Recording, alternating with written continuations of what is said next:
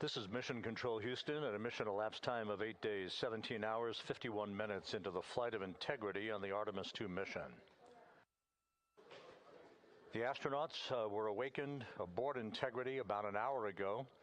They're in their post-sleep period, reviewing morning messages, getting a bite to eat, completing the stowage of items in their crew cabin. As everything is all set, the stage is set for their return to Earth this evening with a splashdown of the Pacific off the coast of San Diego 7 hours and 40 minutes from now. Here in the flight control room, known as the White Flight Control Room, a shift handover has been completed. The entry team of flight controllers now on duty, led by Flight Director Rick Henfling. Henfling has trained with this team for more than 2 years for this day. He will be joined on console by spacecraft communicator Jackie Mahaffey. Astronaut Stan Love also will be by her side as a second set of eyes as Integrity barrels home, completing a mission that will have spanned 694,481 miles from launch to splashdown. In the shift handover, no significant issues were reported. The vehicle is in great shape, and the weather at the splashdown zone couldn't be better. Winds are forecast to be 10 knots at splashdown, wave heights less than 4 feet, and the wave periodics against the capsule as it bobs in the Pacific Ocean about 17 seconds. We are expecting a few broken and scattered clouds, but that is not an issue. Integrity is coming home through the law of orbital mechanics.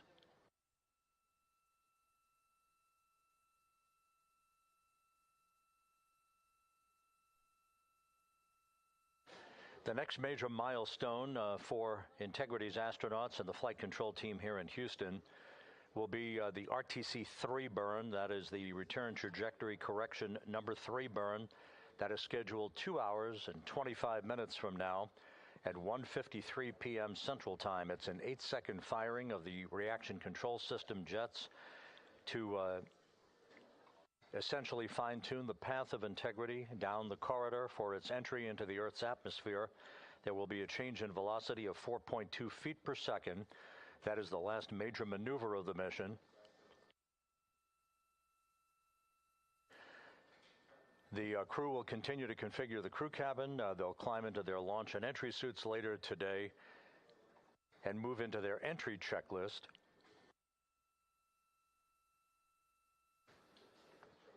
So this is a good time for us to run down all of the key milestones and all of the key numbers that you'll be hearing reported as we move into the final phase of this 9-day mission.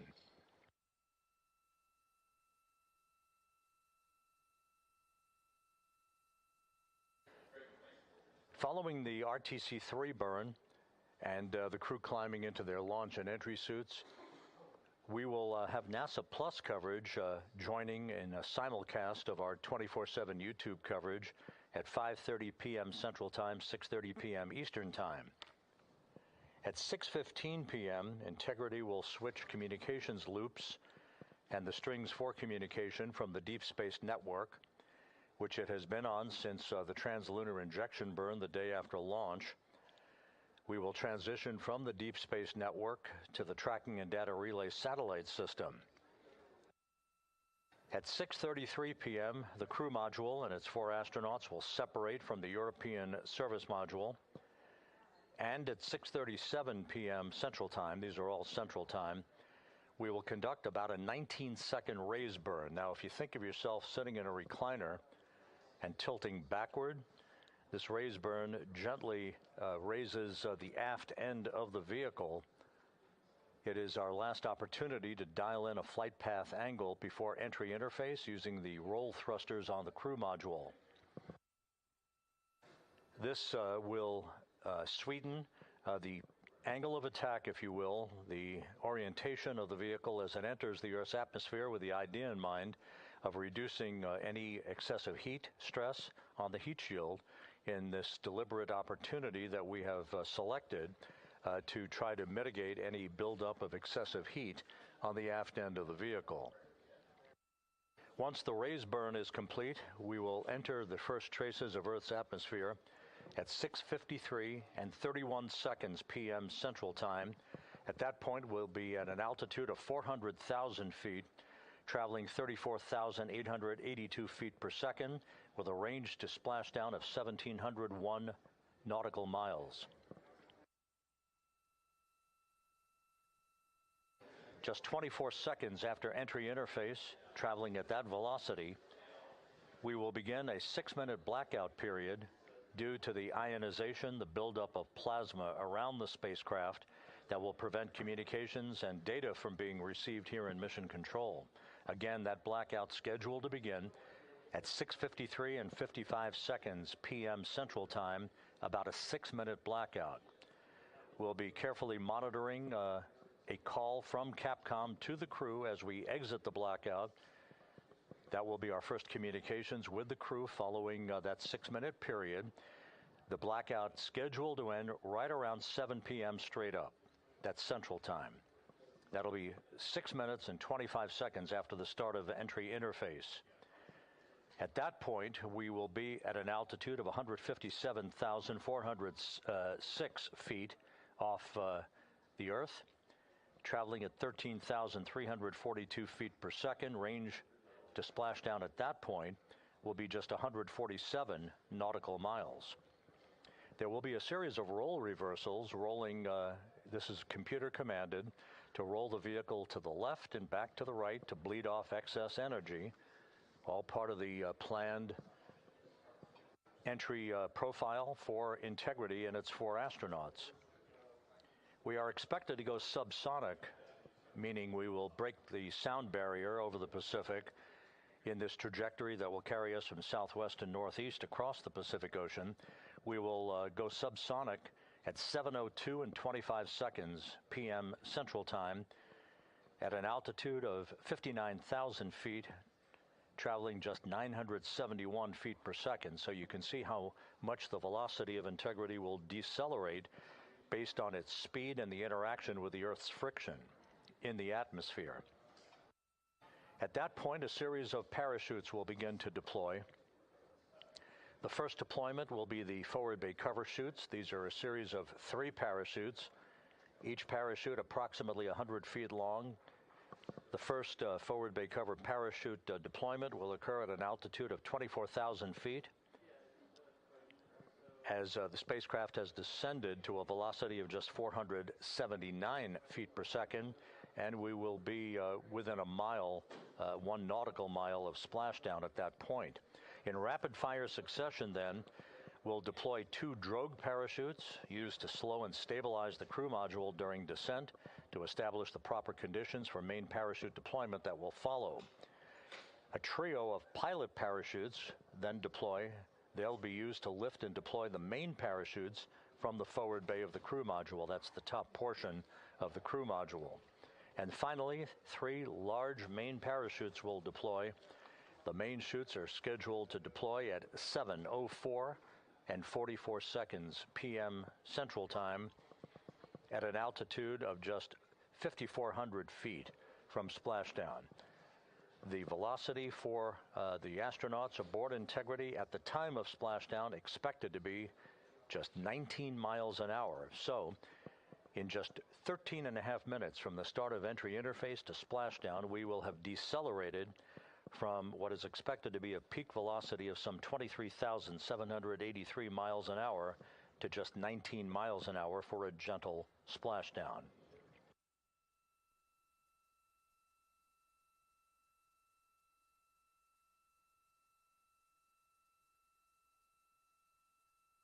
One of the important points that we've been explaining and that we'll be looking for later today is the comparison between the entry for Artemis I, which was uncrewed, and today's entry for the Artemis II astronauts. On Artemis I, we had an entry range of 3,178 nautical miles, and we used what was called a skip entry profile, where we dipped into the atmosphere, then dipped out, and then dipped back in. That lasted about 20 minutes for entry, and it induced a higher total heat load on the vehicle. Now, on Artemis I, we flew that trajectory, and as part of the routine post-flight inspections and video analysis, there were areas of mechanical char liberation that were observed, which was not expected. As we explained yesterday, it's worth explaining again today, and we'll do later today as well. The chemical decomposition of ablative heat shields is fully expected. The mechanical liberation of the char was not expected. The chemical decomposition occurs as the heat shield material heats up and decomposes, the process called pyrolysis, which generates gases during entry. The generation rate of that gas is a function of the temperature of the heat shield material, which is known as avcoat. As the gases are being generated, a layer of char is forming on the surface of the heat shield. That char is porous. Now, ideally, what you want to have happen is for the gases to escape through the pores in the char layer faster than new gas is generated. But on Artemis I, we found that the temperature profile experienced by the heat shield and on the heat shield was such that this was not happening on areas of the heat shield with less porous avcoat. That resulted in a pressure buildup under the surface of the char layer, and when the pressure gets high enough, the portions of the char layer would liberate from the heat shield. That's what we observed. As a result of all of this, NASA gathered experts from across the agency and private industry, including establishing an independent review team to investigate this issue, and after extensive analysis, everyone agreed with the conclusion that we should plan to fly a shorter entry trajectory to avoid a temperature profile conducive to high rates of gas generation as that avcoat chemically decomposes. Now, for Artemis III and beyond, we're redesigning the heat shield, different heat shield, and redesigning the manufacturing process such that we will have material that starts out more porous and will allow a more efficient gas dissipation as that char layer forms, which will be a critical feature for a longer duration skip entry trajectories returning from the south pole of the moon. The bottom line of all of this is today, instead of a 3,178 nautical mile entry range, we're targeting a 1,701 max entry range to our splashdown zone off the coast of San Diego, 1,701 nautical miles. We're using a lofted entry profile. That's being done through the raise burn. The duration of the entry is about 14 minutes rather than 20 minutes, and that induces a much lower heat load on the heat shield to allow it to do its job to maximum efficiency.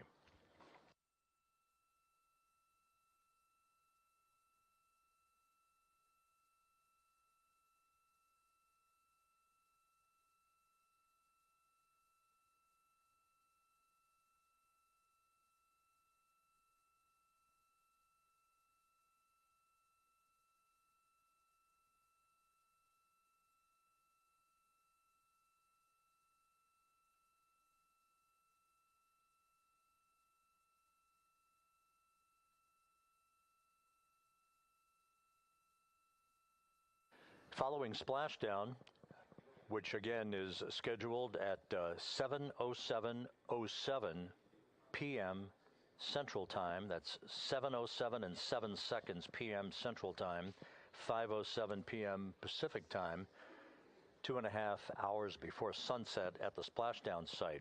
Following splashdown, we will get a call from the crew. The communications will transition to what you'll hear called VLDR. That's the acronym for Very Low Data Rate, because we no longer have the antennas pointing toward the Tracking and Data Relay satellite system at that point. Now, whether the vehicle is upright in the so-called Stable 1 configuration, or whether it's upside down in Stable 2, we will quickly activate the CMOOS system, the acronym for the Crew Module Uprighting System.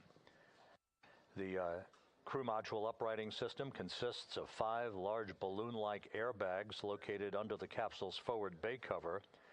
These airbags will be inflated with helium, providing additional buoyancy to flip the capsule upright if it's in Stable 2, or to maintain it in a Stable 1 configuration. Navy helicopters, Navy paradivers, a Navy flight surgeon and a NASA flight surgeon will all be on the scene, and we'll be erecting a large raft called a front porch alongside the spacecraft. That is similar to what you've seen in the movies and in the past in historic footage from the Apollo missions. That will be utilized once the hatch is open to allow the crew members to be extracted one by one onto that front porch before they're hoisted onto a pair of hovering Navy helicopters in sequential fashion and alternating fashion as well for the short ride back to the deck of the recovery ship, the USS John Murtha. Now, before we get into all that, it will take about 15 minutes to power down the vehicle, and for flight controllers here in Houston and the Navy recovery team to ascertain that there are no toxic gases that are leaking from Integrity. We do not expect that to happen, but they'll put eyeballs on it to match the data that we will see here at Mission Control to ensure that the recovery team can make a safe approach to the spacecraft to begin the process of erecting the front porch. The current order of extraction from the vehicle that we received from the ship called for Christina Cook to be extracted first, followed by Victor Glover, then Jeremy Hansen, and then Reed Wiseman last. The hoisting of the crew members to these two helos, Christina Cook is scheduled to be hoisted first into helicopter number 1, or the helicopter A as it is being termed by the recovery team. Jeremy Hansen would be second to be hoisted. He'll go into helo number 2. Victor Glover will be hoisted third and will go into helo 1 to join Cook. And Reed Wiseman will be hoisted into helo 2 to join Jeremy Hansen for the ride back to the ship. The recovery position would put the ship about 2,000 yards away from the spacecraft, assuming an on-target splashdown. The small boats will be much closer so that they can be deployed in rapid fire succession to arrive at the side of Integrity to ensure that they begin the orderly process of erecting the front porch and beginning the process of opening the hatch.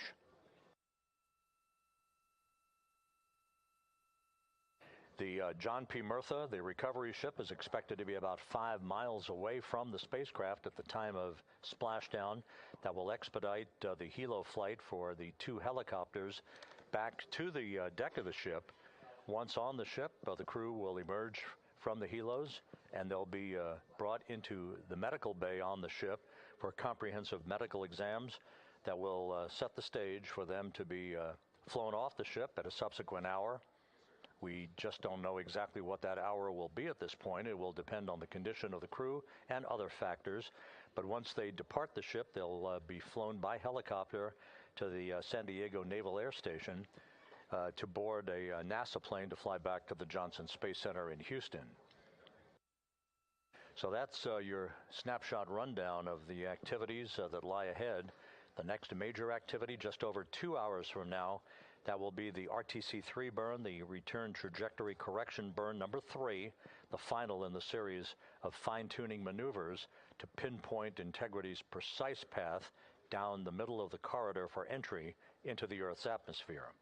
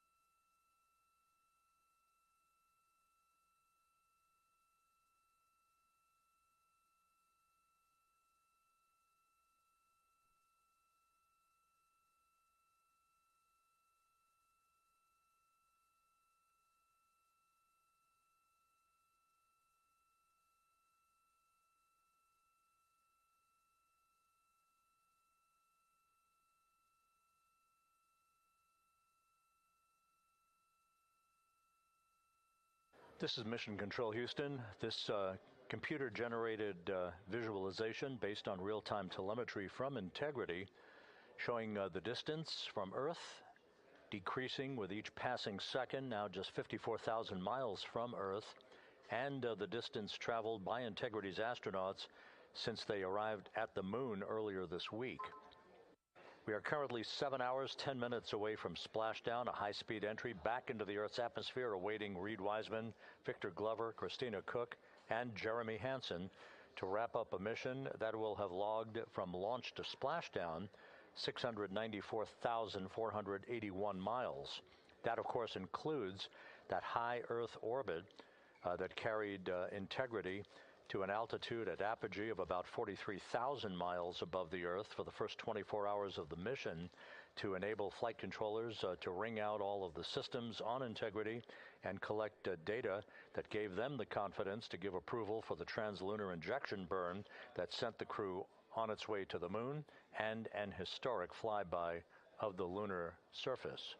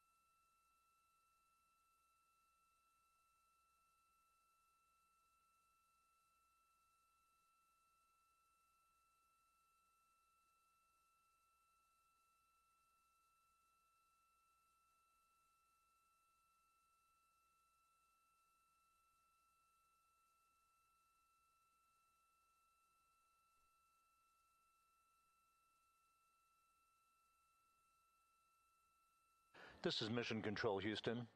8 days, 18 hours, 39 minutes into the flight of integrity on the Artemis II mission. Here in the flight control room, Flight Director Rick Henfling and his team of entry flight controllers on duty, joined by spacecraft communicator Jackie Mahaffey. That's the voice you'll hear talking to the crew throughout the course of the day's activities through entry and through splashdown.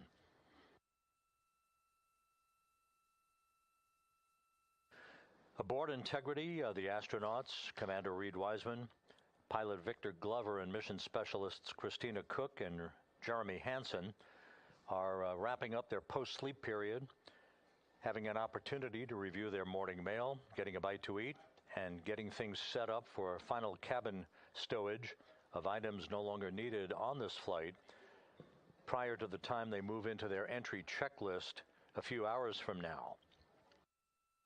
The next major milestone will be 1 hour, 38 minutes from now. That will be the firing of the reaction control system thrusters on Integrity in what is called the RTC-3 burn, the return trajectory correction number 3 burn, the final in the series of mid-course correction maneuvers to fine-tune Integrity's path so that it reaches the center of the entry corridor at the orientation we want the vehicle in as it approaches and enters the Earth's atmosphere at an altitude of 400,000 feet later today. This will be an 8-second burn to change the velocity of Integrity by 4.2 feet per second.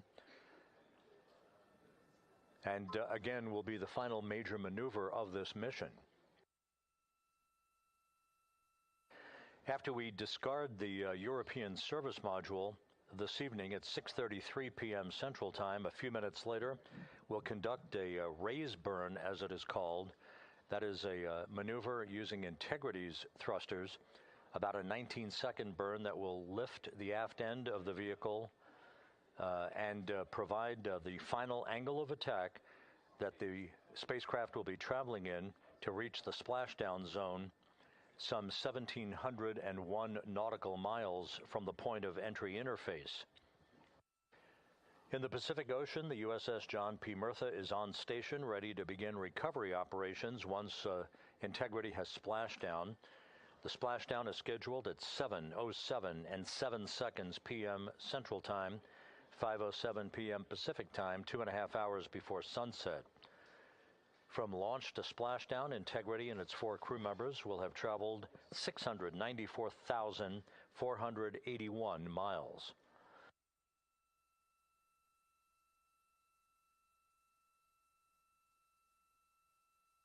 Communication with the crew on the voice loops will pick up considerably in the next short period of time here as we move out of the post-sleep period into the final hours of the cabin configuration, the preparations for the return trajectory correction burn, and then the crew moving into its entry checklist. All of Integrity's systems are in excellent shape. The latest weather forecast from the Spaceflight Meteorology Group here at the Johnson Space Center for the splashdown zone southwest of San Diego calls for winds at about 10 knots, wave heights less than 4 feet, wave periods, that's the periodic raise and subsidence of the waves against the spacecraft, that should be about 17 seconds in duration. Just some broken and scattered clouds expected in the splashdown area. The weather is go, the vehicle is go, and we are set for splashdown 6 hours, 48 minutes, and 50 seconds from now. This is Mission Control Houston.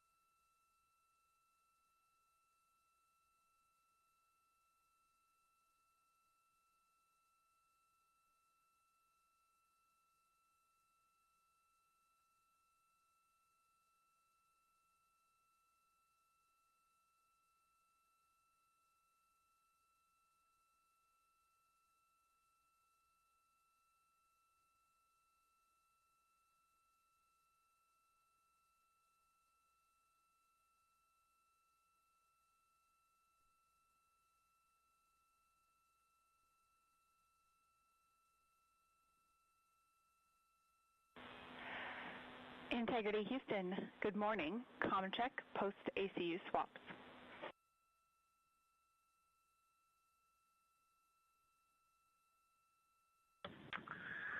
Good morning, Houston. We got you loud and clear. Hey, good morning, Jeremy. We want to let you know that OE2 is privatized, ready to start the conference early or on time at your preference. And afterwards, we've got a couple of cabin entry config items to sync with you. Give us a call.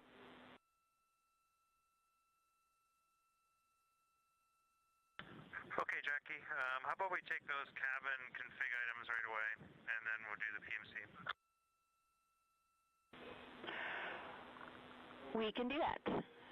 So looking at the cabin entry config procedure, step 5 for the AGAs is no perform.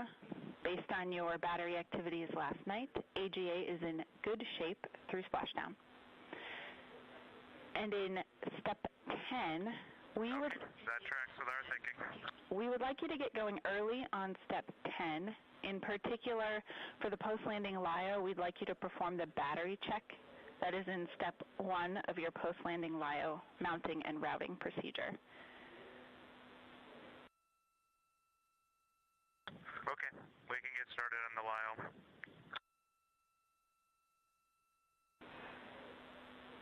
All right, that was all we had for you for cabin entry config for now.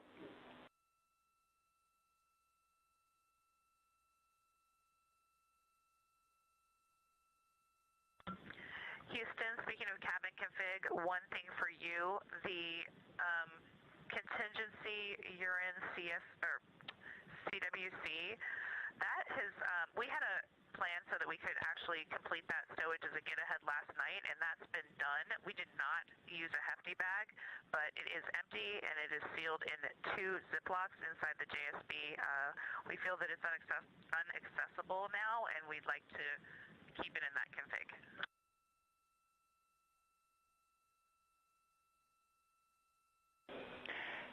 All right, Christina, thanks for the status. We will confirm that is a good config.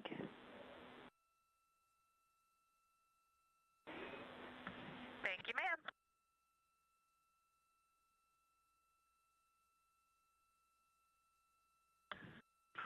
Okay, Jackie, we'll head over to Private 2 for the PMC.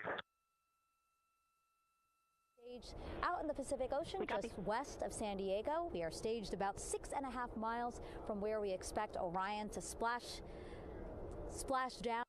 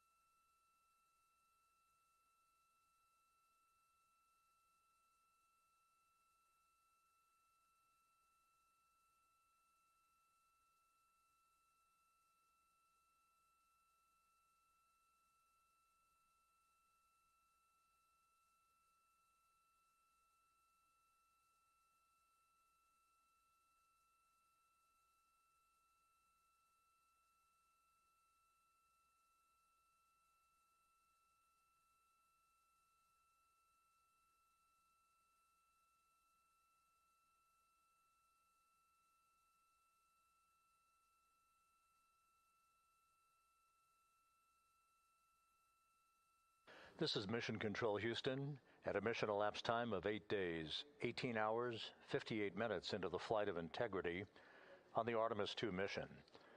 On board the spacecraft, as we slowly but surely make our way back to Earth for a splashdown later this evening, the crew on board, Commander Reed Wiseman, Pilot Victor Glover, and mission specialists Christina Cook and Jeremy Hansen are emerging from their post-sleep period. They are about to begin a private medical conference that has been planned all along with the flight surgeon here in Mission Control to make sure that there are no issues associated with their high-speed entry back to Earth later today, with splashdown scheduled at 7:07 and 7 seconds p.m. Central Time, 5:07 p.m. Pacific Time, 2.5 hours before sunset at the splashdown site off the coast of San Diego. The crew has been in great shape ever since launch, and the vehicle is in excellent condition. It's very quiet here in the flight control room, no issues being worked as we count down toward the next milestone prior to entering the Earth's atmosphere, that being the return trajectory correction burn. This short 8-second firing of the reaction control system thrusters to change the velocity of Integrity by 4.2 feet per second and slightly adjust its orientation, fine-tuning its position to properly enter the entry corridor across the Pacific Ocean later today. That burn... Integrity you can normalize too.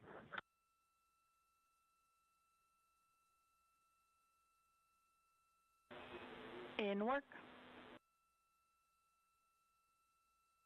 That burn is scheduled at 1:53 p.m. Central Time, 2:53 p.m. Eastern Time.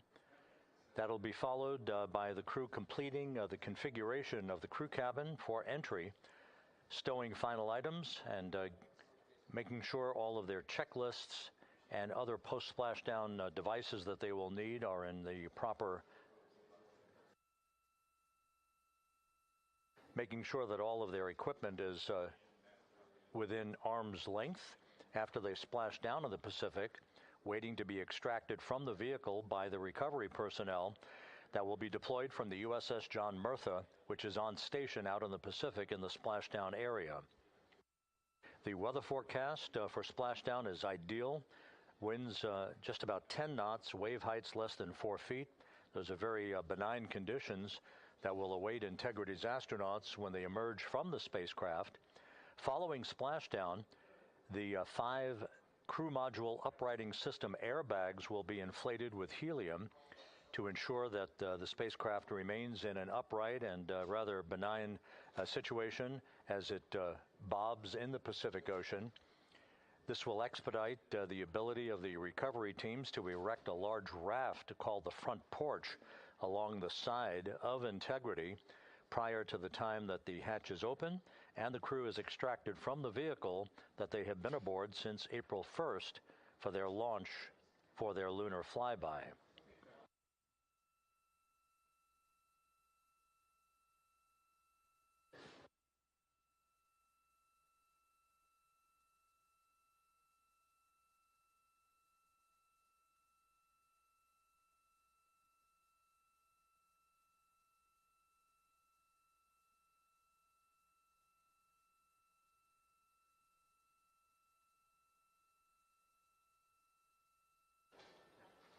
The heart of today's entry will begin. Integrity Houston, some pre-burn SA for you.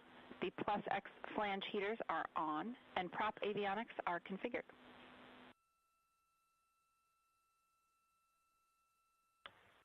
Okay, we copy, Jackie.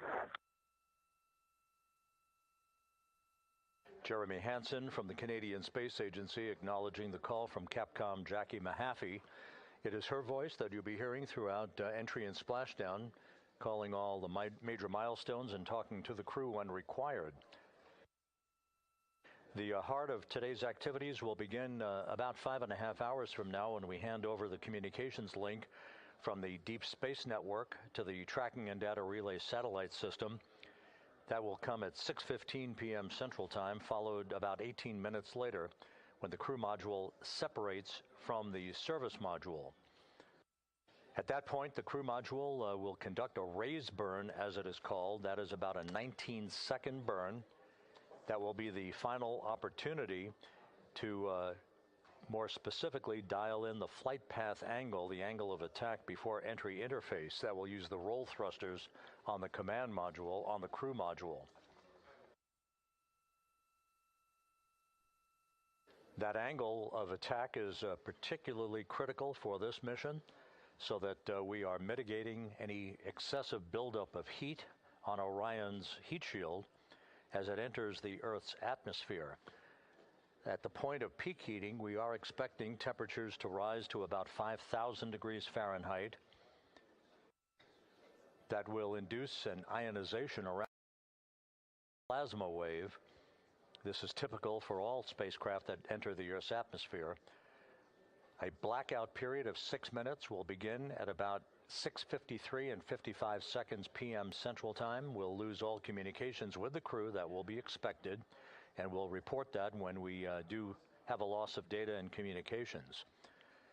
When we emerge from that blackout, right around 7 p.m. Central Time, straight up, Jackie Mahaffey, the Capcom here in Mission Control, will be calling the crew, if they don't call us first, to make sure that we hear them and that we have a good communications link for the final 7 minutes of the high-speed entry that will culminate with the deployment of a series of parachutes and finally 3 main parachutes that will gently allow integrity to splash down in the Pacific at a velocity of just 19 miles an hour. The crew is expected to pull about 3.9 Gs during maximum G loads on them during the point of entry. And it's interesting to keep in mind that from the point of the start of entry interface at an altitude of 400,000 feet, some 13 and a half minutes before splashdown, the spacecraft will decelerate from a velocity of some 23,783 miles an hour to just 19 miles an hour at splashdown.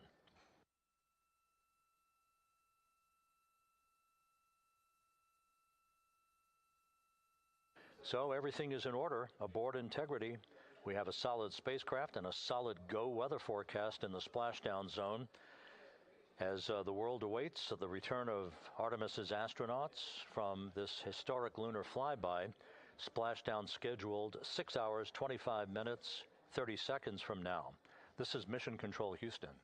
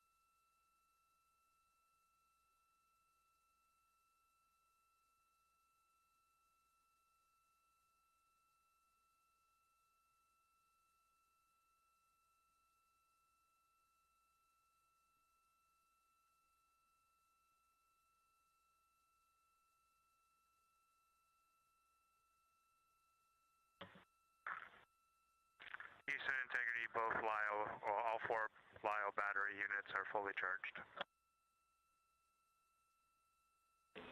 Houston copies. Good news. Thanks.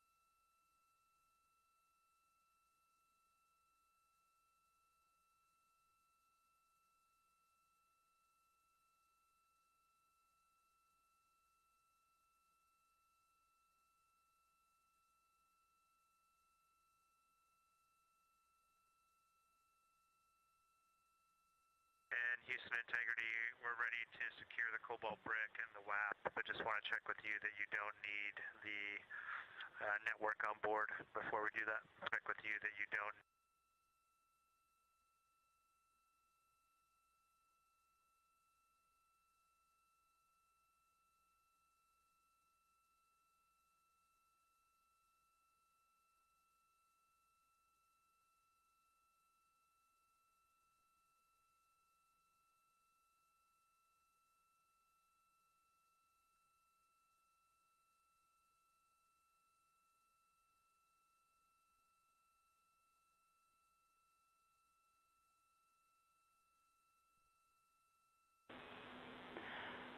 Integrity, for Jeremy, we copied your question.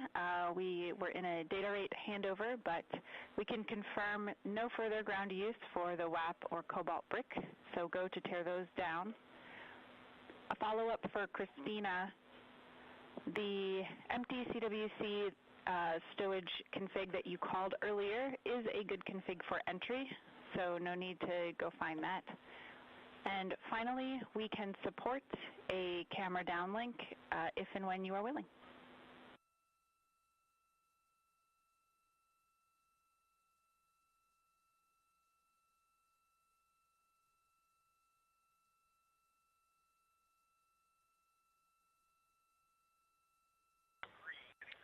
Okay, we copied all those, Jackie. And which cameras were you planning on coming on board with? Yeah, good question. We just wanted to use cab 3.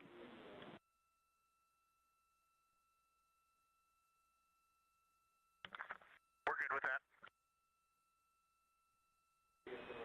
All right, we will join you.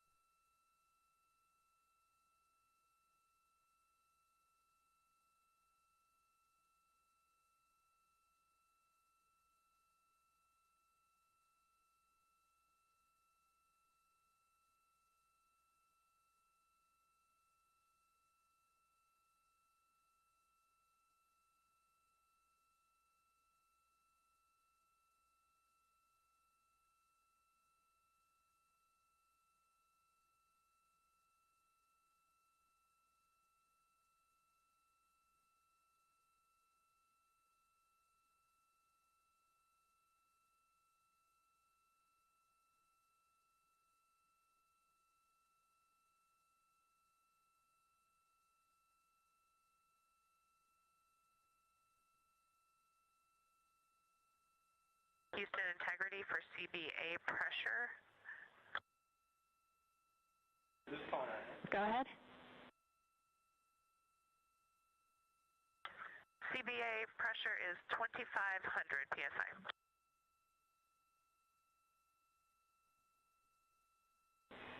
Houston copies 2500.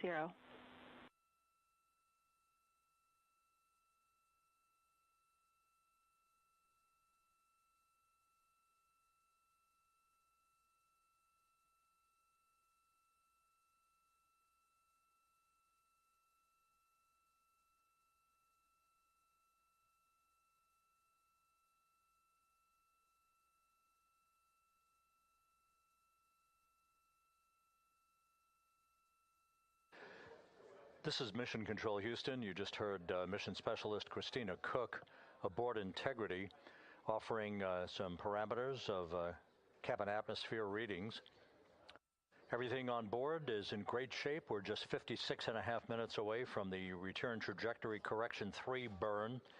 This will be the final major maneuver of the mission for Integrity, an 8-second burn of Integrity's thrusters to change its velocity by 4.2 feet per second, and further fine-tuning its path for the entry interface into the Earth's atmosphere later today. Just so we can identify some of the key players you'll hear and see here in Mission Control throughout the course of the day.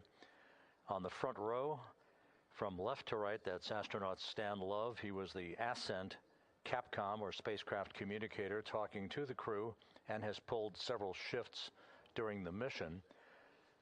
Second from the left is Jackie Mahaffey, who will be the entry Capcom, talking to the crew during their high-speed return to Earth later today. Then to her left is entry flight director Rick Henfling, and to his left is Judd Freeling, who presided as flight director over the ascent of Integrity 9 days ago from the Kennedy Space Center. In the back row is the lead flight director for the mission, Jeff Radigan, and to his left is the chief of the flight director office, Emily Nelson.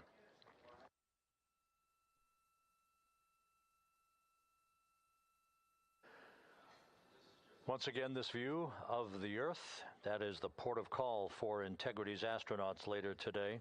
Splashdown scheduled 6 hours, 8 minutes, and 22 seconds from now. Everything is in great shape on board the vehicle in the home stretch of what ultimately will be a 694,481-mile journey from launch to splashdown.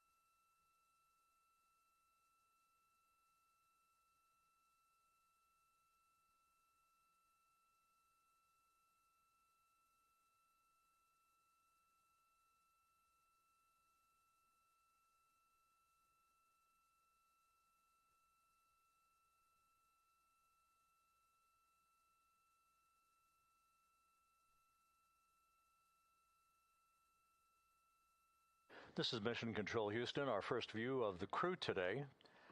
On the left, Commander Reed Wiseman. On the right, pilot Victor Glover.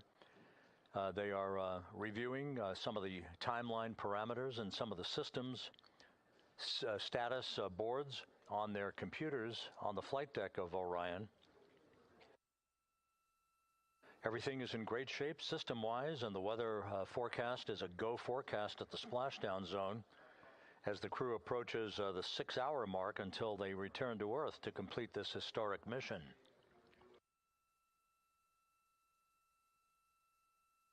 The crew will monitor the RTC-3 burn. That's just 52 minutes from now. And then we'll move into the heart of completing the configuration of the crew cabin, stowing some final items, and reviewing their entry checklist as they march down the timeline towards the point at which they will don their launch and entry suits, the Orion Crew Survival Suits, or OCSS, the OX suits as they are called, and prepare for the final key elements of this mission that will start with entry interface at 6:53 p.m. Central Time today, when they reach the first traces of the Earth's atmosphere at an altitude of 400,000 feet, with a range to splashdown of 1,701 nautical miles.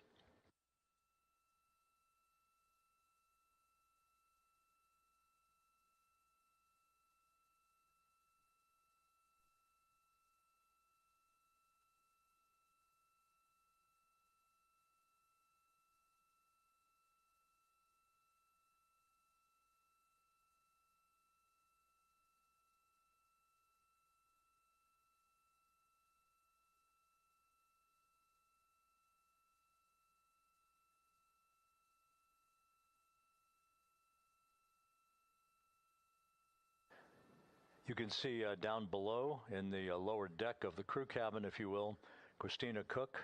Jeremy Hansen is right by her. The crew will begin the suit-up procedures later today. They'll conduct leak checks on their suits to ensure that they're in a good configuration for the entry. And once again, we're struck by some of the numbers involved. At the point of entry interface, which will be about 13 and a half minutes before splashdown, the vehicle will be traveling some 23,839 miles an hour. At the point of splashdown, 13 and a half minutes later, they will have decelerated under parachutes and through the interaction of Earth's atmosphere, the friction created by Earth's atmosphere, they will have decelerated to a splashdown velocity of just 19 miles an hour.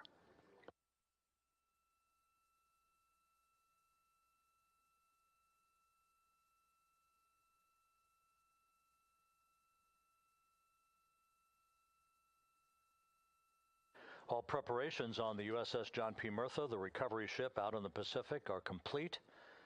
Everyone is at the ready. The Navy recovery teams, the flight surgeons who will greet the astronauts for their initial medical exams.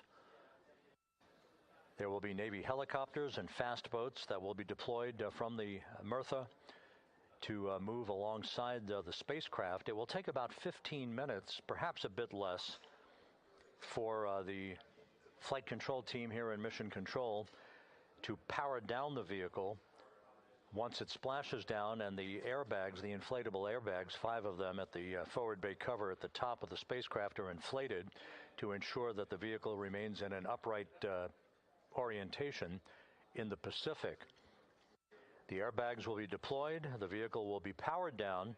That's not the end for Mission Control. He will not hand over to the Exploration Ground Systems folks until the crew has been extracted from the vehicle onto a large raft that will be erected alongside the hatch to Integrity. That is called the front porch.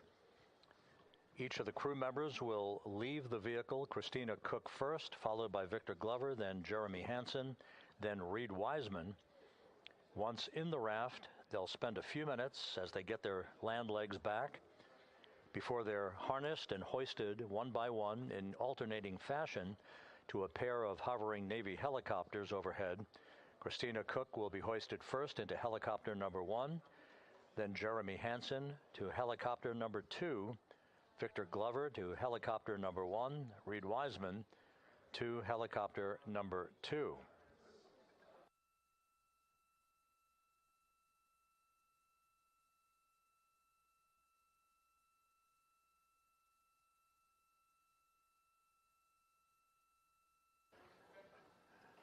We're about to have a quick burn conference with the crew to review the parameters of the upcoming return trajectory correction burn. Again, a final opportunity to fine-tune Integrity's path towards its splashdown zone and to make sure the orientation of the spacecraft is correct for its angle of attack into the Earth's atmosphere.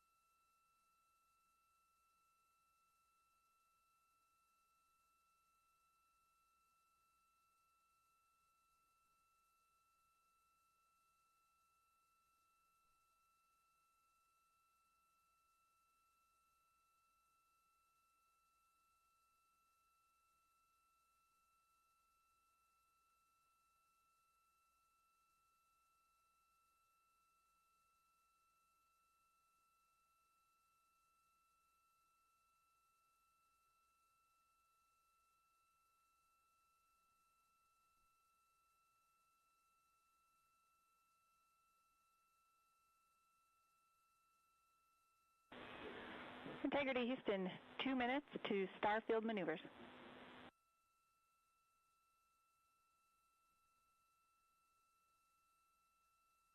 We copy that, Jackie.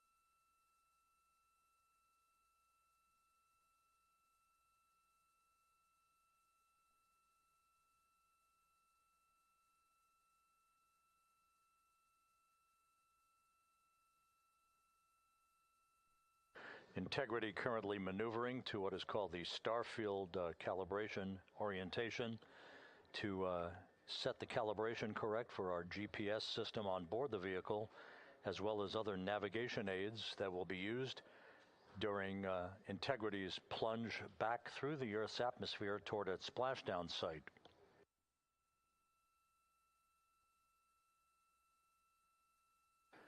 Countdown clocks here in Mission Control ticking backward toward the arrival of Integrity at entry interface. 5 hours and 43 minutes mark. Splashdown 5 hours 56 minutes from now. Houston Integrity, we are standing by for the burn conference whenever you are ready. We are ready. Your final burn plan is on board, and we've got several deltas to the pad. The deltas are to version 2 uplink at day 100, 12:20. The first delta is TIG slip is 10 minutes. Secondary pointing Omicron is 2525.0. For your guidance solution, Delta V tote 4.17. For your attitude in Delta V, this remains frame inertial. Attitude, yaw pitch roll, is 4643.237. Delta V, X 2.1, Y 2.2, Z negative 2.9er. How copy?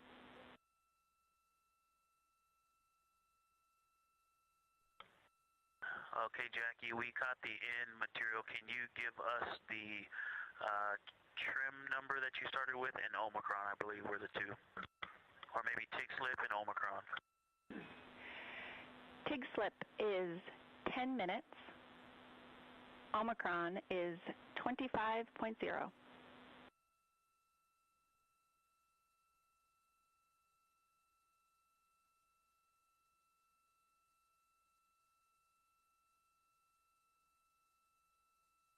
Okay, Jackie, we copied all the deltas, but we are not confident we started with the right file. Can you confirm the date, the UTC of ground generation? Yep, that is day 100, hour 12, minute 20, 20.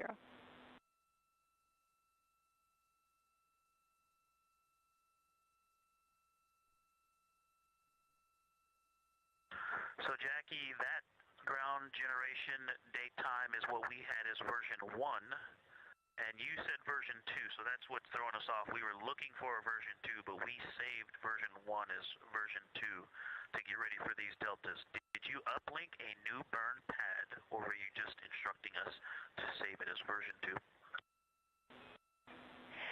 2? Yeah, sorry about that. These deltas we're reading you are called version 2. And the UTC we are expecting you to be referencing is the one I read off.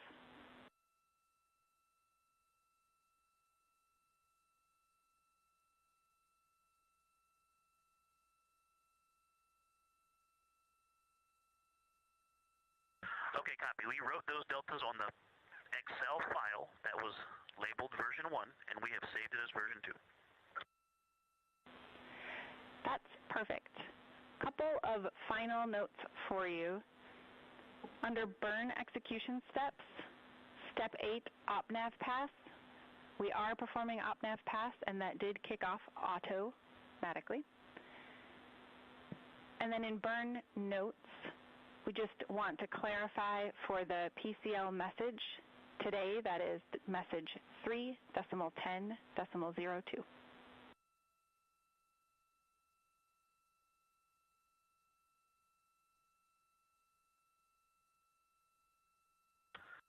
Okay, we copy step 8 auto and 3.10.02, which we all read. Thank you. Any other deltas to the steps, burn execution steps?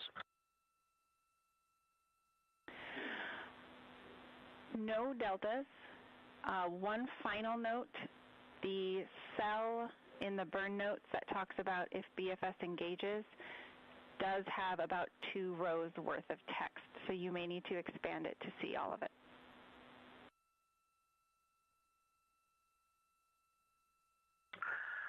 Jackie, that is a great call. Thank you for that information. And that is everything we had for the burn conference.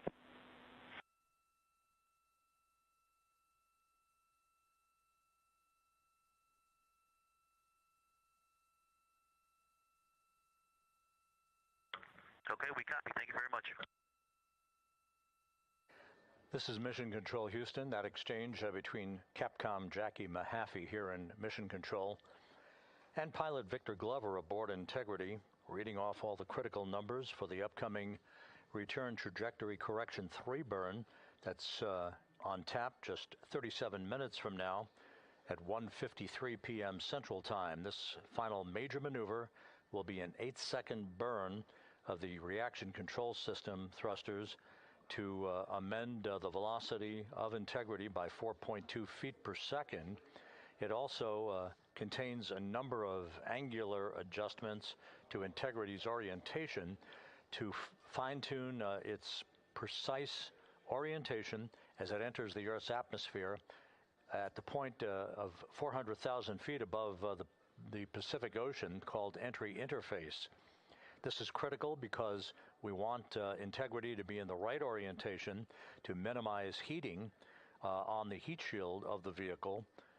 This needs to be extremely precise and will be fine-tuned one more time through what is called a crew module raise burn tonight at 6:37 p.m. Central Time, a 19-second burn that will fine-tune the angle of attack for one last time to make sure Integrity is entering the Earth's atmosphere in an orientation that will minimize the peak heating effects on the heat shield.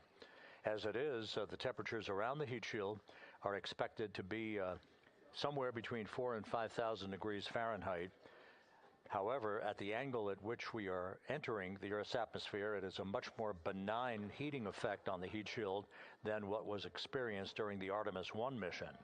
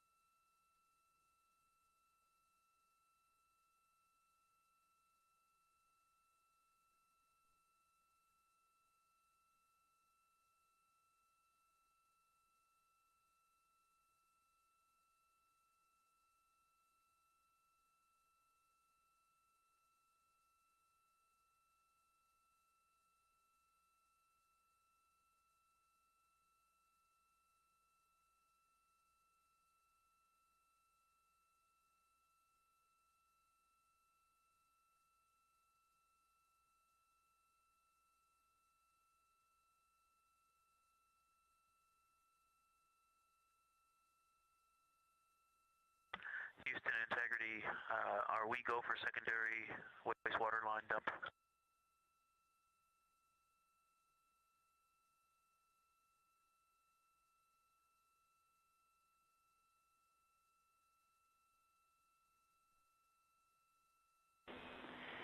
Integrity, you are go for secondary line dumps.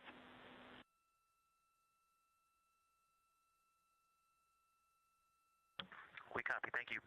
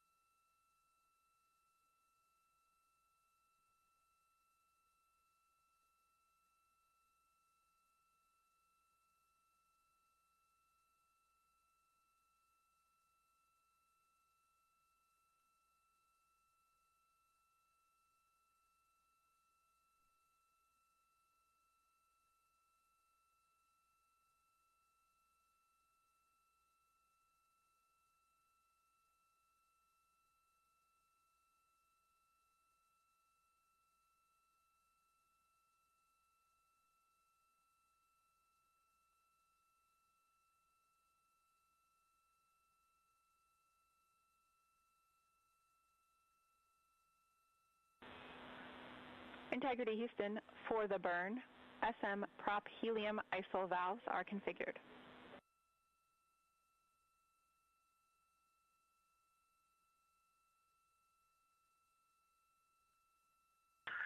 Okay, we see closed, open, and that's what we were expecting. Thanks for the confirmation.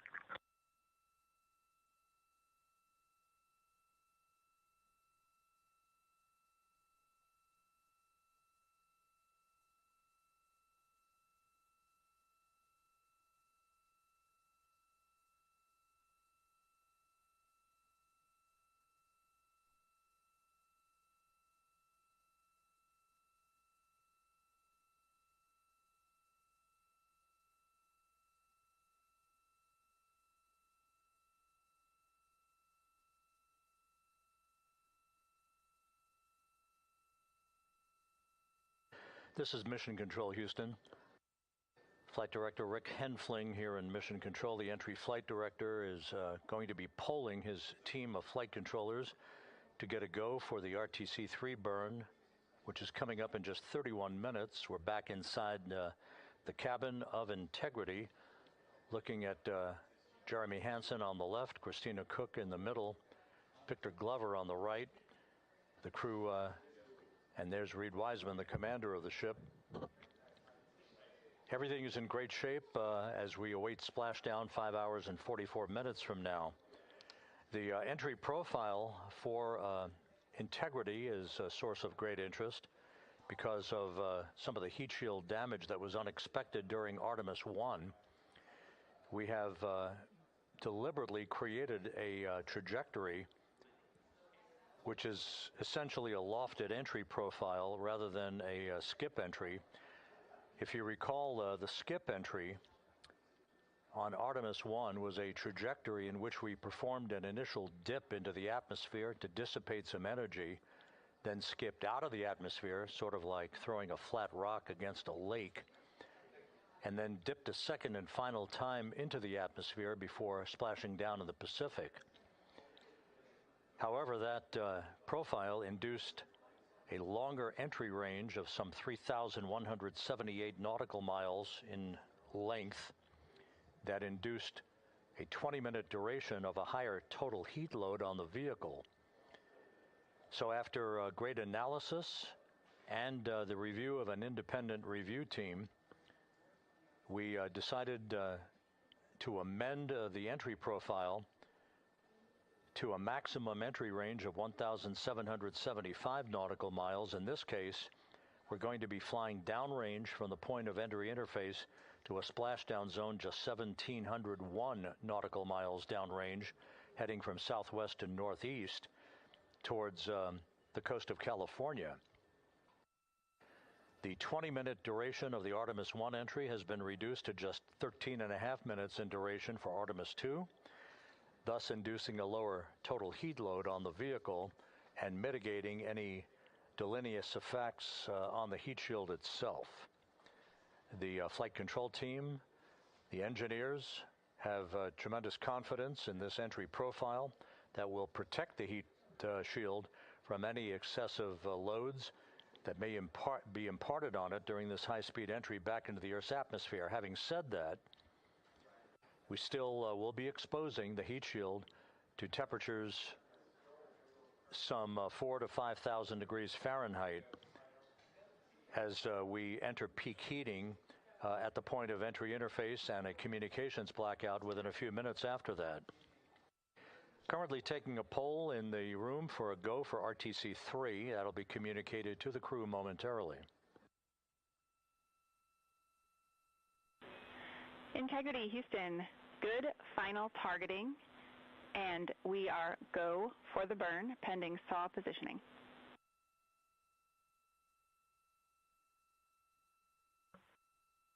We copy. Houston, go for the burn. Thank you.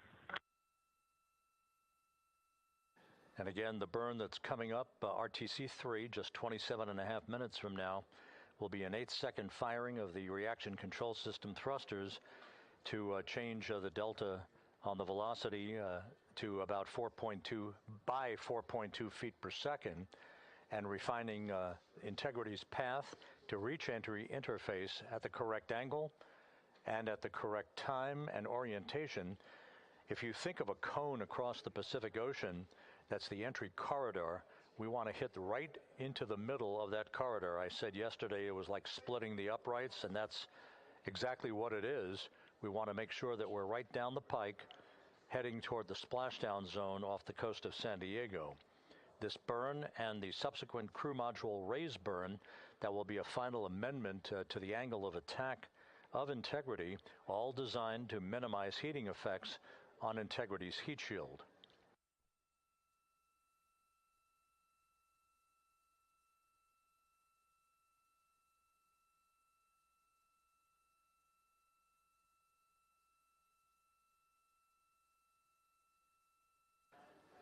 A short time ago, the Spaceflight Meteorology Group briefed the entry flight control team on the latest weather at the splashdown zone where the USS John P. Murtha is stationed, ready to begin recovery operations shortly after splashdown. The weather is ideal, not an issue in the terms of the winds, just 10-knot winds and wave heights less than 4 feet expected to greet the crew. There will be some broken and scattered clouds that Integrity will be descending through, but that's not a factor. We are committed, of course, to splashing down today at 7:07 and 7 seconds p.m. Central Time, 5:07 p.m. Pacific Time, 2.5 hours before sunset.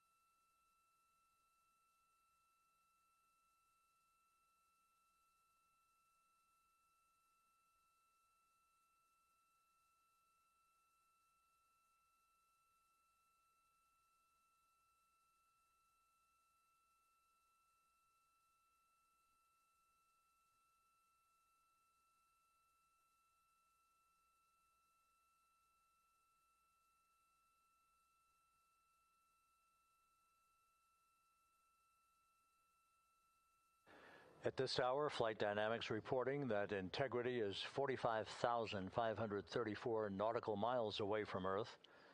continuing to close in. Its velocity will be accelerating over the next several hours. At the point that we reach the top of the Earth's atmosphere at entry interface at an altitude of 400,000 feet, Integrity and its astronauts will be traveling some 34,882 feet per second with a range to splashdown of 1,701 nautical miles. That velocity will increase slightly to 34,965 feet per second, or 23,839 miles an hour at peak velocity.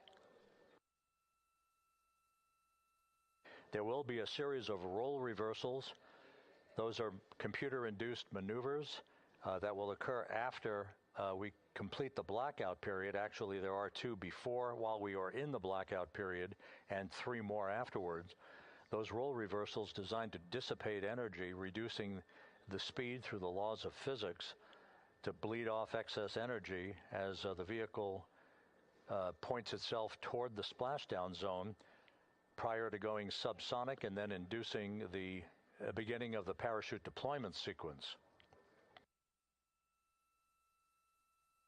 The crew is expected to pull just under 4 Gs during the maximum G loads on themselves and the vehicle. We have 3 spaceflight veterans and 1 first-time flyer in Jeremy Hansen.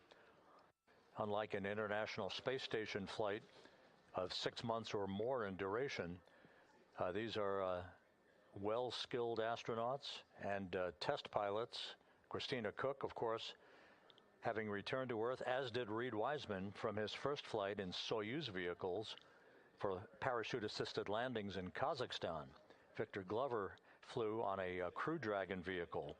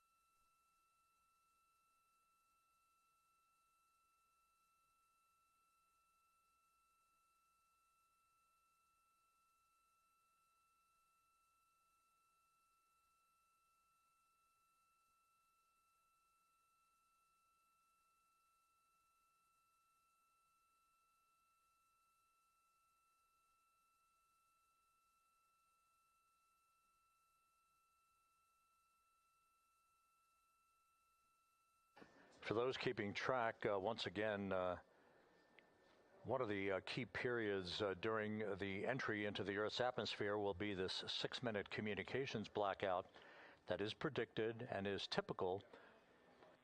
Integrity. Tank pressures are good for the burn.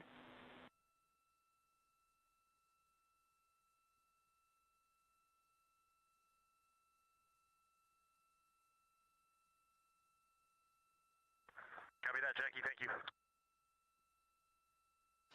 Capcom Jackie Mahaffey saying that all of the systems, including the pressures in the propellant tanks, are in good shape, ready for the RTC-3 burn coming up just 18 and a half minutes from now.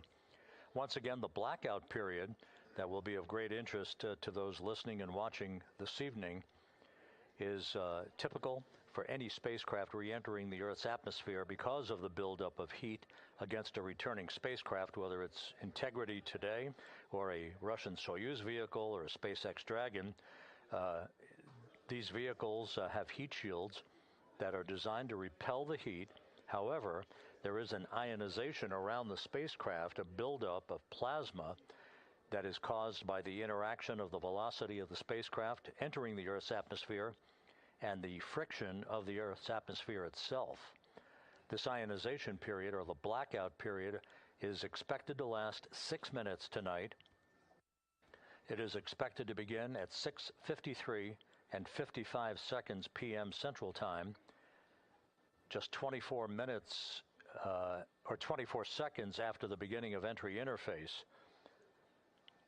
That blackout of 6 minutes is the period of time where we will not be in communications with the crew or receiving data from Integrity itself as it barrels through the atmosphere. We will be communicating with the crew toward the end of that 6-minute period and reestablishing communications just as quickly as atmospheric physics will allow us to. The blackout period is expected to end at 6:59 and 56 seconds p.m. Central Time, which would be 6 minutes and 25 seconds from the start of entry interface.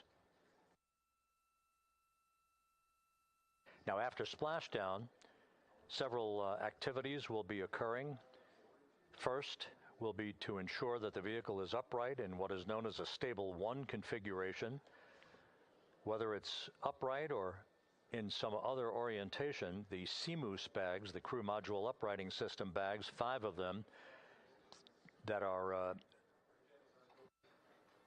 surrounding the vehicle at the forward bay cover in a circumferential orientation, those 5 large airbags will be inflated with helium and be inflated. Integrity Houston, solar arrays are in position for the burn. We see the same, Jackie. The CMOOS bags, again, 5 large inflatable airbags that are inflated with helium right after splashdown. Those bags designed to maintain an upright orientation for the spacecraft. Flight controllers here in Mission Control will begin to work to power down the vehicle, also check for any leakage of toxic gas. We are not expecting any issues. Integrity's in great shape as it prepares for its homecoming 5.5 hours from now. But to ensure that the approaching Navy recovery team does not encounter any toxic gases, we will make the first check of that here in Mission Control, power down the vehicle, and we will be reestablishing communications with the crew through what is known as VLDR. You'll hear that call. It is the very low data rate that takes over from the tracking and data relay satellite system communications that we'll be using during the descent towards splashdown. It may be a period of seconds or even minutes before we establish that very low data rate with the crew following splashdown, so we'll keep a sharp ear out and obviously carry that on the Orion to Earth loops that we provide for you and have been since the beginning of our coverage with launch back on April 1st.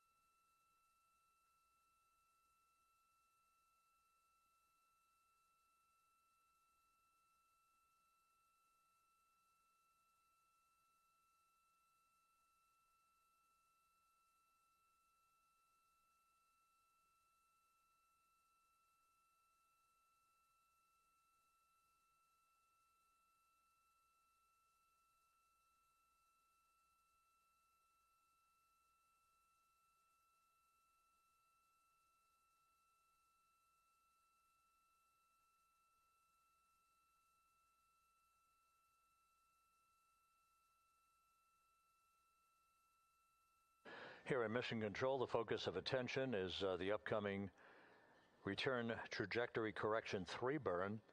That's coming up less than 13 minutes from now. We're a couple of minutes out from maneuvering to that orientation.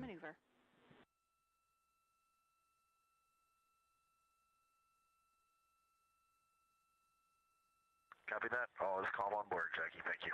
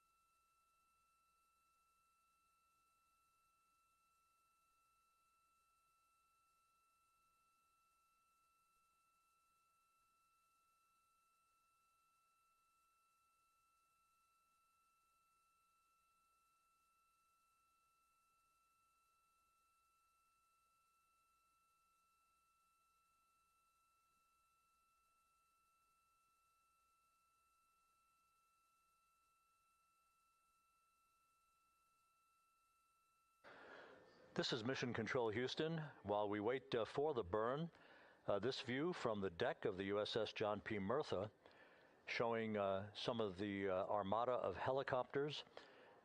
There will be Navy helicopters hovering over Integrity following splashdown, 2 of them to be employed in the hoisting of the crew members off of the front porch raft that will be erected alongside the vehicle following splashdown.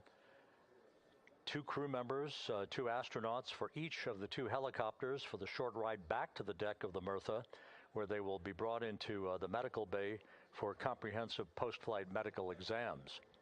We'll have a lot more from the ship once we begin our NASA Plus coverage that will be simulcast with our continuing YouTube 24/7 coverage, the NASA Plus coverage beginning at 5:30 p.m. Central, 6:30 p.m. Eastern Time.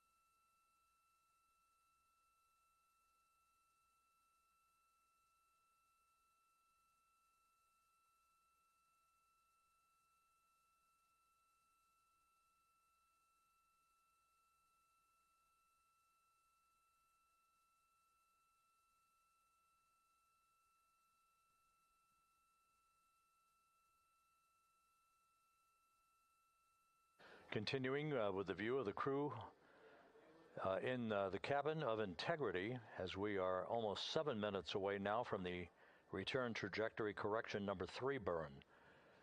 Integrity systems are functioning in excellent shape. The weather at the splashdown zone out in the Pacific is go and is forecast to be go. We are committed, of course, to a splashdown, that return trajectory that will enable Integrity's astronauts to splash down at 7:07 p.m. Central tonight. That was guaranteed with the translunar injection burn back on April 2nd that took the vehicle and its 4 crew members out of low Earth orbit following a 24-hour period of a high Earth orbit elliptical trajectory. At the low point of that trajectory, which was some 43,000 by 0 miles, at the low point, that's when Integrity's engine fired, the service module engine fired to break out of our Earth orbit and send humans en route to the moon for the first time since December of 1972. It also guaranteed what was known as a free return trajectory that the laws of orbital mechanics dictated would carry Integrity on a loop around the moon and its historic lunar flyby the other day, and then on the trip back to Earth, which will culminate with a splashdown this evening, 5 hours and 19 minutes from now.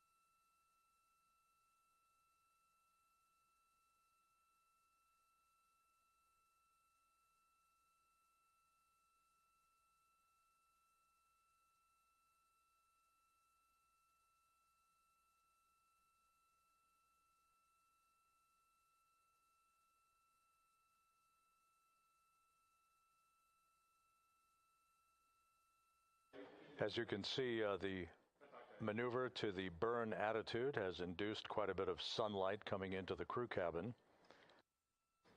We're now under 5 minutes until the burn.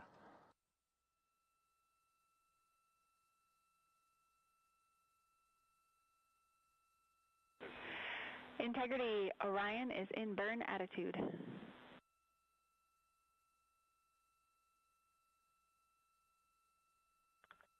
And it is an unbelievably spectacular view. Thanks, Jackie.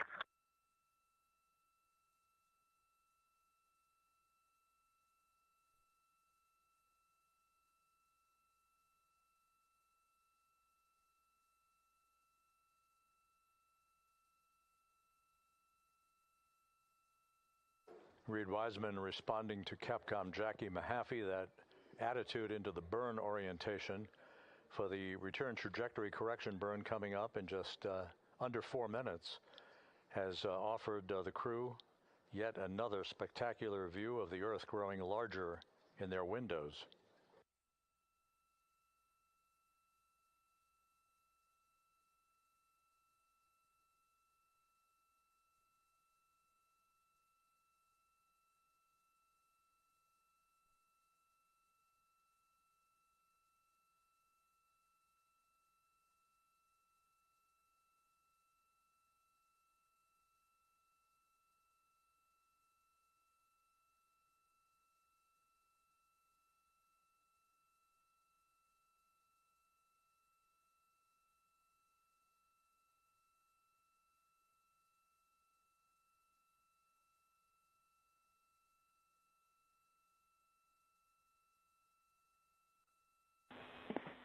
Integrity Houston in 22.3 critical Q card.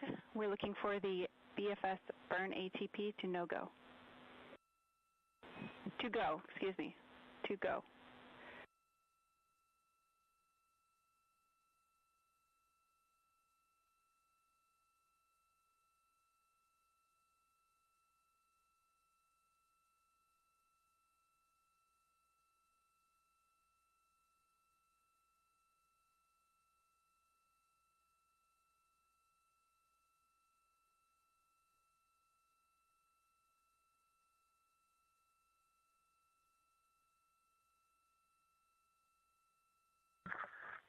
Jackie, we are BFS burn ATP go, and we do not need to command the no-go on this because we're SM plus X. Good words. Sorry about the confusion, and we see a good config.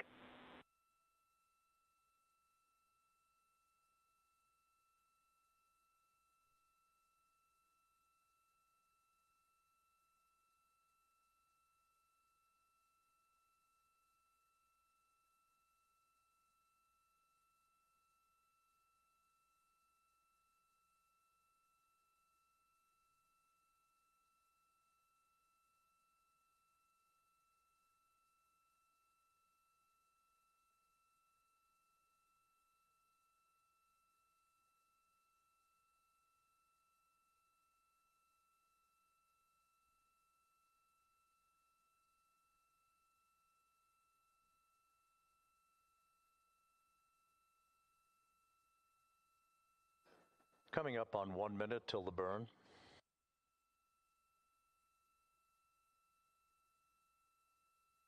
Mark, 1 minute.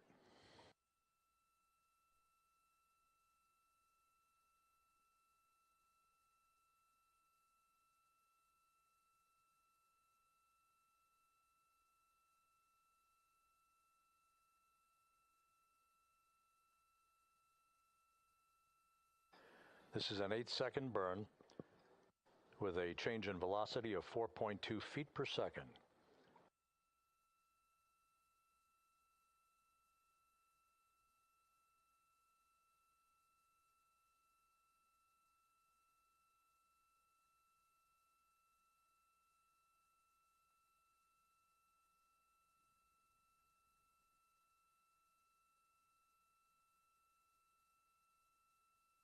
Ten seconds.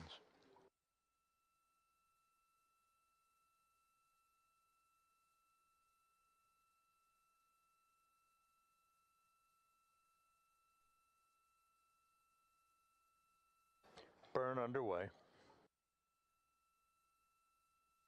Good engine, good control. Burn complete.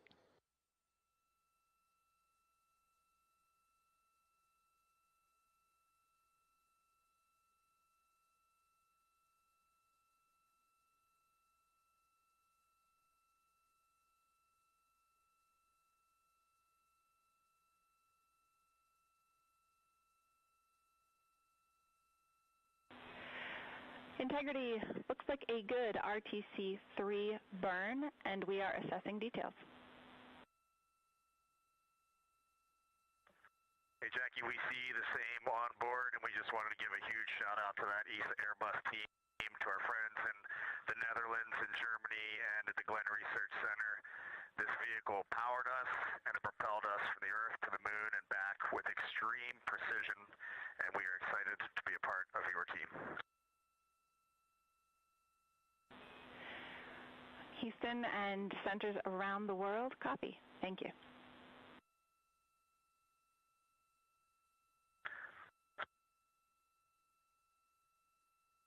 Commander Reed Wiseman with a shout out. Jackie, we are ready to reconfigure our F7 SIP switches for entry, if you can give us that go.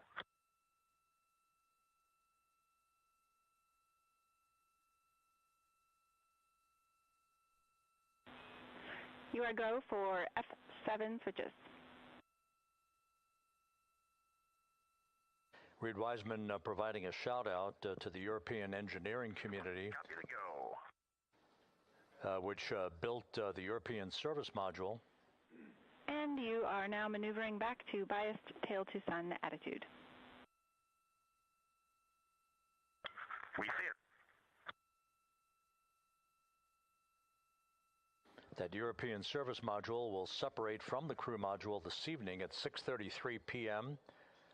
shortly after we hand over communications from the Deep Space Network to the Tracking and Data Relay satellite system, and about 4 minutes before the crew module will use its thrusters in a 19-second raise burn to lift the aft end of the vehicle into the final angle of attack for entrance into the Earth's atmosphere and the mitigation of excessive heat loads on the heat shield of Integrity.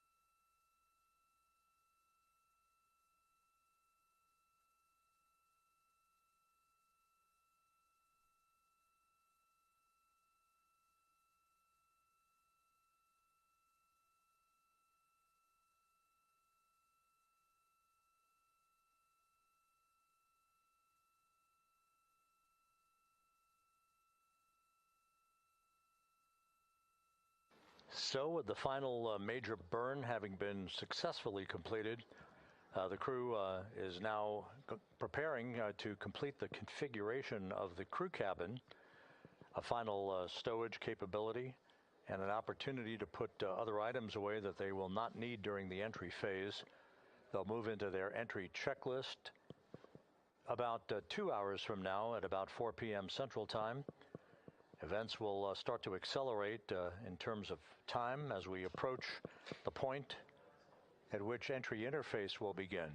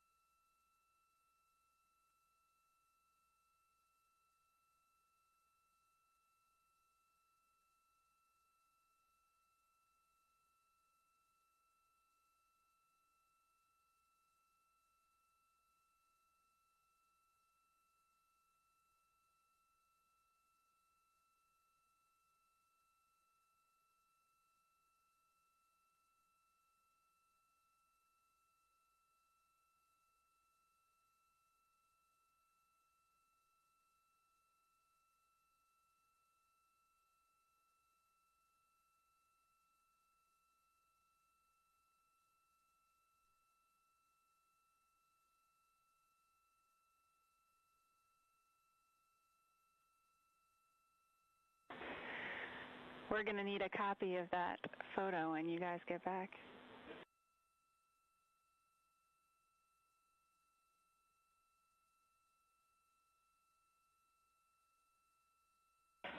Copy them.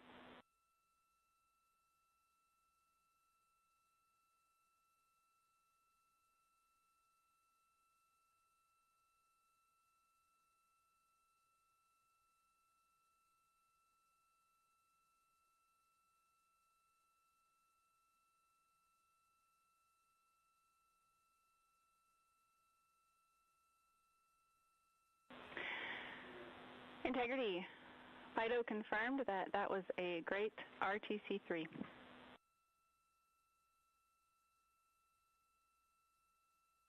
Outstanding. Thanks, Fido. And a second thanks to the team. That's awesome.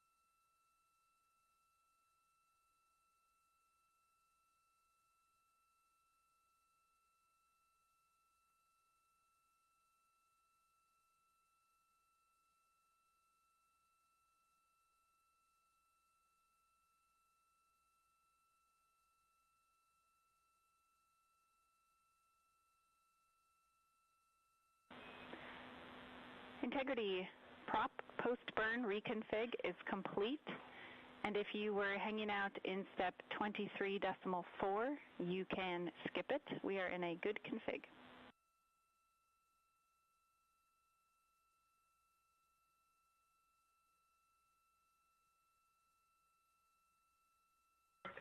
And Jackie, we were talking about seats. I'm in instruction 337 of 392, and then can you repeat that call? Yep, the prop post-burn reconfig is complete, and there is no need for the remainder of 23.4. You can consider that closed out. Remainder of 23.4, closed out, copy.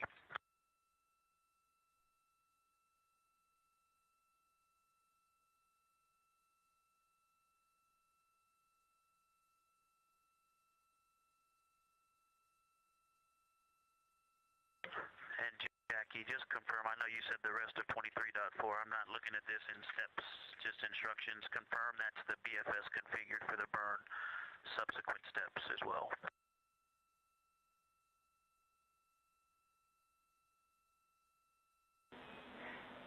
Affirm, all the way through instruction 347 can be skipped.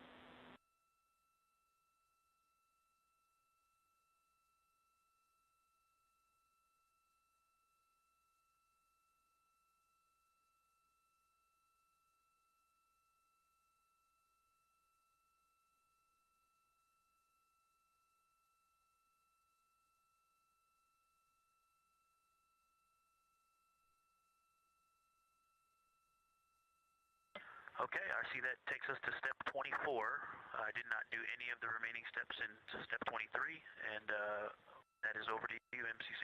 We're moving back to cabin config. Houston copies and concurs.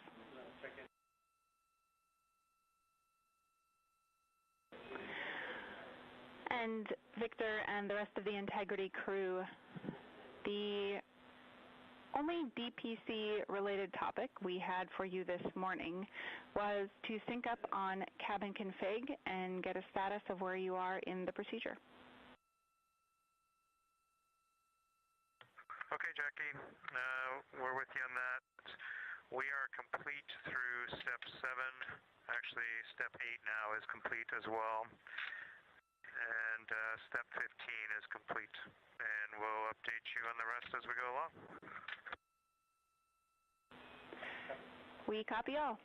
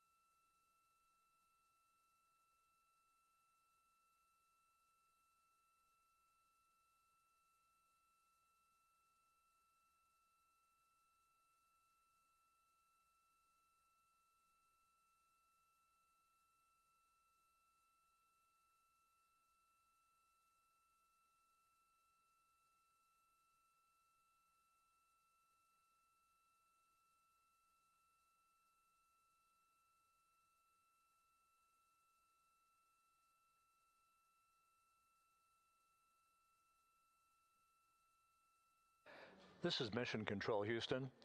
8 days, 20 hours, 33 minutes into the flight of Integrity on the Artemis II mission. We are under 5 hours now from the splashdown of Integrity in the Pacific off the coast of San Diego to wrap up this lunar flyby mission. Integrity systems are in excellent shape. The recovery team on the USS Mertha out in the Pacific is at the ready. The ship is basically parked in the right position to be able to expedite a recovery of the crew following splashdown and after the vehicle has been powered down. Navy helicopters, divers, other recovery personnel will move alongside the capsule to set up a large inflatable raft called a front porch that will be used to extract the crew members in one by one after the hatch is opened. That process of extracting the crew is timelined at least and has been practiced to occur some 45 minutes to an hour after splashdown. The weather conditions out in the Pacific are ideal for today's splashdown. We're talking winds just 10 knots and wave heights less than 4 feet. You couldn't ask for better weather for this homecoming for Integrity, the first time that a crew will have splashed down in the vehicle in the Artemis program.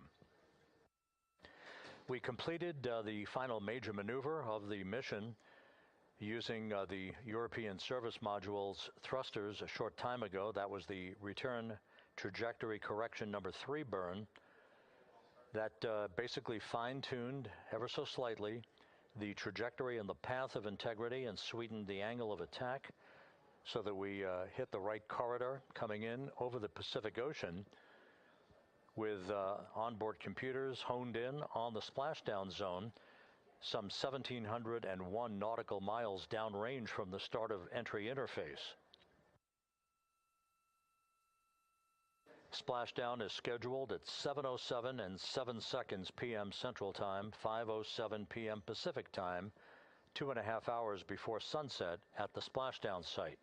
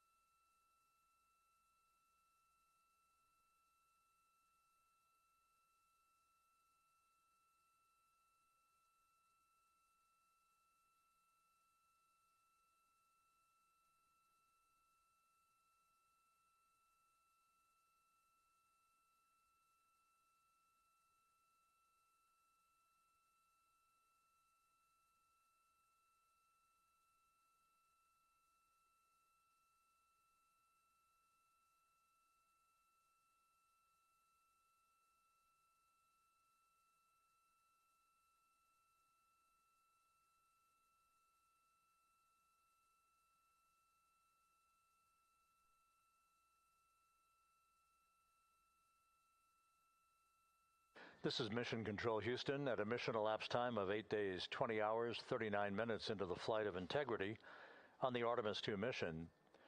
There is our planet, growing larger in the field of view with each passing minute. We are currently 34,900 nautical miles from Earth and beginning to accelerate toward a splashdown in the Pacific for this four-person crew, 4 hours and 52 minutes from now. Everything on board Integrity is in great shape. All the systems are functioning perfectly. The crew is in the process of wrapping up their cabin configuration, stowing final items that they no longer need for the remainder of their journey. They will also move into an entry checklist in about an hour and 45 minutes, reviewing entry procedures and the latest uplink messages to them before we begin the process of getting the crew suited up prior to the crew module, service module separation. All is well aboard Integrity, and the weather is go for splashdown. The USS John P. Murtha is in place in the recovery zone, ready to begin deploying its assets for imagery as well as for the recovery operations themselves.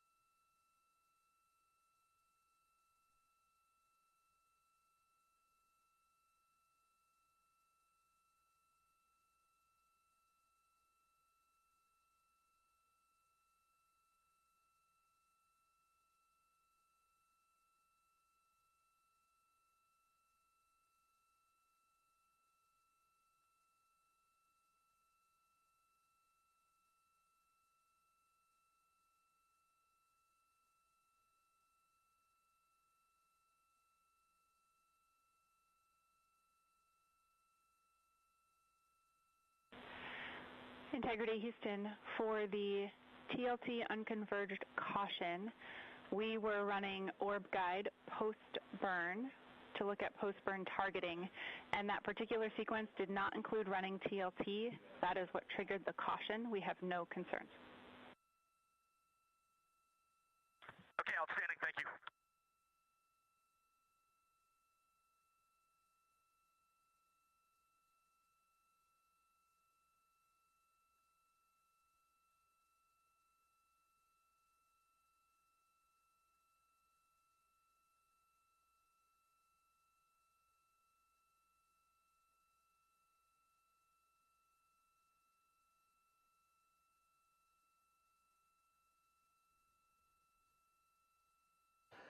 That call from Capcom Jackie Mahaffey to the crew, indicating TLT, which is a targeted landing trajectory.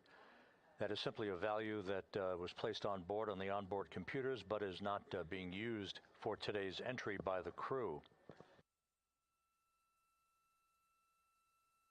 The last maneuver that will be conducted by Integrity will occur at 6:37 p.m. Central Time tonight. That is the crew module raise burn. That occurs about 4 minutes after the crew module will have separated from the service module. This will be about a 19-second burn with a velocity change of about 9.9 feet per second as the precursor to entry interface. The raise burn designed as a final opportunity to sweeten the flight path angle, the angle of attack, if you will, of the vehicle as it enters the Earth's atmosphere, placing the vehicle in the proper orientation perfectly with precision to mitigate any excessive heat loads on the heat shield of the spacecraft. Entry interface will begin at 6:53 and 31 seconds p.m. Central Time at an altitude of 400,000 feet, while Integrity is traveling 34,882 feet per second with a range to splashdown of 1,701 nautical miles. Within 24 seconds after entry interface, which is essentially the top of the Earth's atmosphere where the crew will begin to feel the tug of gravity, we'll start a 6-minute blackout period, that is expected, in which we'll lose communications with the crew and data here in the flight control room. The blackout is induced by the buildup of ionization from the interaction of the velocity of the vehicle with the friction of Earth's atmosphere. It creates a plasma shield around the vehicle, preventing communications from occurring. That 6-minute blackout is scheduled to end right around 7 p.m. straight up, and at that point, the vehicle will have descended to an altitude of 157,000 feet above the Earth, traveling at 13,300 feet per second.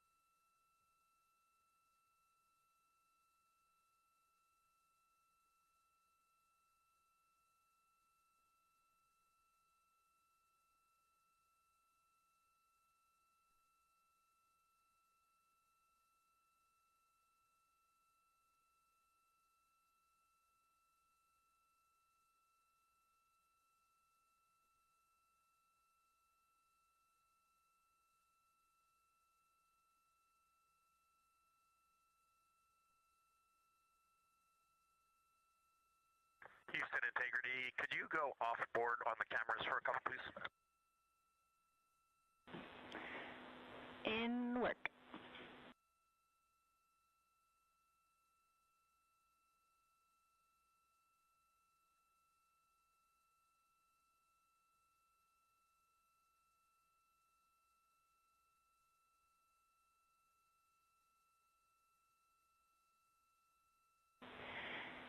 And integrity, cab 3 is not streaming.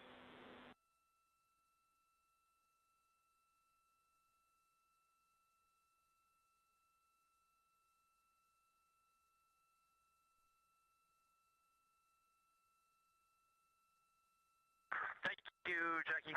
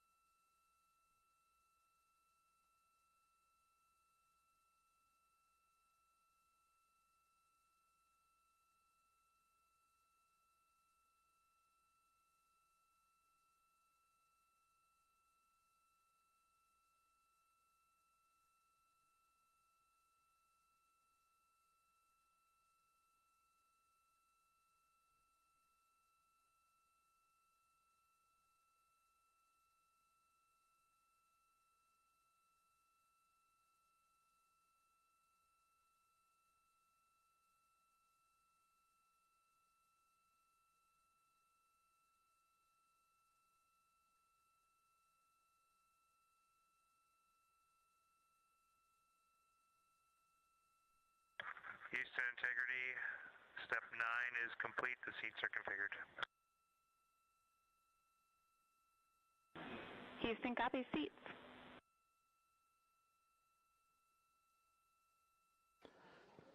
This is Mission Control Houston at a mission elapsed time of 8 days, 21 hours, 5 minutes into the flight of Integrity on the Artemis II mission.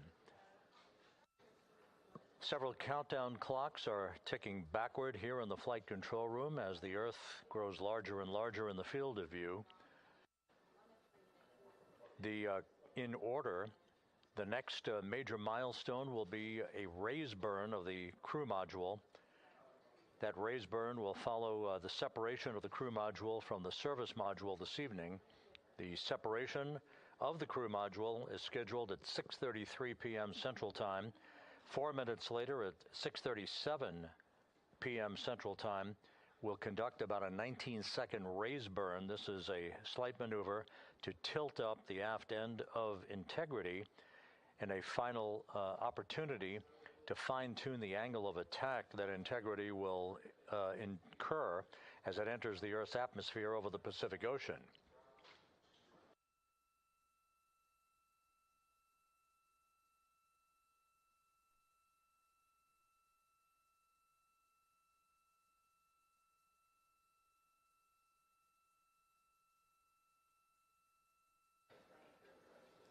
The entry path for Integrity today is portrayed here in this graphic.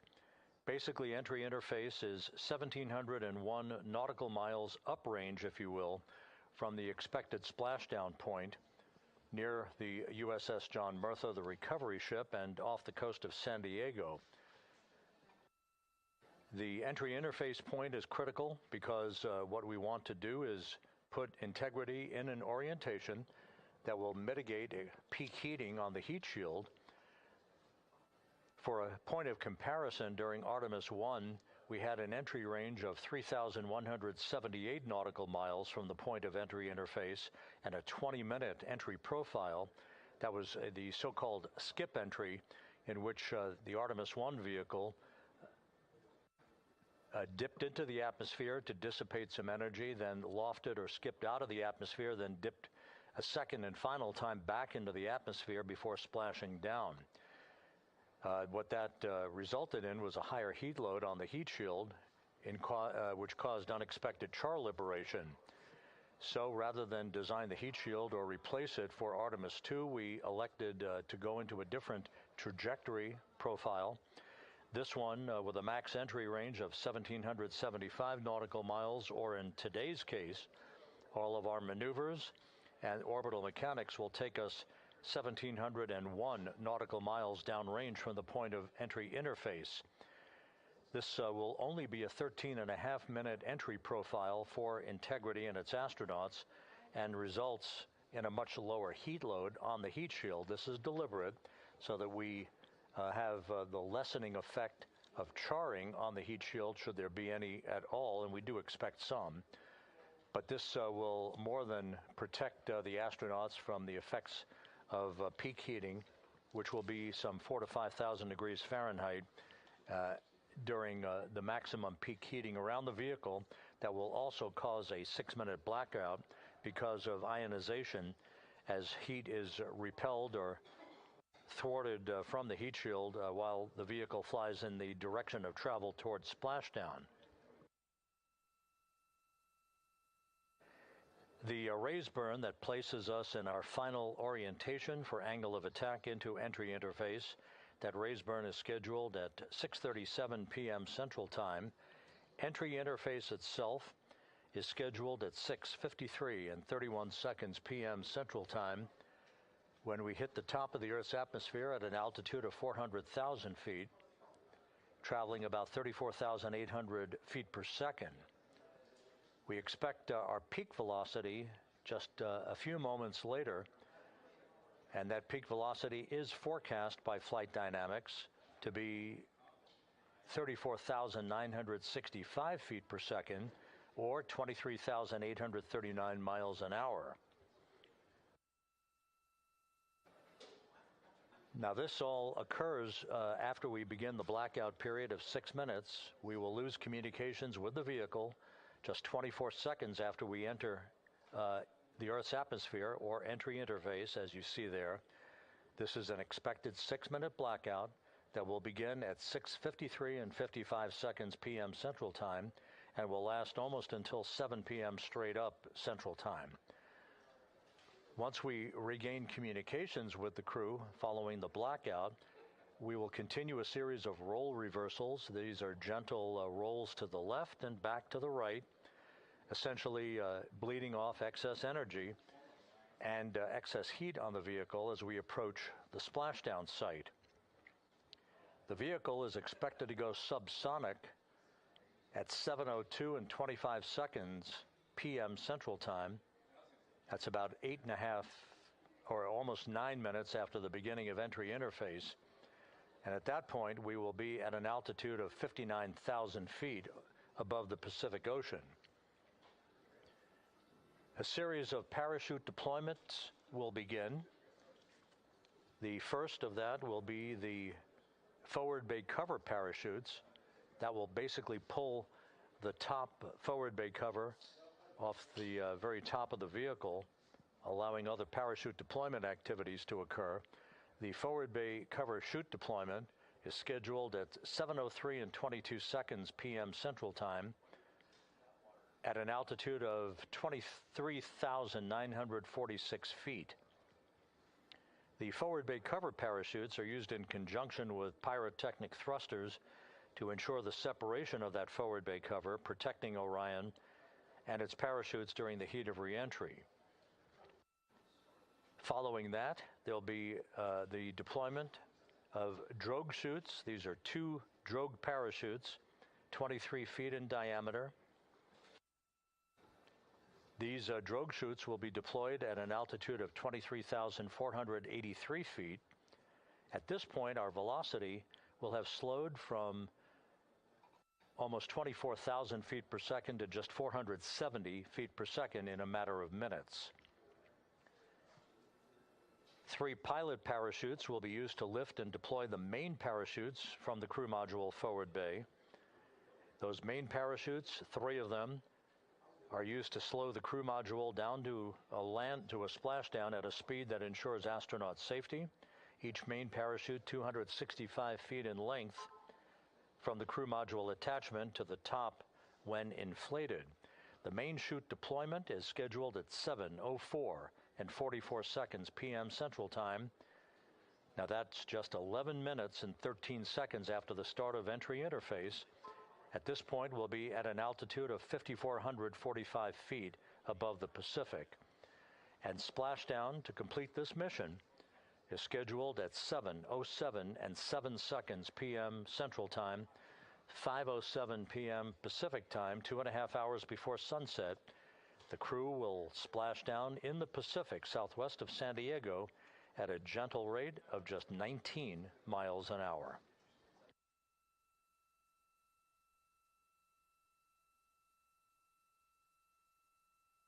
Following splashdown, the flight control team here in Houston is not done. Our work is just beginning at that point as we begin the process of powering down the vehicle. This is after we have established communications with the crew through a very low data rate system.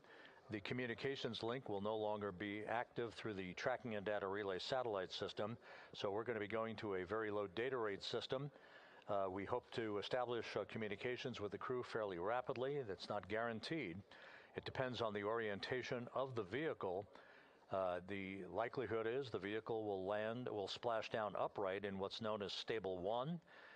Whether it's upright or in some other orientation, we'll begin the process of inflating 5 inflatable airbags that are positioned in a circumferential manner around the forward bay cover at the top of integrity.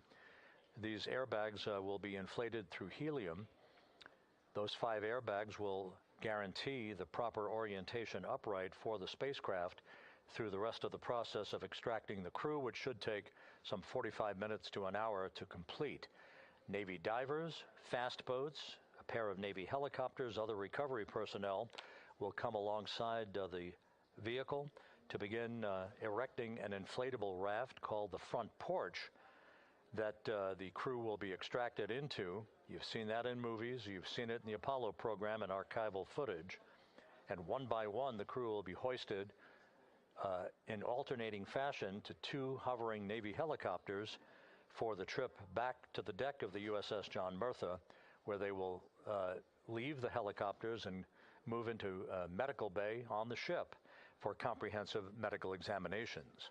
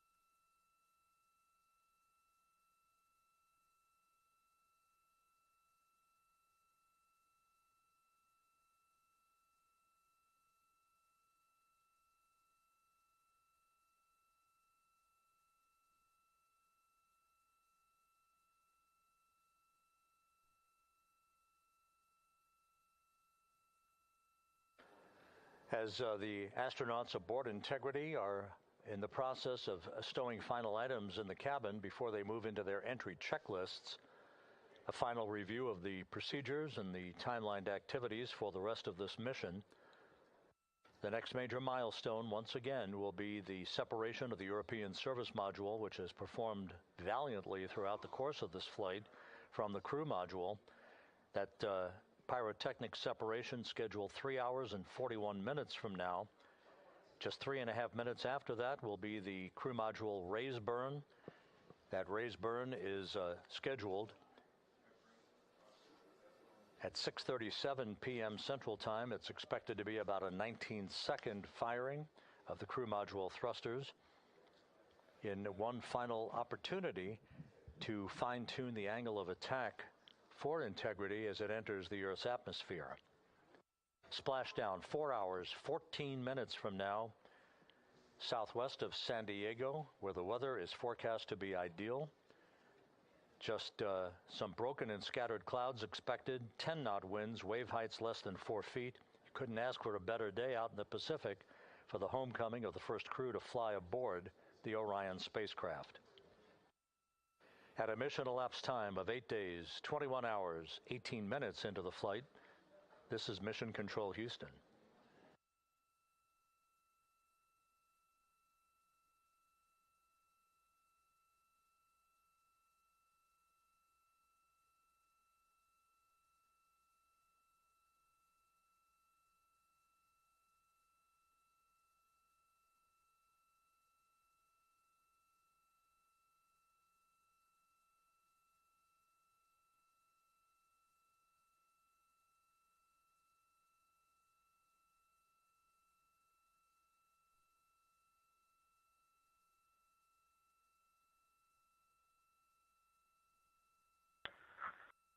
Houston Integrity, Jackie, steps 10 and 11 are complete.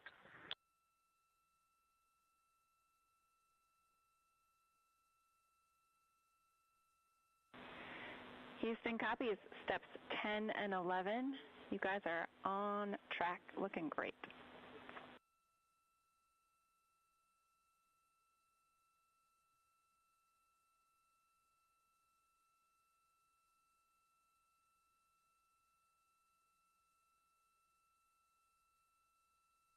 For those just joining this view of the key players here in Mission Control, part of a flight control team. Rick Henfling, second from the right, is the entry flight director for this mission. Seated to his left is Judd Freeling, who was the flight director for Ascent back on April 1st. Jackie Mahaffey is second from the left. She is the Capcom whose voice you'll be hearing throughout the course of the afternoon and evening, talking directly to Integrity's astronauts through Splashdown. Stan Love, a veteran astronaut, is on the far left of your screen. He was the Ascent Capcom. He's joining Mahaffey today as a second set of eyes on all the data that we'll be discussing and hearing from the crew during the course of their high-speed entry back into the Earth's atmosphere.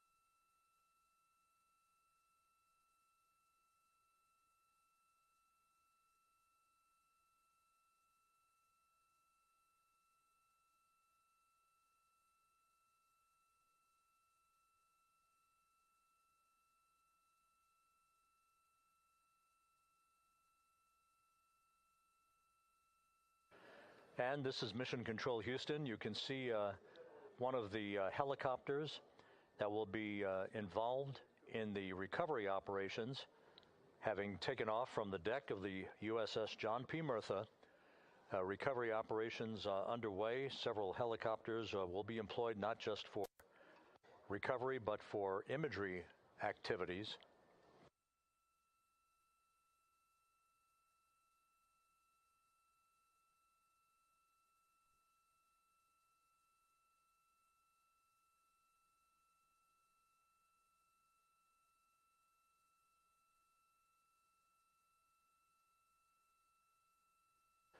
On the deck of the John P. Murtha, a view of multiple views, camera views, that are being provided to us courtesy of the USS John P. Murtha that we'll be utilizing throughout the course of the evening in our coverage.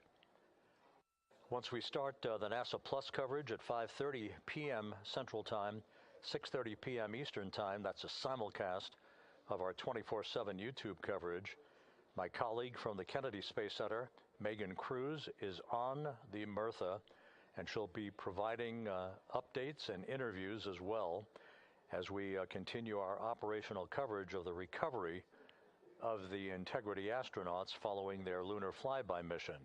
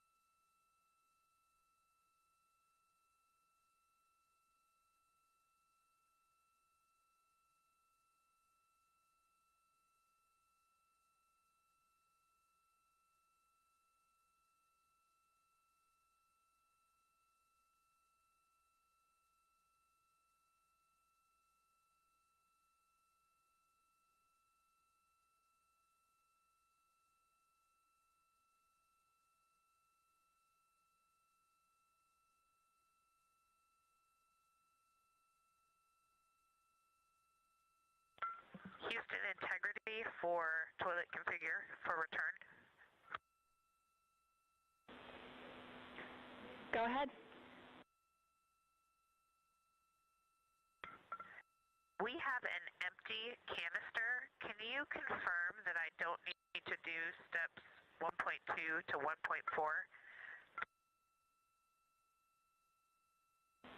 Checking.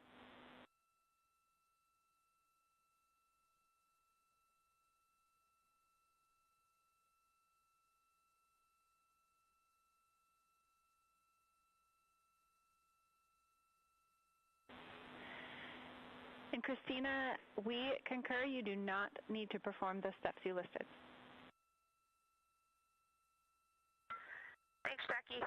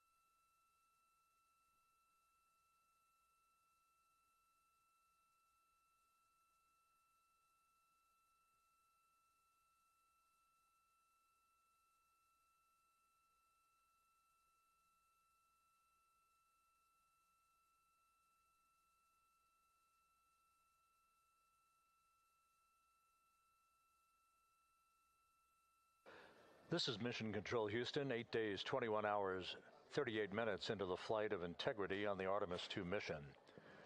On board, all is quiet, as it is here in Mission Control, with everything moving along in trip hammer fashion, in good shape, all of Integrity's systems in great shape, and the weather at the splashdown zone off the coast of San Diego couldn't be better. A forecast of go conditions with winds of just 10 knots, wave heights less than 4 feet, ideal conditions for the recovery of Reed Wiseman, Victor Glover, Christina Cook, and Jeremy Hansen following their splashdown, which is just 3 hours and 53 minutes from now.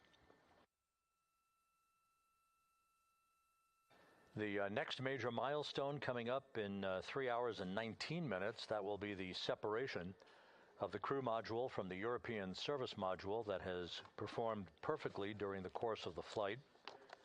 The service module separation from the crew module scheduled at 6:33 p.m. Central Time.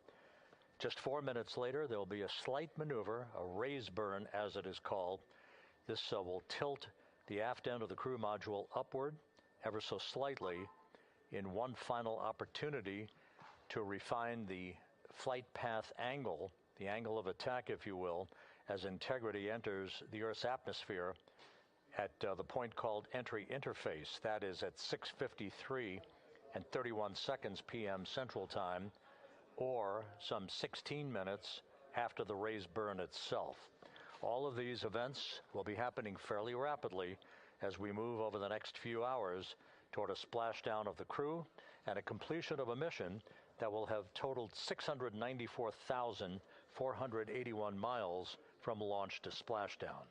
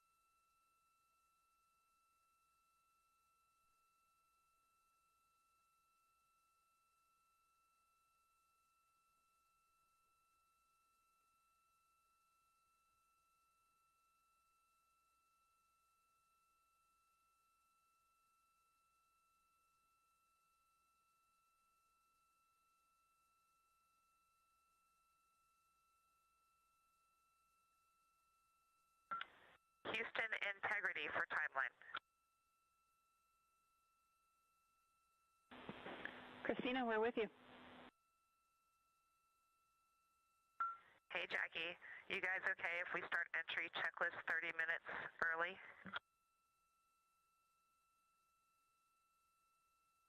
Checking.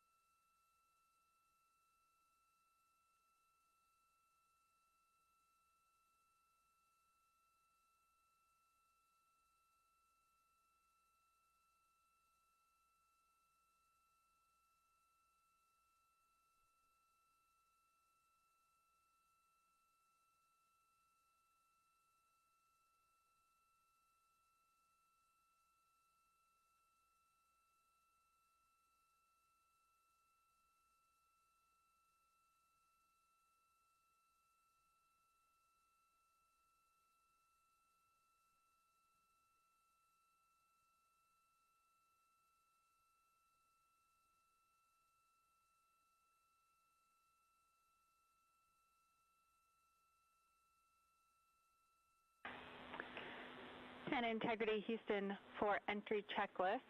We are ready for you to begin 18.0.1 entry checklist, steps 1 through 6.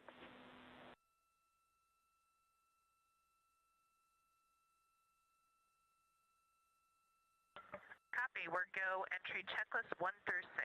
Thanks. And step 3 for GPS can be skipped. GPS has been powered and it still looks good.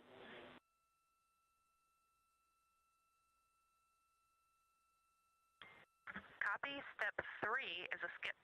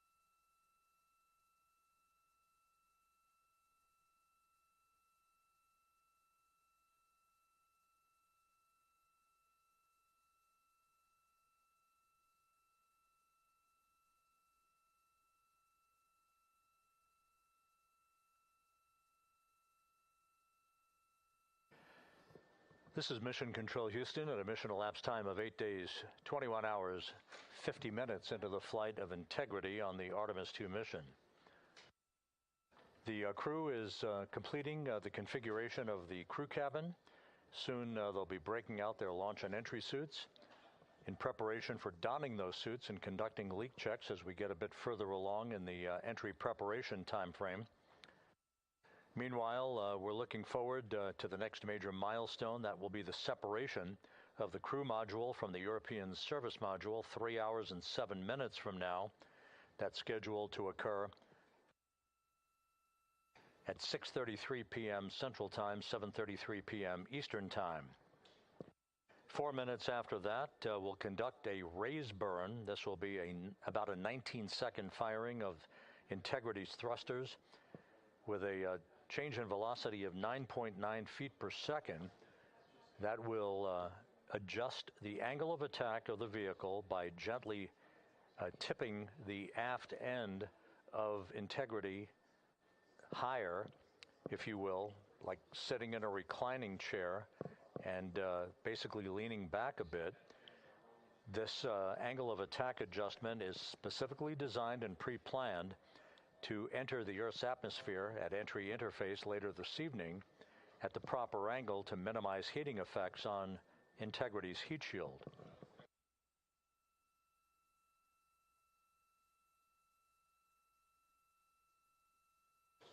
It's worth mentioning once again that the difference between this entry and the uncrewed entry of Artemis I is that on Artemis I, we flew a trajectory known as a skip entry, which involved an initial dip into the atmosphere to dissipate some energy, and then we lofted back out of the atmosphere briefly, then dipped back in a second time before splashing down in the Pacific. After the flight, the post-flight inspection and video analysis showed that there was an area of mechanical char liberation that was not expected. And so after extensive analysis and the review of an independent review team, it was determined to adjust the entry profile for Artemis II, minimizing the range of entry from 3,178 nautical miles to a distance of just 1,775 nautical miles across the Pacific. So instead of 20 minutes of exposure to heating effects, today we're going to only encounter 13 and a half minutes of heat loads on the vehicle. Our intended splashdown target is about 1,701 nautical miles downrange from the point of entry interface. It will be about 13 and a half minutes from the time that we enter the Earth's atmosphere at an altitude of 400,000 feet at 6:53 and 31 seconds p.m. Central Time to the point of splashdown at 7:07 and 7 seconds p.m. Central Time. In that brief 13 and a half minute period, peak heating on the vehicle should be about 4,000 to 5,000 degrees Fahrenheit. The heat to be repelled by Integrity's heat shield, as it is for any vehicle entering the Earth's atmosphere that has a crew on board. The crew should be experiencing a G load on their bodies of about 3.9 Gs at peak loads on the crew members, feeling the tug of Earth's gravity for the first time in 9 days.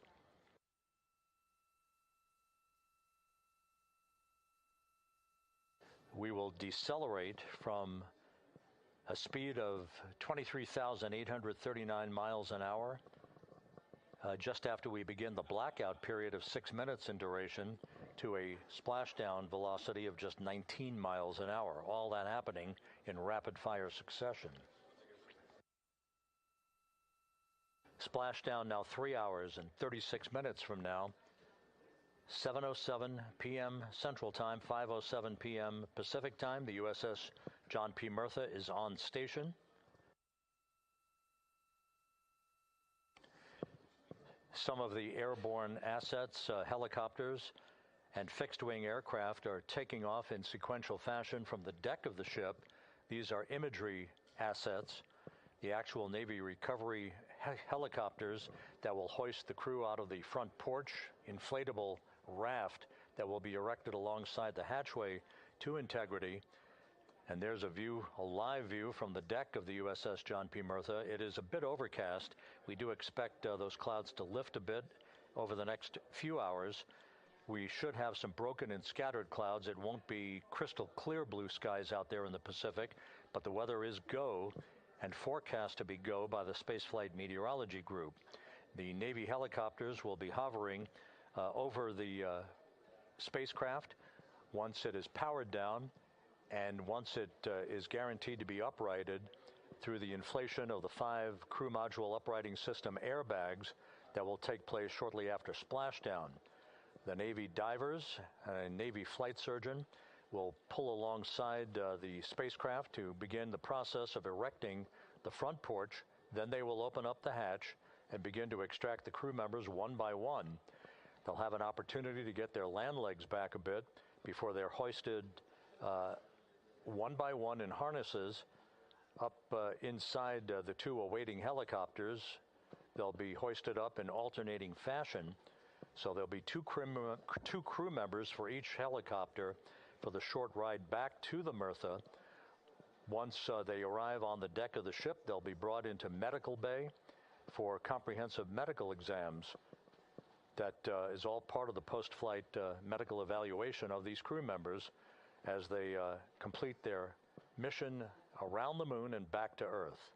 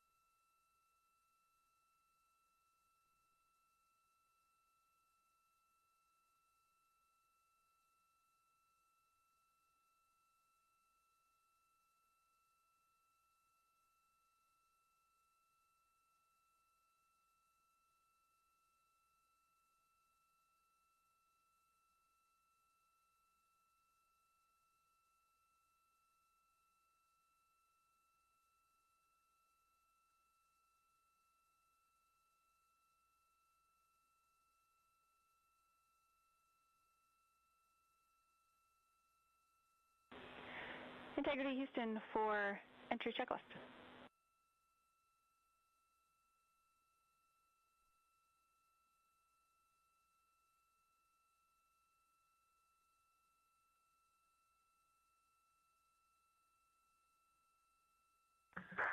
Go ahead, Jackie.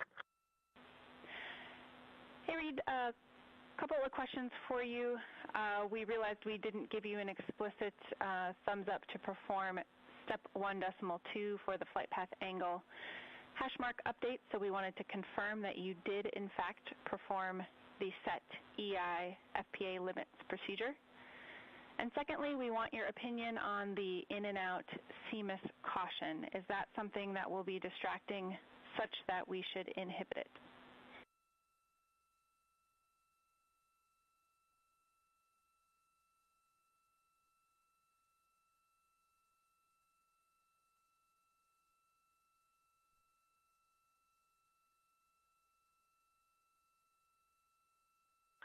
Okay, we are going to go execute 1.2. We had skipped that, and we would prefer to inhibit the CMIS caution on board. Okay, we copy, and just to close the loop on that, that will mean on flight.landing you would not have a yellow or down arrow indication if that does stay below the threshold.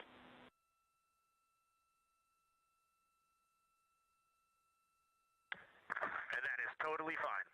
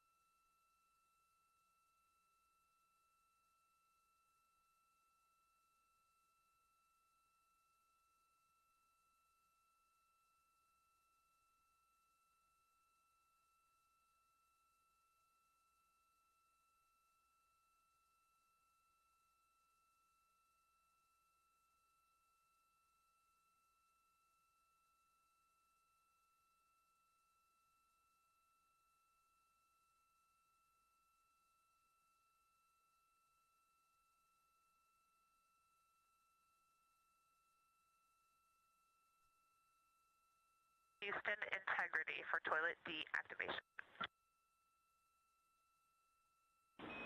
Integrity, Jackie had to step off for a second. Go ahead for toilet.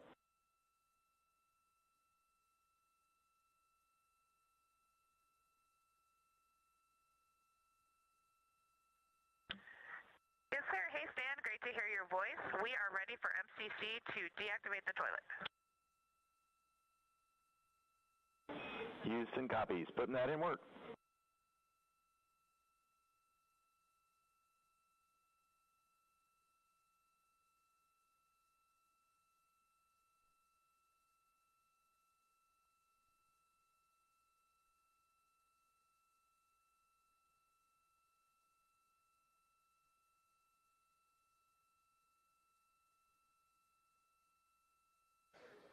This is Mission Control Houston. That communication from Christina Cook on board Integrity to spacecraft communicator Stan Love. Integrity for burn telemetry on CM raise burn. 2 questions.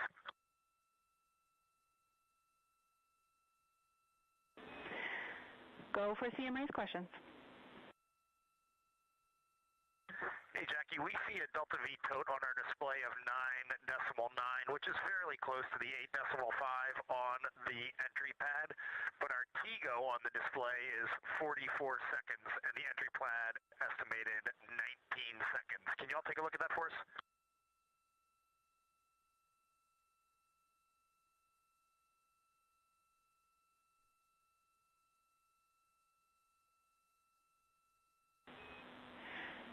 Hey, Reed, good catch.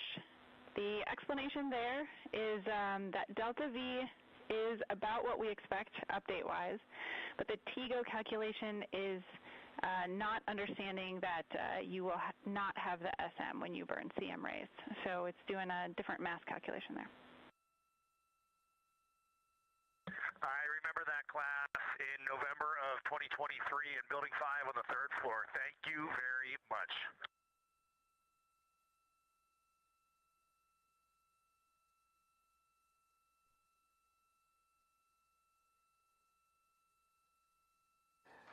This is Mission Control Houston. Commander Reed Wiseman inquiring about the values for the upcoming crew module raise burn. Again, as we've explained, this burn that's scheduled 2 hours and 51 minutes from now is designed to tilt the angle of attack a bit upward, basically raising the aft end of the vehicle prior to entry interface to improve the angle of attack and minimize heating effects on the heat shield for the Orion vehicle. The crew module raise burn will occur about 4 minutes after the service module is separated from the crew module, and we're expecting about a 19-second burn. Integrity, Houston, the toilet is unpowered.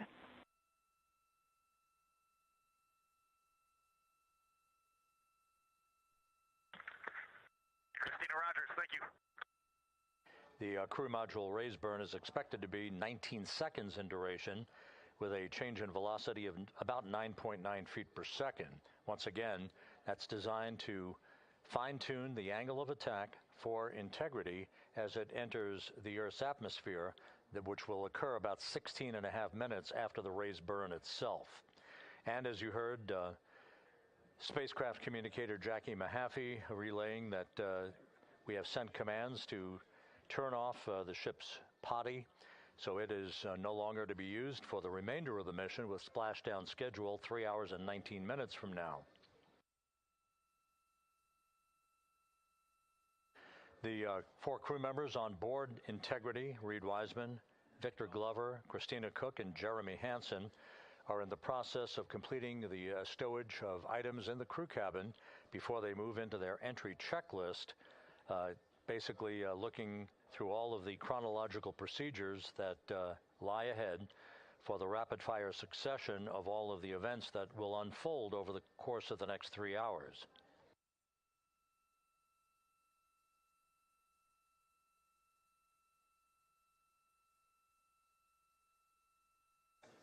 Integrity is about 25,000 nautical miles from Earth, continuing to accelerate towards a splashdown in the Pacific 3 hours and 18 minutes from now. All of Integrity's systems are in excellent shape. The crew is great, feeling well, and the weather in the splashdown zone in the Pacific, although a bit cloudy with broken and scattered clouds, is a go forecast with just 10-knot winds and wave heights less than 4 feet.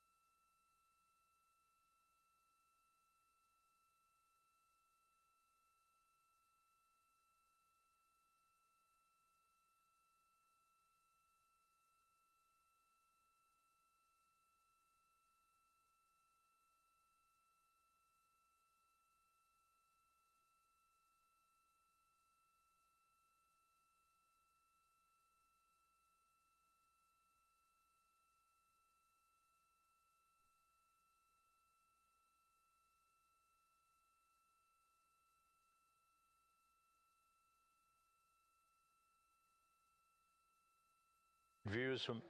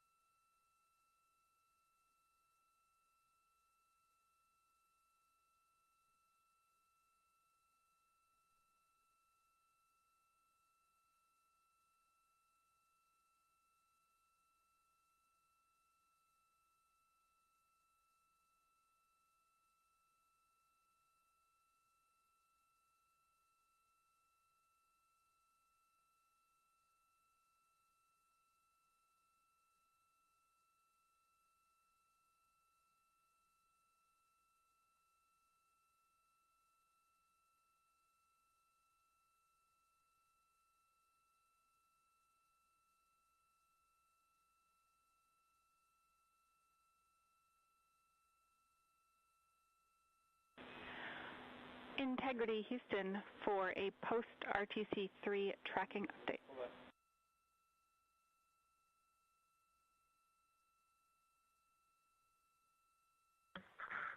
Go ahead, Houston.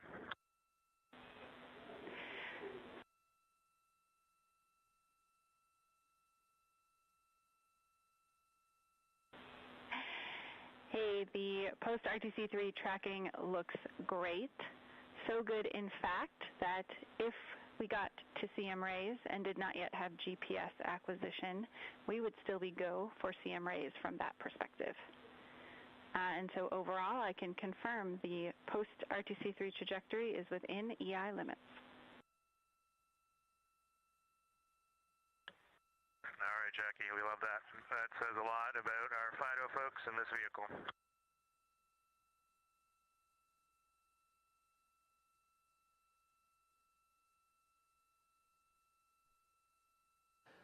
This is Mission Control Houston. A tip of the hat from Canadian Space Agency astronaut Jeremy Hansen to the flight dynamics folks and the guidance, navigation, and control officer. The RTC-3 burn that was conducted just over 2 hours ago, which was basically a final fine-tuning of the trajectory of Integrity to hit the sweet spot in the corridor over the Pacific Ocean for entry interface, was so perfect that we are dead on the center line down the corridor, and the crew module raise burn that is scheduled at 6:37 p.m. Central Time and which will be conducted is only required to lift the aft end of the vehicle ever so slightly by a degree or two to improve the angle of attack of the spacecraft as it enters the atmosphere, mitigating peak heating effects on the heat shield for Integrity. But our trajectory is dead set, right on the money, right down the pike, heading for a splashdown 3 hours and 10 minutes from now at 7:07 p.m. Central Time, 5:07 p.m. Pacific Time.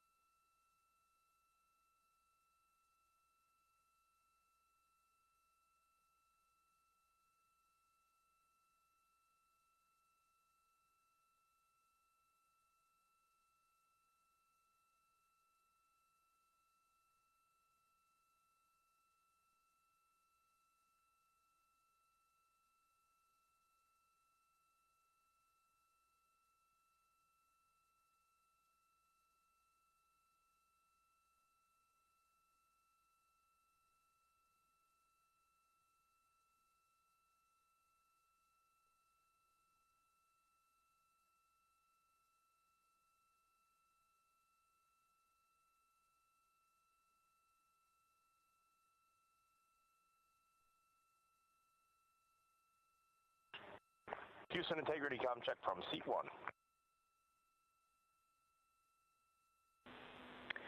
Seat 1, have you loud and clear coming down on both OE 1 and 2? How me on 1? Gotcha, loud and clear on 1, Jackie. We're going to stay in this config on both 1 and 2, and Reed and Victor are in our seats, slowly proceeding along.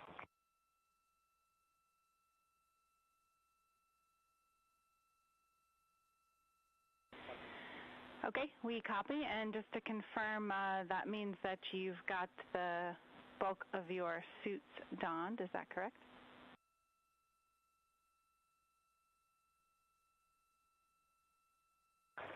Just for Reed and Victor, A-firm. We're not gloved, not helmeted yet. Copy all. Thanks.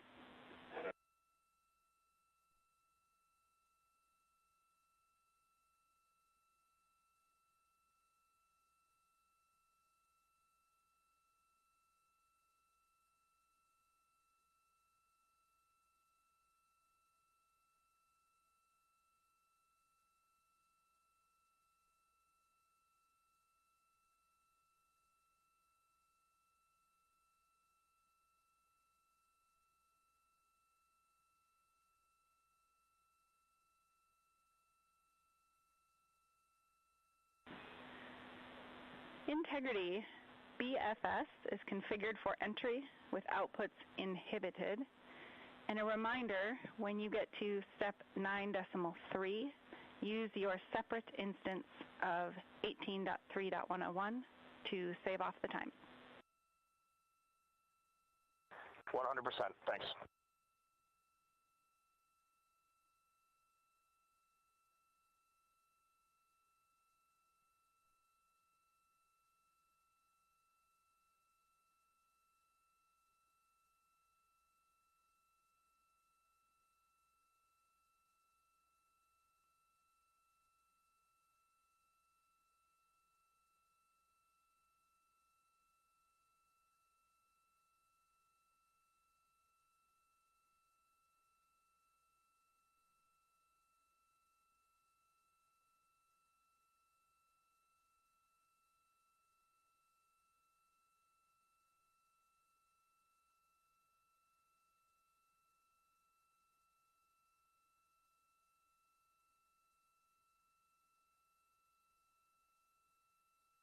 Houston integrity com check from C2. Victor, have you loud and clear? I'm coming up on 1. How me?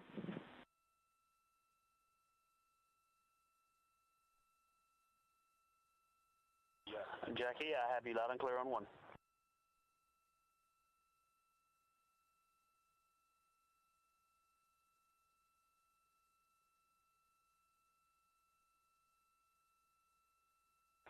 You are loud and clear on 2, Jackie.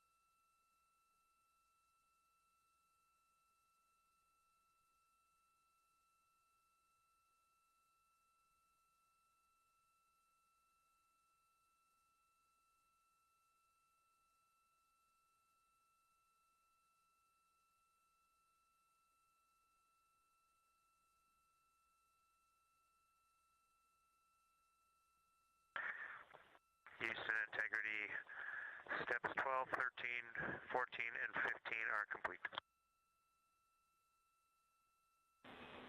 Jeremy, Houston copies. Thank you.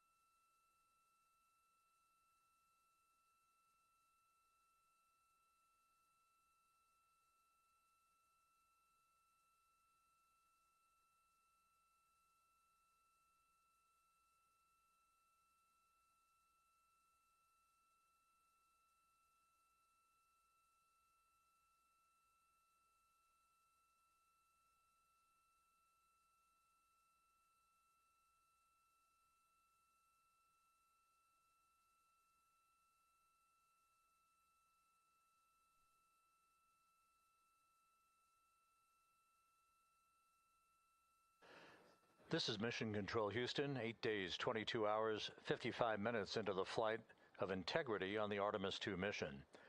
On board the vehicle, the 4 crew members, Commander Reed Wiseman, pilot Victor Glover, and mission specialists Jeremy Hansen and Christina Cook are suiting up in their Orion crew survival suits, the launch and entry suits that they also wore during their launch from the Kennedy Space Center back on April 1st. Once the crew is all suited up, they'll conduct a series of leak checks to make sure that they have good suit integrity, aboard integrity, before they strap themselves into their seats for the final phase of this mission that will culminate with a splashdown in the Pacific 2 hours and 35 minutes from now at 7:07 p.m. Central Time, 5:07 p.m. Pacific Time, about 2.5 hours before sunset, southwest of San Diego. And the suits are in the process of being leak checked at the present time. We'll relay all that to you in just a few moments. Right now, Integrity is just about 20,000 nautical miles from the Earth. continuing to accelerate towards the next major milestone, which will be the separation of the crew module from the European service module 2 hours and 1 minute from now. That separation maneuver, pyrotechnically, will occur at 6:33 p.m. Central Time. That will be followed just 4 minutes later by a raise burn, a 19-second burn of Integrity's thrusters to induce a change in velocity of 9.9 feet per second, slightly raising up the aft end of the vehicle to improve its angle of attack as it enters the Earth's atmosphere, and in the process mitigates the peak heating effects on the heat shield of the vehicle. Out in the splashdown zone, out in the Pacific Ocean, the weather is forecast to be go by the Spaceflight Meteorology Group here at the Johnson Space Center. Winds of just about 10 knots and wave heights less than 4 feet, which should be ideal for the recovery forces that are being deployed from the USS John Murtha to recover the crew, extract them, hoist them into 2 Navy helicopters, and fly them back to the deck of the Murtha to be brought into medical bay for post-splashdown medical checks. We now have a report from the environmental systems officer here that we have good suit leak checks. All 4 suits have passed the leak check, so we are in good shape here for entry and splashdown coming up just over 2.5 hours from now. One data point, just an update on some numbers that we've just received from Flight Dynamics, and these are unofficial and will not become official until post-flight. We now anticipate that the maximum speed that Integrity will encounter as it enters the Earth's atmosphere will be right around the same time as we enter a communications blackout of 6 minutes in duration. We're expecting Integrity's peak speed at 6:54 and 4 seconds p.m. Central Time, and at that point, the vehicle should be traveling at 24,661.21 miles per hour, which will be just 130 miles short in velocity of the record that was set back in 1969 by the Apollo 10 crew, Tom Stafford, Gene Cernan, and John Young, on their return from orbiting the moon. Once again, that peak speed expected to be reached just a few seconds after the start of entry interface, as the vehicle plummets back into the Earth's atmosphere. The peak speed expected to be reached at 6:54 and 4 seconds p.m. Central Time, and that peak speed now estimated by Flight Dynamics to be 24,661.21 miles per hour, which equates to about Mach 33. Houston Integrity, seat 1 and 2, leak check complete. Also, we powered up the AGA, and it's giving us a CO2 alarm at 4.4.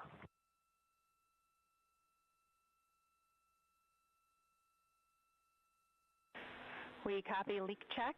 We saw it as well. And copy CO2 at 4.4. We are discussing. We also on the AGA have a bit A of 16. We've seen that in the past. Should go away.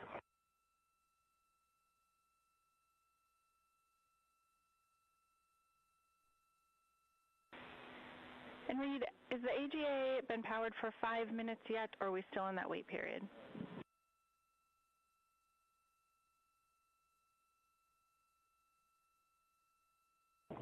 We are in the wait period. We expect that bit will go away. We copy, and that bit can also indicate that we cannot trust the other values, so we'll check back with you after the 5 minutes on the CO2 levels. A firm.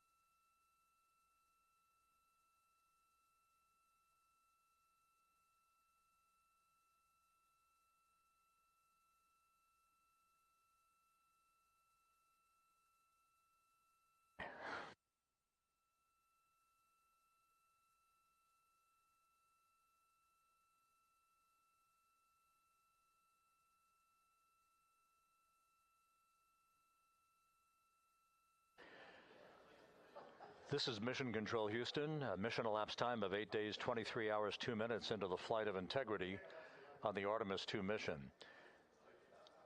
While we have a moment here, just an opportunity to run down some of the chronological highlights that lie ahead over the next 2.5 hours before Integrity splashes down in the Pacific Ocean.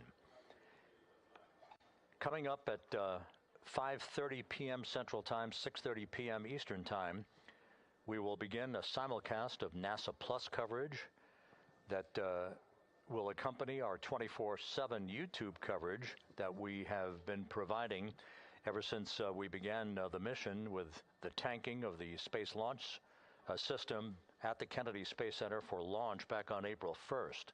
Houston Integrity, we are complete through steps 18. Seats 3 and 4 are yet to suit, obviously.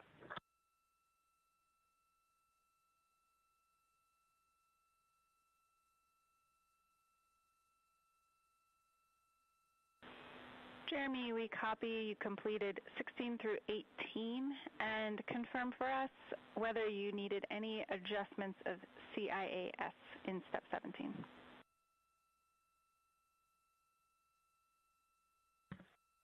Negative. All the settings were still in their launch config. Houston copies.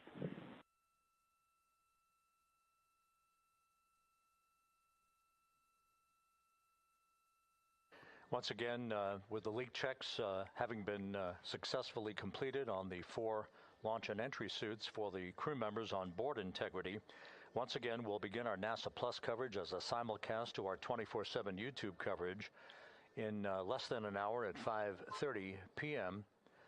Central Time, 6:30 p.m. Eastern Time. At 6:15 p.m., we're going to hand over communications from the Deep Space Network to the Tracking and Data Relay Satellite System as Integrity continues to approach the Earth. Currently, Integrity is less than 20,000 nautical miles from its destination and a splashdown in the Pacific. We will separate the European service module from the crew module at 6:33 p.m. Central Time. And just 4 minutes later, we'll conduct a raise burn, a 19-second burn of the Integrity thrusters to slightly tilt the vehicle's orientation upward, with the aft end being tilted upward. That will also change the velocity by 9.9 feet per second and complete the orientation of the vehicle for its angle of attack as it enters the Earth's atmosphere. Entry interface, where we reach the first traces of Earth's atmosphere and where most of the dynamic operations will then begin. Entry interface is scheduled at 6:53 and 31 seconds p.m. Central Time, where Integrity will be at an altitude of 400,000 feet above the Earth, traveling at about 34,882 feet per second with a range to splashdown of 1,701 nautical miles.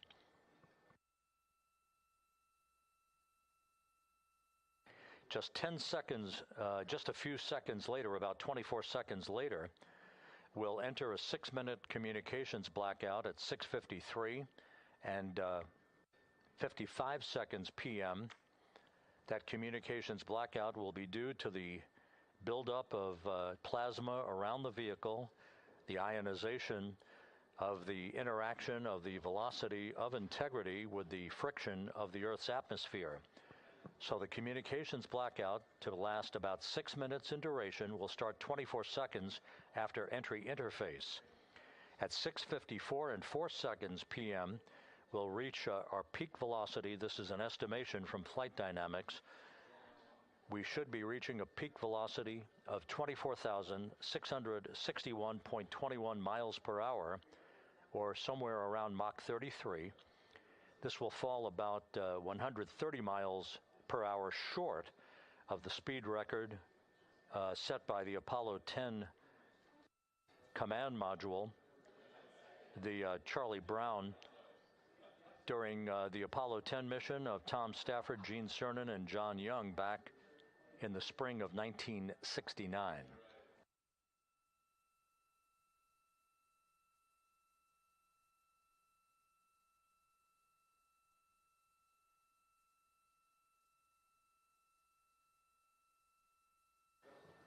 Once the communications blackout ends, which is expected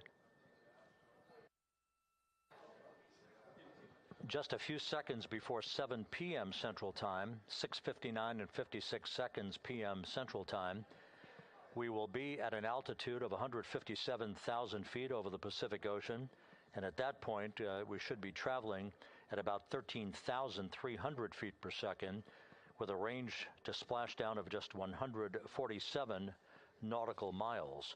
There will be a series of roll reversals, first to the left, allowing Integrity to bank to the left. These are computer-commanded, not crew-commanded, but computer-commanded roll reversals to bank the vehicle first to the left, then to the right. That bleeds off excess energy and helps to reduce the speed and the heating effects on the vehicle during the final phase of flight. Starting at 7:03 and 22 seconds p.m. Central Time, we'll begin the series of chute deployments. In all, there are 11 parachutes associated with this mission. The first 3 will pull off the forward bay cover from the top of the vehicle. The forward bay cover chutes are 3. That'll be followed by the deployment of the drogue chutes at 7:03 and 23 seconds p.m. Then 3 pilot parachutes will pull the main parachutes, 3 of them, from the forward bay cover. The forward bay housing all of the parachutes at the very top of Orion. The main chute deploy is scheduled at 7:04 and 44 seconds p.m. The vehicle will have slowed to just a very glacial speed of 198 feet per second, I should say, at that point, at an altitude of 5,400 feet above the Pacific Ocean. The splashdown velocity, of course, will be 0. 19 miles an hour is the velocity that the crew will feel under the 3 main parachutes as they splash down in the Pacific, southwest of San Diego. So a number of major milestones lie ahead. Splashdown time is currently estimated at 7:07 and 7 seconds p.m. Central Time, 5:07 and 7 seconds p.m. Pacific Time. That will conclude a total traveling distance from launch to splashdown of 694,481 statute miles.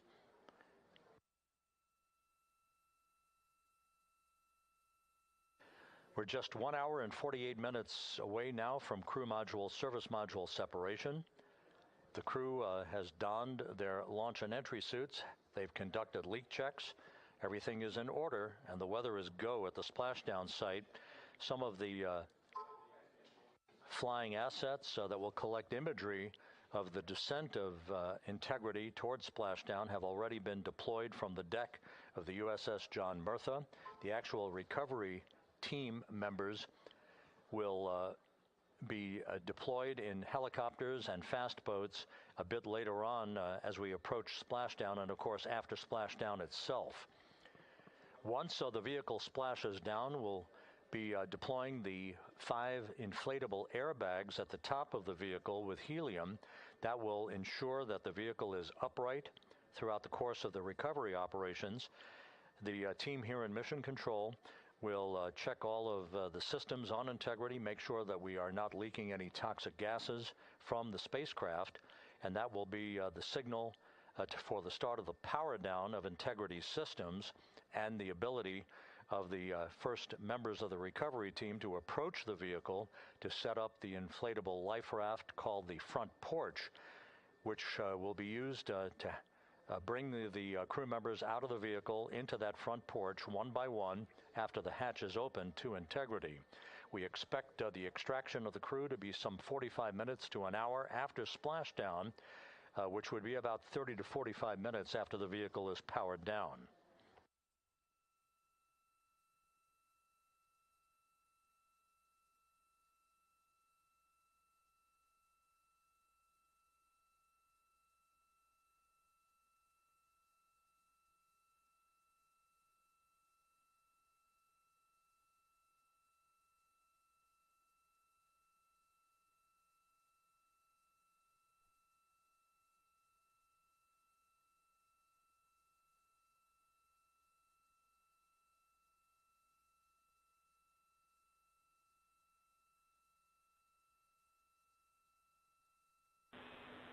Integrity, Houston, we are ready for another CO2 reading on the AGA.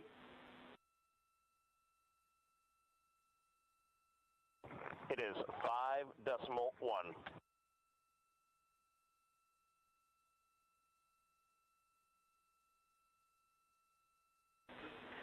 Houston copies. And Reed, earlier I did misspeak.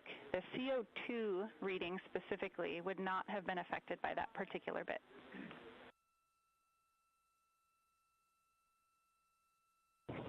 Okay, sounds good. We just know we're in ARS suit, and that's very likely contributing to that.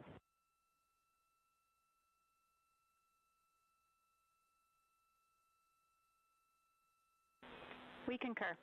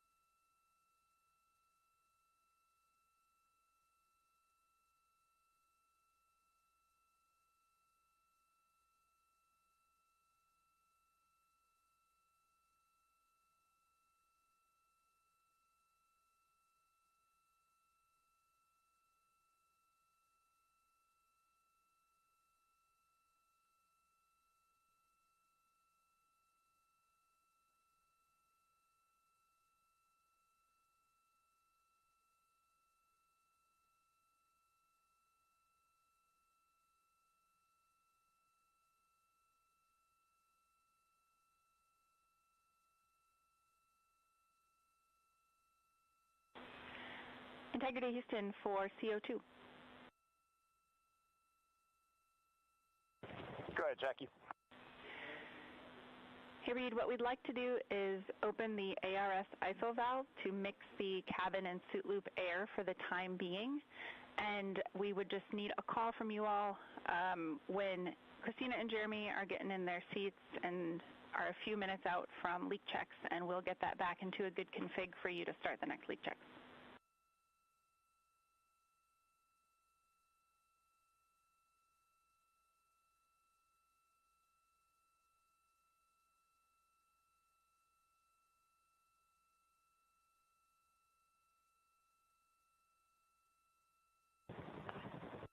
Hey, Jackie, that's a reasonably good idea. Can we just hang on that for a little bit and see how we're doing? Yep, up to you. We will wait. Let us know if you'd like that cabin air mixing.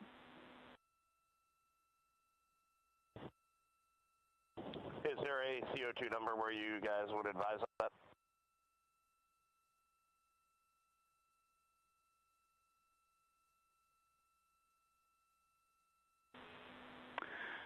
Reed, we would not want to go above 7.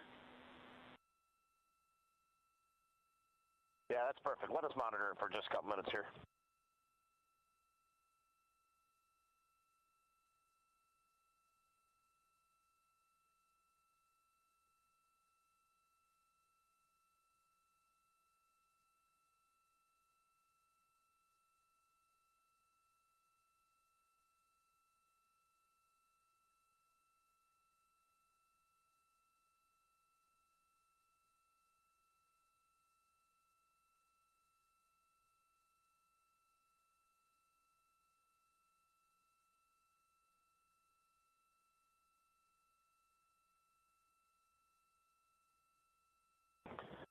Houston, cabin entry config is complete, and Christina and Jeremy are about to start suit done.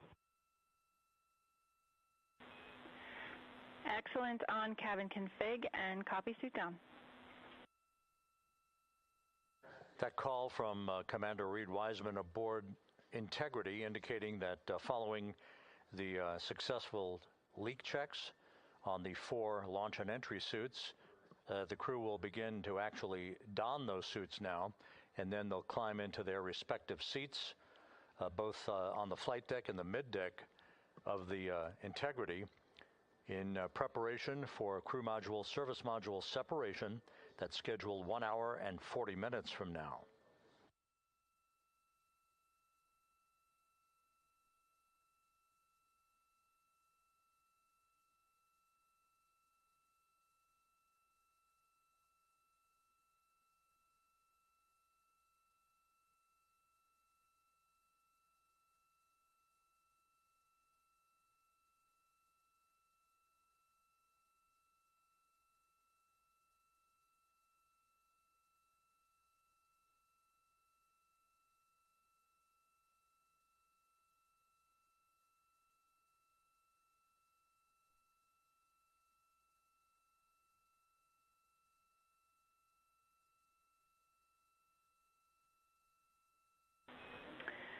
Integrity, Houston, for enter checklist. Your CMSM SEP ATP is set to go. We see that on the PFD, Jackie. And the call from Capcom Jackie Mahaffey here in Mission Control to Reed Wiseman, indicating that the pyros are armed for crew module service module separation coming up 1 hour 38 minutes 52 seconds from now.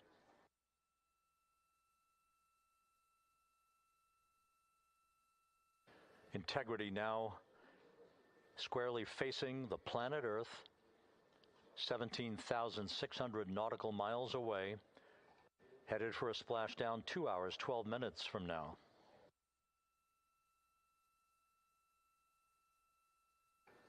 All of the recovery assets, the helicopters, the Navy P-3s, the para-rescue divers, they're all in place, ready to recover this crew following splashdown. And again, the chronology after splashdown will call for the flight control team here in Houston to assess integrity systems, make sure no toxic gases are leaking from the spacecraft, and first order of business will be the command to inflate the crew module uprighting system bags, the 5 inflatable airbags that will be inflated with helium to maintain its upright position as it bobs in the Pacific before the recovery forces reach the crew.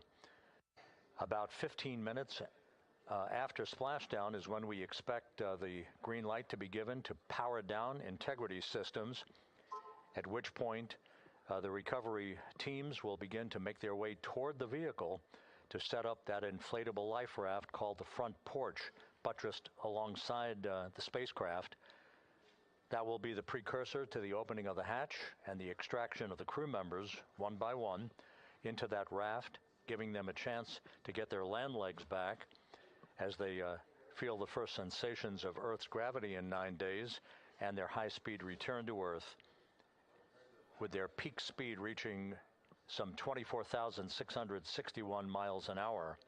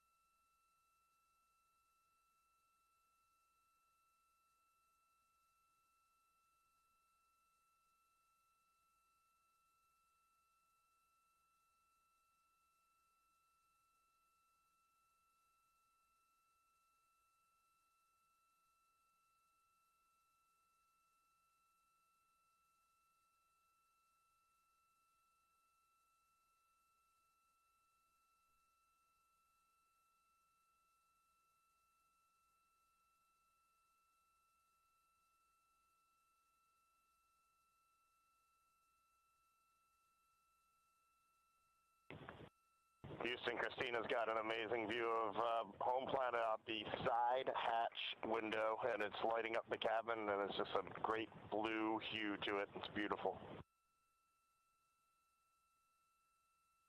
That is amazing. When you kicked us out of the cabin, we turned on one of the SAW cameras and also had the Earth's reflection on one of the arrays. It was very cool. Oh, man, that is amazing.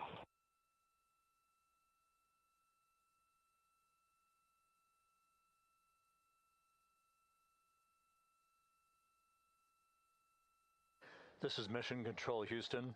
Commander Reed Wiseman reveling about the view of the Earth from a distance of less than 17,000 nautical miles now. The cabin audio cable and boom mic are in F3 large stowed. We copy. The view that Reed Wiseman is describing is the view you're looking at right now as the Earth grows larger in the field of view with each passing moment.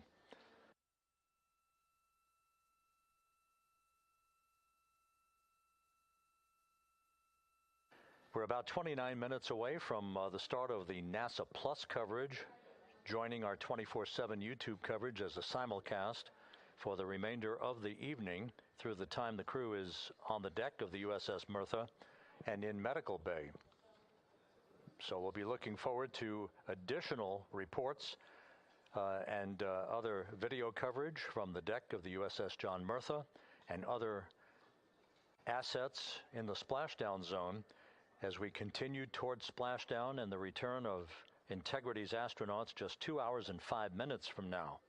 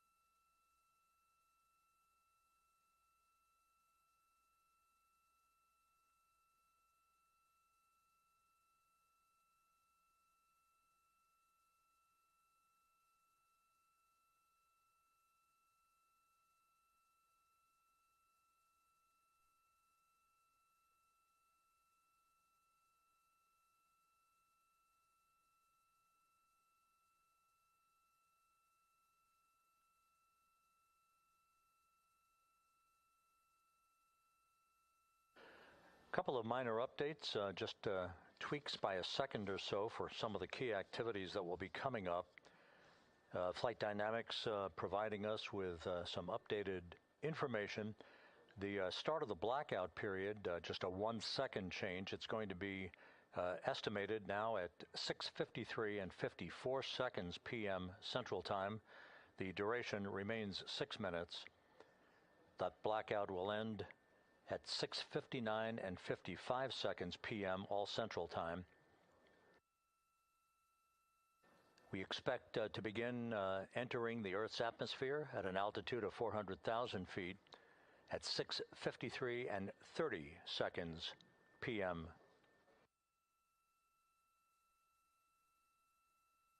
And 1 second difference now in our splashdown time, if everything unfolds the way we believe it will. Splashdown now scheduled at 7:07 and 8 seconds p.m. Central Time, 7:07 and 8 seconds p.m. Central Time, 5:07 and 8 seconds p.m. Pacific Time at the splashdown zone off the coast of San Diego.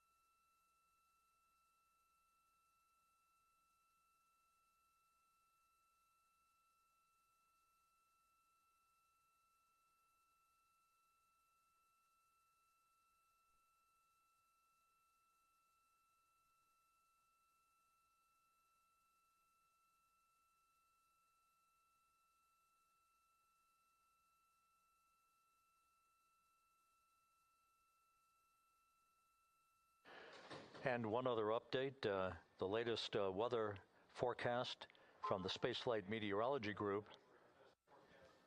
passed on to Flight Director Rick Henfling, calls for the clouds in the splashdown zone to be in the process of dissipating. The winds are somewhat reduced, now just 6 knots. The wave height's still less than 4 feet. All go forecast.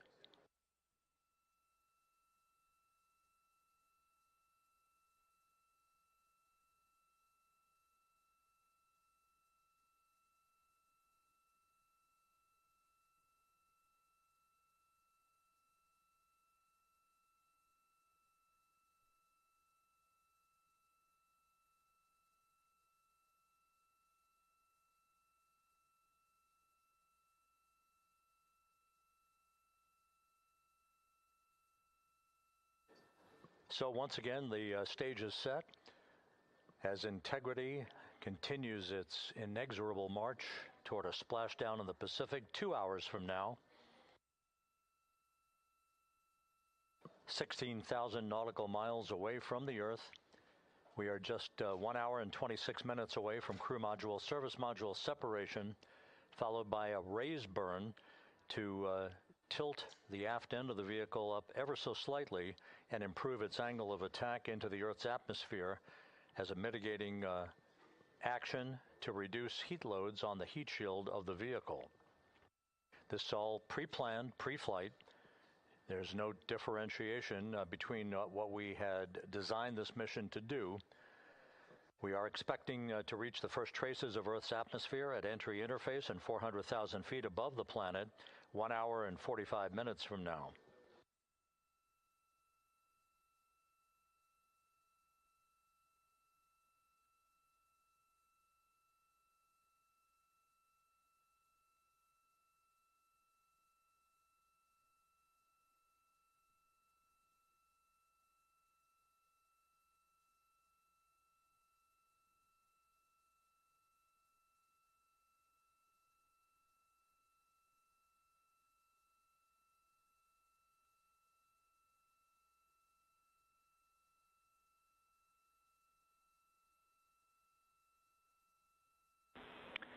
Integrity, Houston.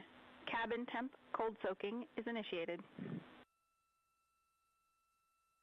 Copy that, Jackie. CO2 is 5.5, and we are still doing good on board. Christina and Jeremy are beginning suit down.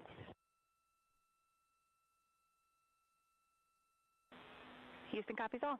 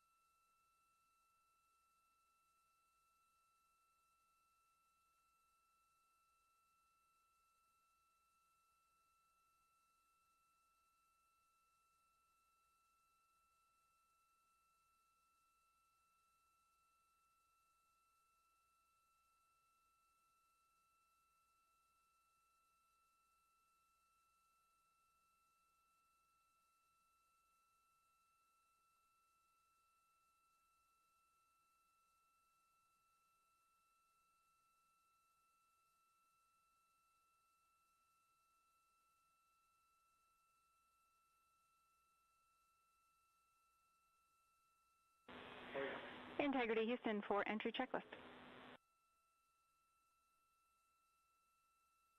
Go ahead, Jackie. Reed, with this time to EI, we expect you're about to be stepping into steps 9 and 10 in the entry checklist. In step 10 for the SIP switch config, there are no deltas.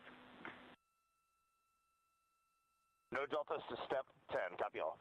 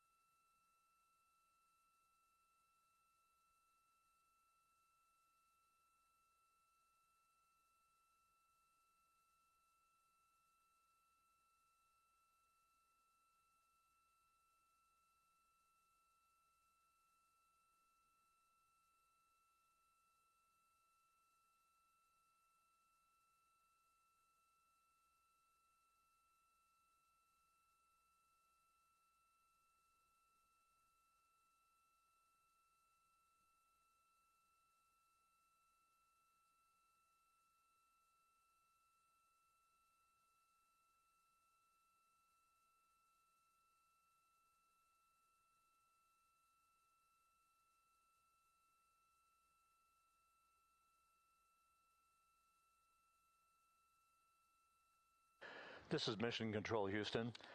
Once again, a great view of the planet Earth from Integrity from one of the solar array wing cameras. Now just 14,000 nautical miles from Splashdown. Splashdown schedule for 7:07 and 8 seconds p.m. Central Time, 5:07 and 8 seconds p.m. Pacific Time.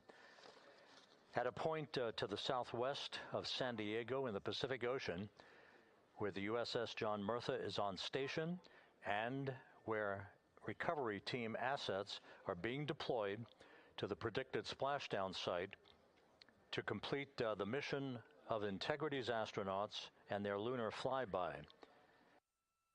With the Earth growing larger in the field of view, the next major milestone, just 1 hour and 13 minutes from now, will be the separation of the crew module from the European service module. Houston copies. The separation of the crew module will set the stage just 3.5 minutes later. One question. Go ahead. When I was looking at the BFS SM SEP, it was the exact same time as our predicted SM SEP. Can you just confirm we don't need that to be a touch later?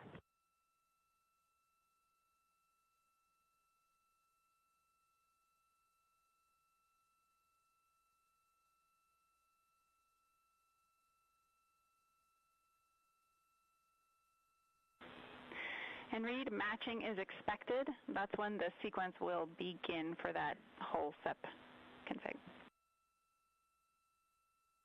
Outstanding. Thank you for the verification. Here in Mission Control in the Artemis Flight Control Room, Capcom Jackie Mahaffey confirming some of the timeline activities with Commander Reed Wiseman aboard the vehicle. The crew has suited up in its launch and entry suits, ready to begin the critical phase of this mission.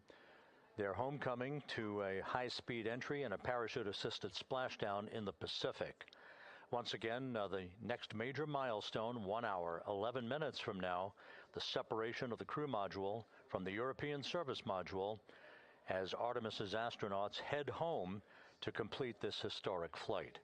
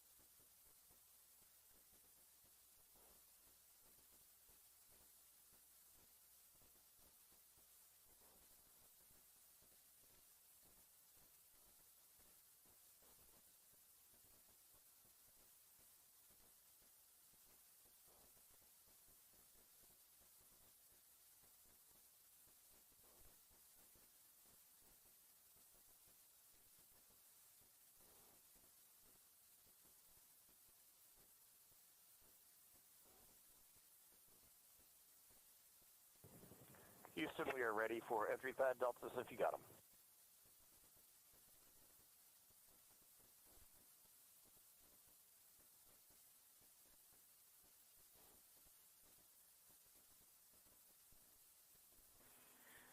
Reed, we are taking a quick scan of those deltas, and we'll have them up to you in just a minute. Copy that.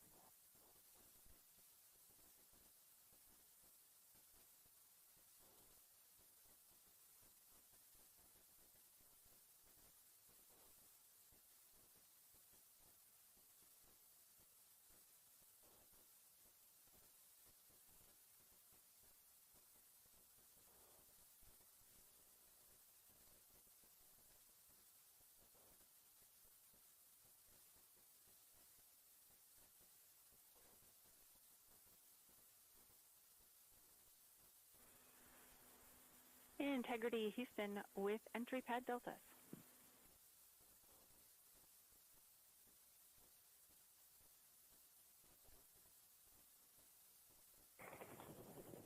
Reed and Ike are ready. Go ahead. All right, these are deltas compared to the version you copied onto your knee boards on flight day 8. For burn guidance, Delta V tote will be 9.1. TGO, 20 seconds. Body Delta V in the Z direction, 9.1.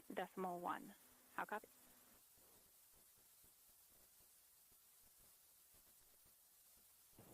Copy all. In the entry section, total duration, 13:38. That's 1338. And splashdown time, 9 days, 013157.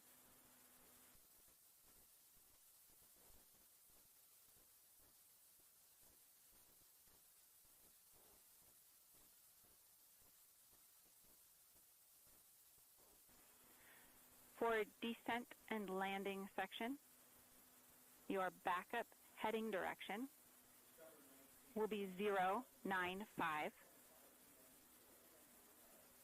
And for the landing site, a couple of changes to weather. First of all, in pressure, inches mercury, 29.95.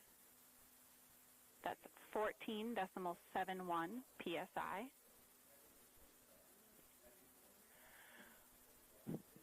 Sky conditions, clouds, few to scattered, 010. Surface winds, 275 at 6 knots. How copy?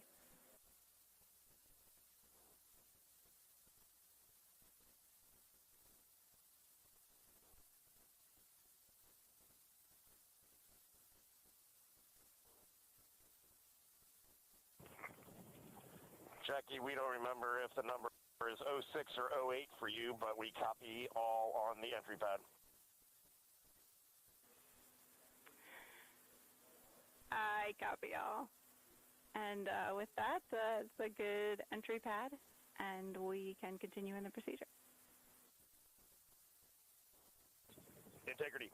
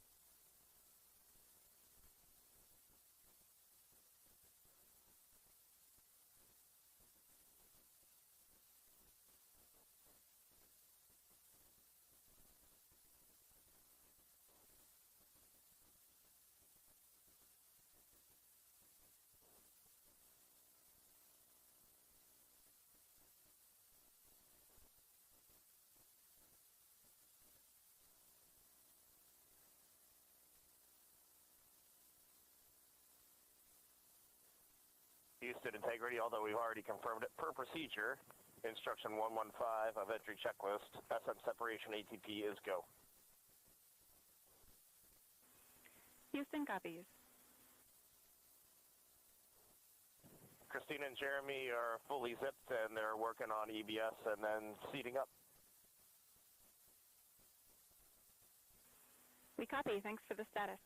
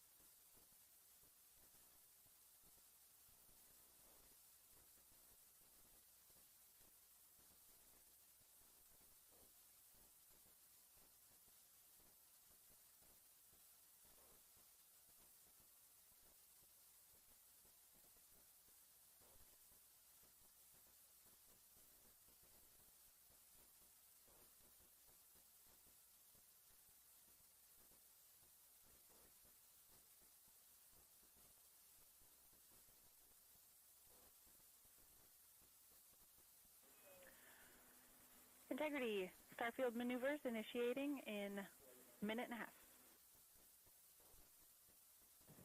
Integrity.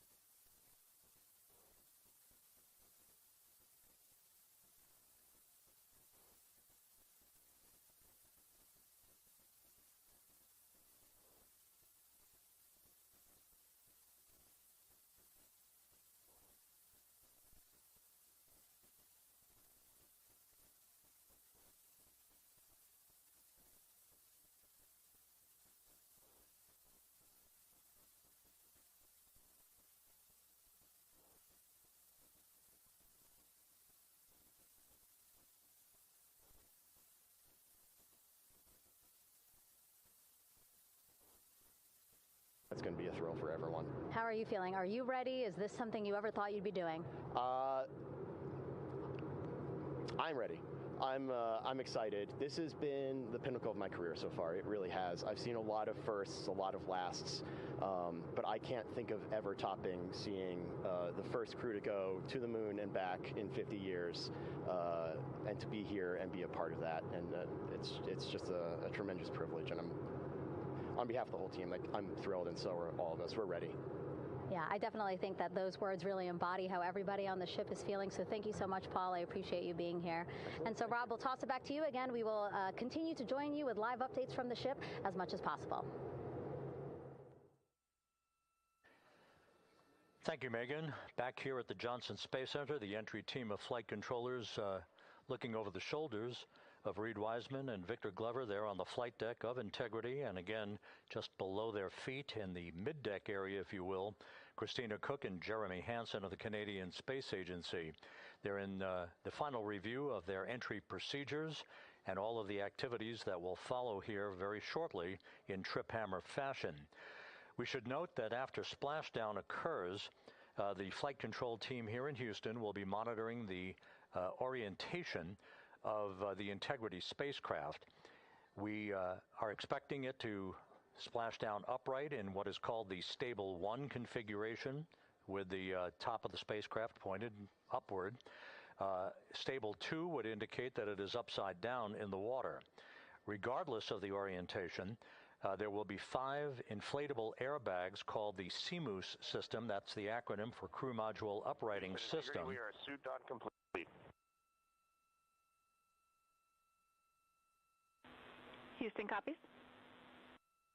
Reed Wiseman acknowledging that the final steps in suit donning are now complete for the crew. Leak checks have been completed earlier. The CMOOS system, those 5 inflatable airbags, will be inflated with helium. Those airbags will ensure that the vehicle remains upright. While that activity is going on, the flight control team here will be checking the systems on Integrity, also making sure that there's no leakage of toxic gas from the spacecraft. It should take about 15 minutes from splashdown to the power down of all of the systems on Integrity. And at that point, assuming everything is in a nominal fashion, then the green light will be given for the Navy recovery teams to begin to make their way closer to Integrity to begin the erection of a large inflatable life raft called a front porch that will be buttressed up alongside the hatchway to the spacecraft. That life raft will be used to bring the crew members out of this vehicle once the hatch is open, one by one. They'll get their land legs back after 9 days of weightlessness before they're put in harnesses to be hoisted one by one in sequential fashion and in alternating fashion to the 2 hovering Navy helicopters overhead. Houston Integrity for a status. Go ahead. Seats 3 and 4 are connecting umbilicals. We're going to be stepping into leak check soon. 1 and 2 will be seated. 3 and 4 will be free float, and we'll configure EPROC accordingly. Houston copies all. Reed Wiseman talking about the current procedures with the suiting of the crew members and subsequent leak checks, a final leak check for all 4 crew members. Everything is actually running a few minutes ahead of schedule.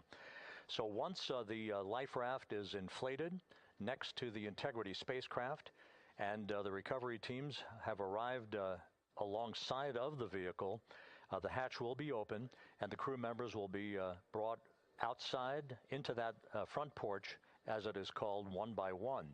They then will be hoisted into the hovering helos overhead, and those helos then will turn around once the 4 crew members are on board, 2 for each helicopter, and will head back to the ship. That should be about a 10 to 15 minute transit. Once the helicopters land on the deck of the USS John Murtha, the crew members will be exiting those helicopters and brought into medical bay on the deck on the ship itself for comprehensive medical exams. They will spend a period of time yet to be determined on board the USS John Murtha before they are flown by helicopter to the shore in San Diego, to the San Diego Naval Air Station, and ultimately will board a NASA jet for the flight back to the Johnson Space Center here in Houston. Just to recap some of the key times that are coming up, we are expecting the separation of the crew module from the service module just 43 minutes from now.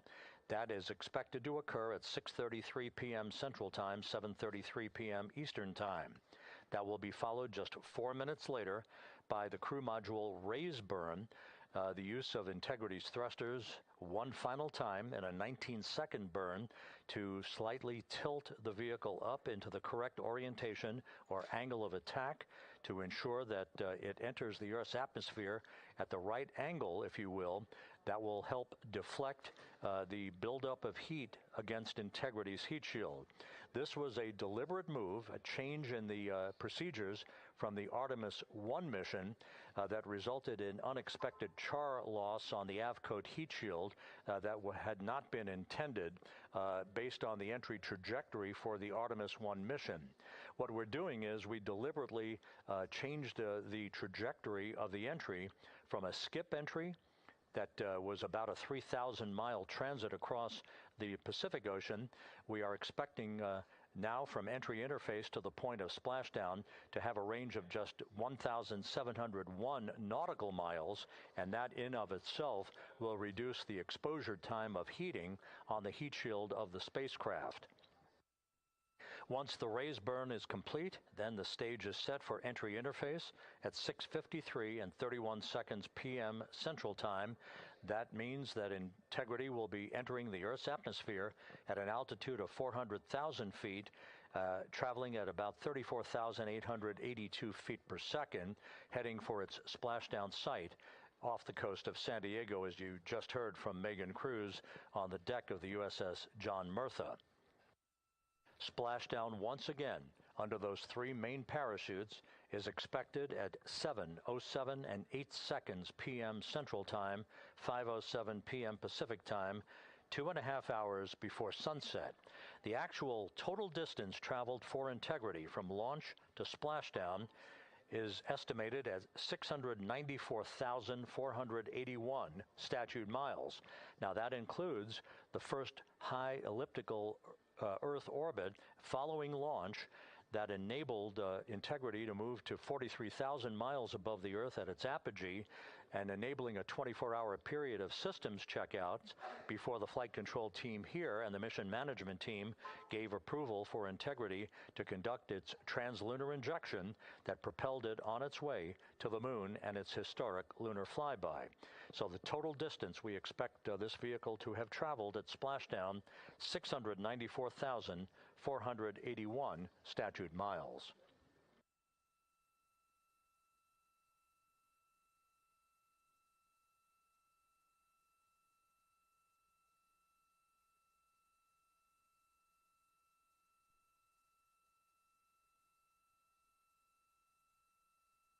With everything proceeding on track and on time aboard Integrity, the vehicle system's in excellent shape as the Earth grows larger in the field of view. Let's go back to the USS John Murtha and Megan Cruz, who is standing by.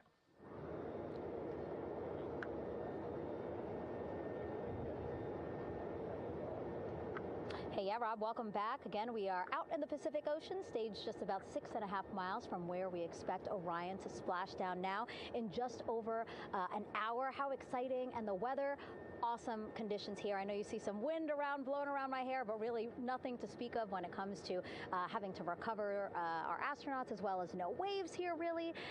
So yeah, we're expecting a really great day. Also, hopefully, some really great views. You can see behind me that some of the clouds are starting to break up, so that's really exciting. And now, of course, this ship has a lot of people ready and excited to welcome our crew back home, including Dr. Rick Schuring here. He is a NASA flight surgeon. Great to have you here, Rick. You too, Megan. It is a blessing to be out here this day with our teams. We've trained 3 years for this, nonstop with the U.S. Navy, and along with EGS, and we've so looked forward to this day. And just by God's grace, everything's parting, the skies and everything. The crew's doing great. Looking forward to come back, and our teams are ready. So this is one of those days you've dreamt about, and now it's finally here, and we're ready, and just thankful to be a part of it. Yeah, and you play a really integral role. When was the last time you spoke to the crew, and how are they feeling in this last hour before Splashdown? Sure. Yeah, so the crew woke up, when they splashed down, they will have woken up about 8.5 hours ago. Me and my fellow crew surgeons, Doctors Chris Haas and Rafi Kumjian from the Canadian Space Agency, spoke with them about 6.5 hours ago, just to double check on how they were doing, if there's any medical issues, how they slept, and then kind of go over their landing day protocol for their medications, for what we call a fluid load, to try to replace some of the fluid and electrolytes that they've lost with just a normal space adaptation. Once they got to space, they kind of have to replace some of that fluid to help them with the whole landing kind of readaptation to 1G, which they haven't done for the last 10 days. And then just kind of let them know how things are going to play out, out with the open water teams all the way until we finally get to the med deck. So they were very pumped up, very hurried though. They had a lot of cabin configuration, a lot of things to get ready. So they're excited, but also very focused on the job that they had to do. So we've trained a long time for this, and we're ready. And you said some medications. I mean, those are kind of just to mitigate the effects of, obviously, their more than 695,000-mile journey back to Earth. It's just like anti-nausea medication, right? Yeah, exactly, Megan. The astronauts are very healthy, fortunately, and even when they come back in reentry, the human system is very kind of dynamic. It has to readapt very quickly, and one of the most common responses they get is just some stomach awareness, to some nausea, even to some vomiting. And with our crews that land out in Karagana, the Soyuz crews or our SpaceX crews, they all kind of experience the same thing. This will be the first time we're landing in water since December 1972, and I worked with all the Apollo astronauts years ago, and they all told me that landing in the water, especially in the Pacific, can be very provocative. So we take steps to give them medicines to really mitigate some of that nausea, vomiting, help them feel a little bit better, and also sometimes just use a little anti-inflammatory medicine just to help with coming back to 1G. The effects of microgravity, especially as you age and you have a little arthritis, you feel great in microgravity, and everyone kind of curses coming back to the ground like, oh dang, 1G, but so that helps a little bit. But for the most part, the main thing is just replacing that fluid and then trying to help them with that transition back to 1G, and then we're ready to go. Yeah, and their health is assessed almost immediately after they splash down. Yeah, so we have Dr. Jesse Wang, and we have our independent duty corpsmen, who are the Navy version of paramedics, extremely highly trained, highly experienced Navy medics and divers, who will go out there, open the capsule about 28 minutes after splashdown, and do the first initial assessment. So Jesse and his team will go out there and look at each crew, kind of do their assessments, get vital signs, report back to Drs. Haas and Kumji and I back in the med bay, let them know how they're doing, and then if they've got the normal kind of space adaptation kind of things, we expect that. They're good to go on that. If anything, didn't go the way we want, they're all prepared for that as well. And Jesse and his team, I mean, this is their full-time job, taking care of, sailors and folks who might be injured. We don't expect any injuries, but coming back, going 25,000 miles an hour down to, 20, miles an hour is still a dynamic process. I've heard it described as, kind of like a car crash. And then the crew will be ready to go, and Jesse and his team will make that transition to get them out to the front porch, do assessments on them again, call it to our med bay, and then once we have that and they're all good to go and the crew's feeling okay, we'll hoist them up in the helos. It's about a 3-minute flight back to the flight deck, and that's where me and the astronaut chief, Scott Tingle, will actually meet them. I'll get eyes on them, make sure they're all good, just take very slow transitions, and then one by one we'll either get them out with the SMTs, the SAR med techs, under each arm, just kind of just walk them very slowly to med bay, which actually helps them acclimate back to 1G. Or if they really don't have their sea legs back yet, then we might put them in what we call a stair chair, which will be right behind them, and then just very slowly kind of get them back into med bay to start our full assessments with the team. Yeah, so a really great team. team here to support them as soon as they get back, and also all throughout the mission, of course. You talked a little bit about this, but obviously, you know, we have seen astronauts return from the International Space Station for over 25 years, so we kind of know that that journey, how it affects the body. But yes, we're talking about humans returning from the moon for the first time since 1972. How is this different from your perspective? So it's different in one very significant respect. With on Apollo, for exercise, they had something called the Apollo Exergenia, which was basically just a little canister with some ropes, and they would have some resistance and kind of do that. And the Apollo astronauts really liked that. They liked the ability to exercise, because you decondition from a musculoskeletal standpoint, you lose your strength and your stamina very quickly. We had something called the Orion flywheel, which was able to impart much greater loads in terms of resistance, so they're able to do squats, deadlifts, different things, not dissimilar to what the ISS astronauts do, but with a lot less room to do it. And they also did rowing activities for cardiovascular health, and the crews loved it. But for the lunar crews, the future lunar crews, maintaining that physical conditioning, which our astronaut strength conditioning rehabilitation specialists, affectionately known as the ACERs, back in Houston, really work hard to get them in the best shape they're going to, have to be in to get to the moon. That device hopefully will maintain that. And Apollo only had about a 4.3-day journey to the moon. Our astronauts are going to have about a 10 to 14-day journey. Right. So maintaining that physical fitness, that strength and stamina is going to be crucial for the success of being able to do those very physically demanding lunar EVAs. Right. So we're very excited about what the astronauts have said about the device and what they have to say about the role exercise plays, going to the moon. And also the mental benefit. Sure. They just really like sweating, breaking the sweat, and actually just feeling like they're just getting a workout. Right. So thank you so much, Rick. I really appreciate it. I know they're going to be in good hands, so we'll let you get back to it. Thank you so much. Megan, thanks for the time. Back to you, Rob. Okay, Megan, back here in Mission Control in Houston. Everything is moving along in order. This view of Reed Wiseman on the left, Victor Glover on the right. We have good suit leak checks. Everything aboard Integrity is in excellent shape. The vehicle, with the Earth growing larger and larger in the field of view, we're now just about 8,200 nautical miles away from Earth and closing in for a splashdown just 1 hour and 5 minutes from now.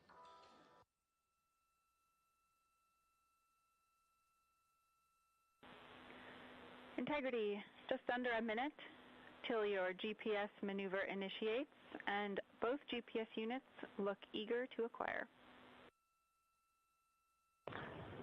Outstanding. Seats 3 and 4 are working on seat strap in now.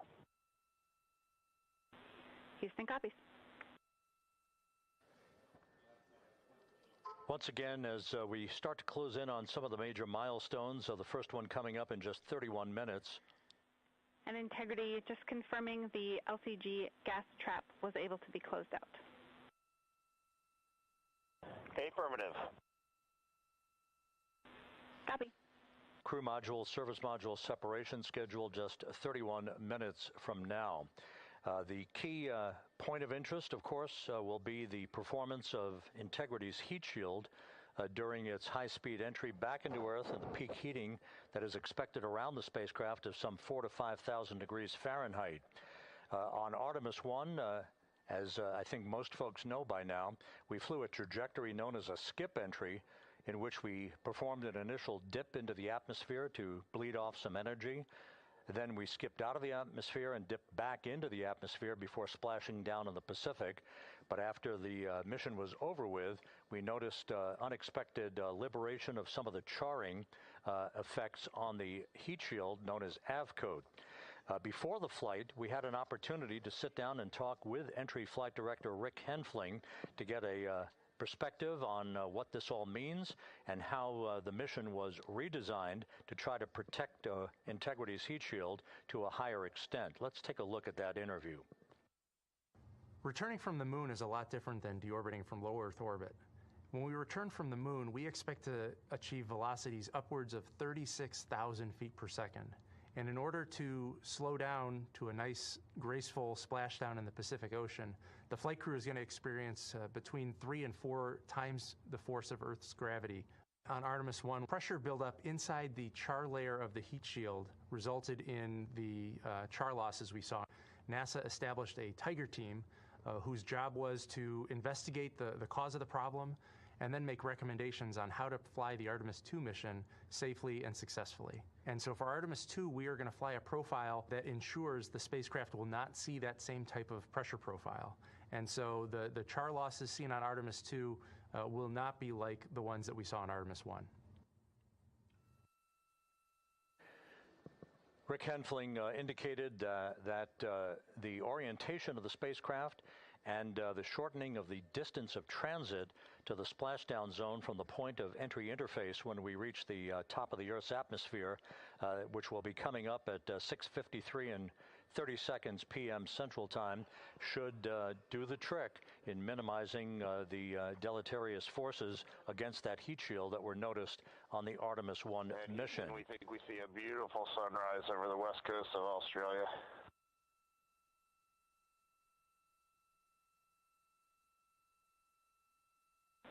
We copy.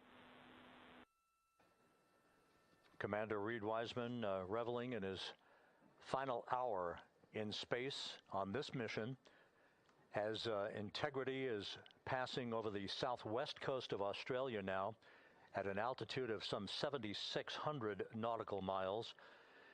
That will begin the southwest and northeasterly transit across the Pacific Ocean. Let's talk a little bit more about some of the highlights and some of the numbers associated with the points of interest here. We are 27 and a half minutes away from crew module, service module separation. That will be followed about 3.5 minutes later by the raise burn that we've discussed, a 19-second burn of Integrity's thrusters to fine-tune its angle of attack as it enters the Earth's atmosphere. Entry interface is scheduled 47 and a half minutes from now. That's the point at which we will reach the top of the Earth's atmosphere, traveling about 34,882 feet per second at an altitude of 400,000 feet. Just 24 seconds after entry interface, we will begin a blackout period of 6 minutes in duration at 6:53 and 54 seconds p.m. Central Time. Now, right about 10 seconds after the blackout period begins, we are expected to reach peak speed, which would be 24,661 miles an hour. That'll be about 103 miles an hour short of the velocity record set by the Apollo 10 astronauts, Tom Stafford, Gene Cernan, and John Young, when they returned from the moon on the Apollo 10 mission in 1969. That blackout period is expected to last 6 minutes in duration. At 6:54 and 52 seconds p.m. Central Time, we'll reach our peak heating period of about 4,000 to 5,000 degrees while we're in a communications blackout from Integrity and its astronauts. That blackout should end at 6:59 and 55 seconds p.m. Central Time, at which point we expect to regain communications with the crew. Capcom Jackie Mahaffey here in the flight control room will be talking to the crew, calling them, and we'll await a response from the crew as they come out of that blackout period. And at that point, their altitude will be just 157,000 feet above the Earth, traveling at 13,000 feet per second with a range to splashdown of just 147 nautical miles. From that point on, the next key series of events will be the deployment of a series of parachutes that we discussed before. First, the forward bay cover chute deploy that will pull the forward bay cover away from the top of Integrity, followed by drogue chute deploy, and then the main chute deploy that's expected at 7:04 and 44 seconds p.m. Central Time. That will begin the gentle descent of Integrity towards its splashdown at just a velocity of just 19 miles an hour. And that will begin the recovery operations that you just heard Megan Cruz discuss with her folks on the USS John Murtha. All of Integrity's systems in great shape. The crew is suited up. Leak checks complete as we stand by for the next major milestone, which will be the crew module service module separation just 24 and a half minutes from now.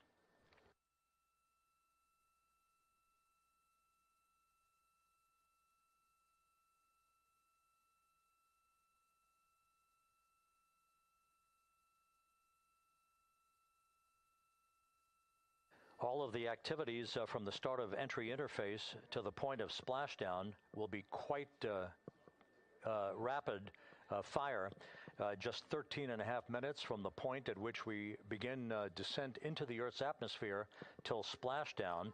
And just to show you, as Rick Shearing, the flight surgeon, alluded to in his interview with Megan Cruz, all of this happens to decelerate the vehicle from traveling around Mach 33 to just 19 miles an hour at splashdown. All of that happening in just 13 and a half minutes.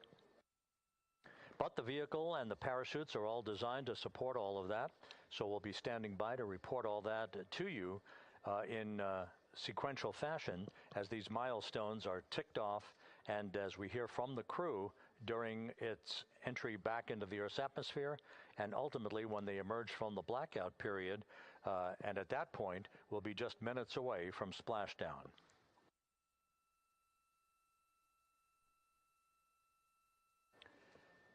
So with all of those preparations ongoing, we can return here briefly for another report from the USS John P. Murtha and Megan Cruz. Megan?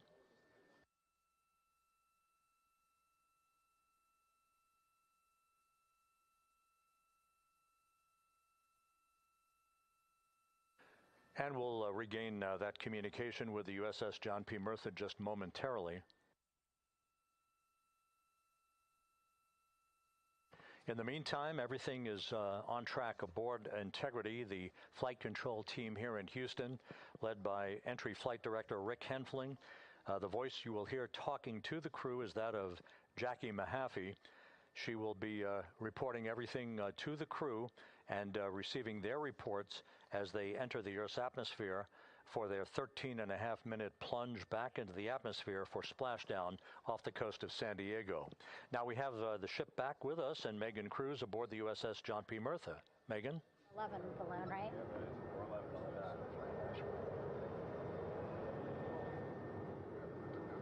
Hey, Rob, yeah, the excitement is really building here on the ship. I'm watching right now one of the weather balloons being lofted up from the ship. Again, weather balloons, very important for us to make sure that we are tracking the right kind of weather and also the data that's needed for what's called our Sasquatch team. Again, it's a team out of NASA that basically makes sure that the debris that comes off of Orion, again, some of those pieces of the parachute system, make sure that they don't fall on us here in the sea, and also our aerial assets, our folks in helicopters. So watching that float away right now. But with me right now is Captain Eric Kenny.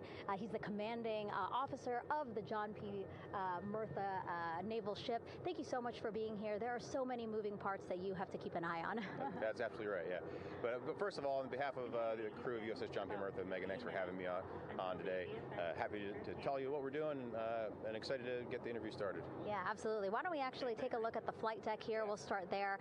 Basically, we also, while watching this weather balloon float away, we noticed all 4 helicopters leave the flight deck. We now have an empty flight deck. We had 2 imagery helos as well as the 2 crew helicopters that will go recover the crew. This is just one of the many things that, again, our ship of 550 people, it's something that you oversee as commanding officer. Yeah, absolutely.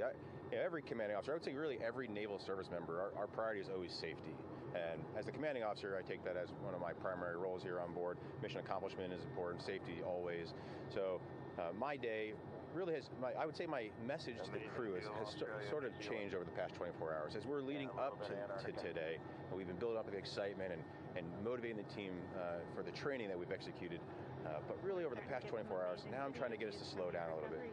Trust our training, right? Don't believe all the hype. Don't believe everything that's going on. Just let's trust what we've done to get to this point. And if we do that, we'll be successful today. Mm-hmm. And also part of the big success is obviously the coordination between NASA and the U.S. military. How does it feel being able to support the human space program we have? Yeah, I mean, since 1959 with Mercury, Gemini, Apollo, the history between NASA and the Navy has been in lockstep. But like any other skill, if you don't practice it regularly, that skill atrophies. So we've had a few decades off from that. But, over the past 4 or 5 years, really with this ship over the past year, we've constantly trained and working for this moment right here. Building up the hype, but to get to this point today, to be able to trust all the training we've done. we've worked with, working with NASA, the Air Force, the medical team, dive team. You want to talk about high-performance organizations coming together, working in unison? We are seeing that here on board the USS John P. Murtha, and I can't be more proud of all the work everyone's doing. Yeah, you had some great words this morning saying just that, again, that it's really nice to see everybody working together and so excited. I mean, you just became the commanding officer of this ship back in February. How does it personally feel for you to be a part of this historic moment today? Yeah, I mean, first and foremost, I'd say any opportunity to command any warship in the United States Navy is a tremendous honor, is a pinnacle of any naval officer's career. That being said, as my change of command was approaching, and I realized that Artemis was going to be in the window here, to say that I'm humbled and honored to be here is an understatement.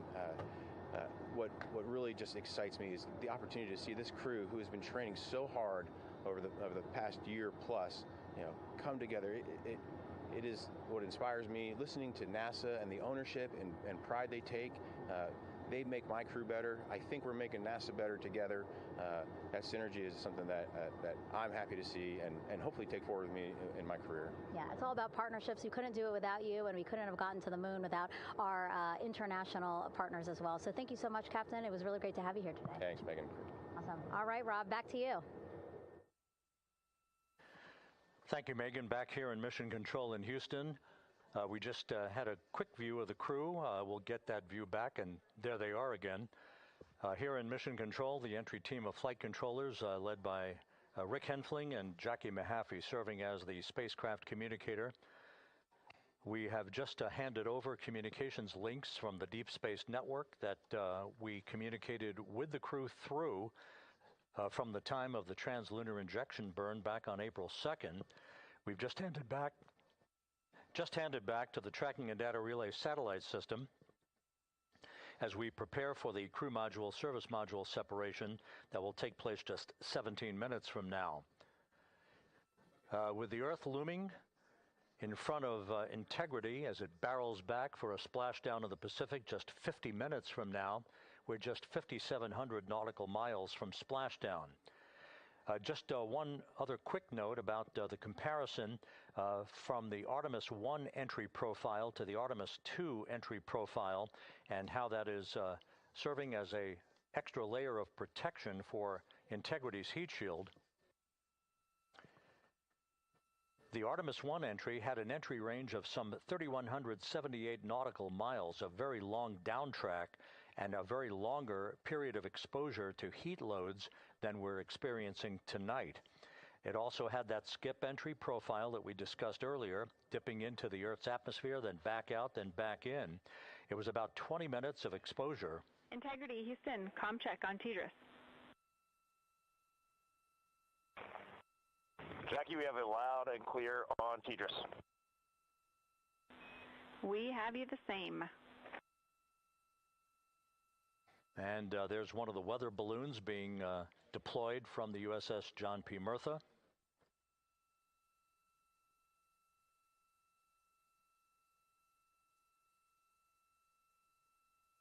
So the Artemis I entry had the vehicle. Any update on GPS? We haven't seen it track in yet.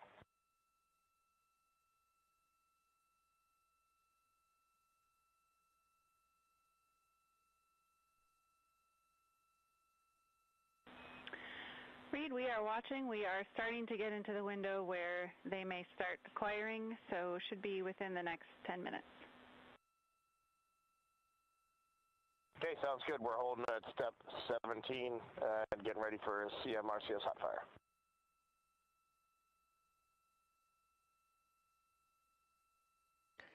And that exchange indicating that we are expecting to acquire data from the GPS system on board. That'll be a navigational tool that will basically tell Integrity's computers that they're on track down the center line of the corridor for the entry interface that will lead them to their splashdown point. Once again, the Artemis I entry exposed the heat shield for about 20 minutes of peak heating. For Artemis II, we're going to reach a downtrack distance of 1,701 nautical miles from the point of entry interface with just 14 minutes of duration.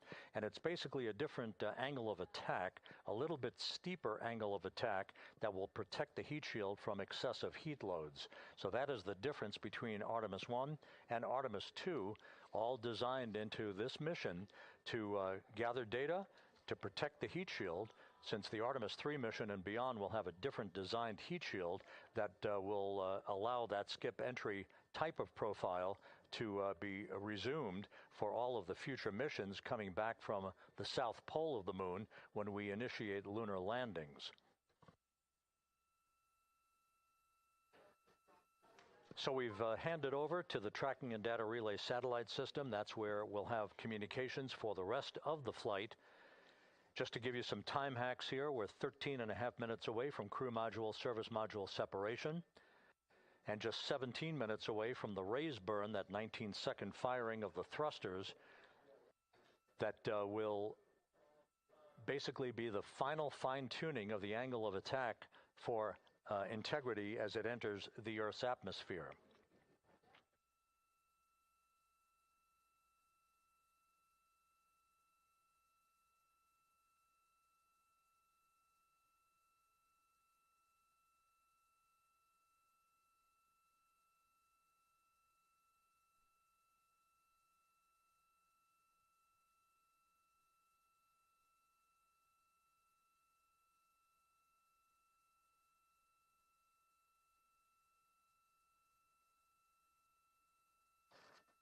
And once again, a dueling box view of some of the assets that are involved in recovery operations today.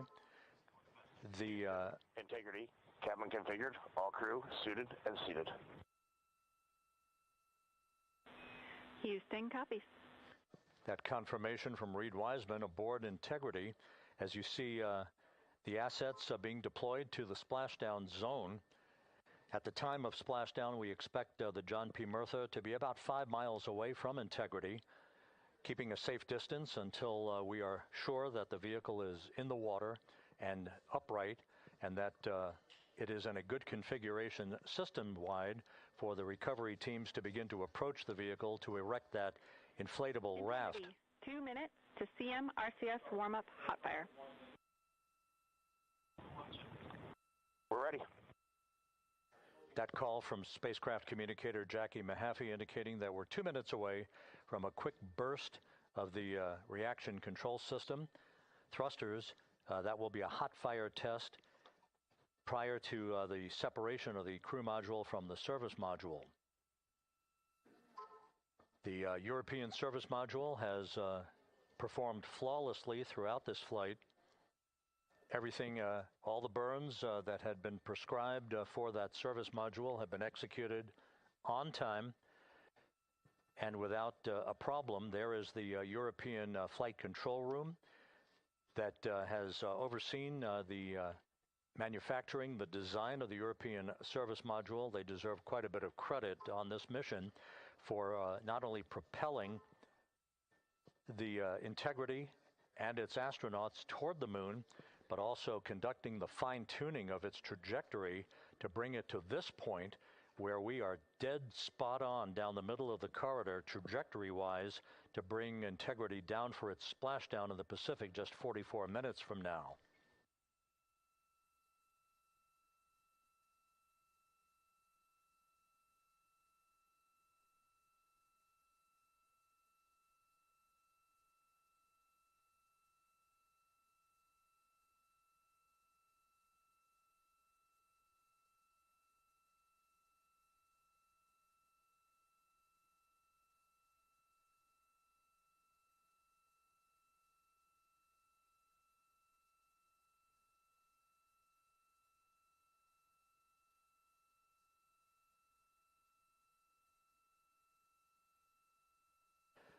What you're looking at is a computer-generated visualization based on real-time telemetry from Integrity, currently traveling about 16,000 miles an hour.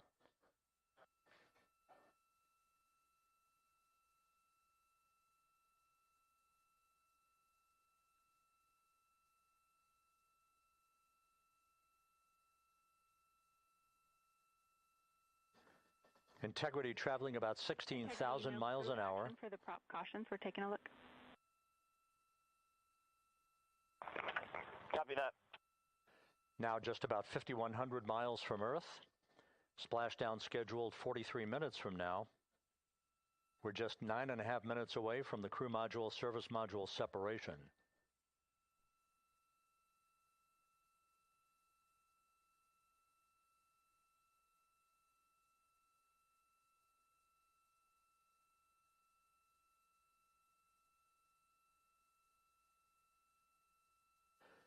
We are confirming.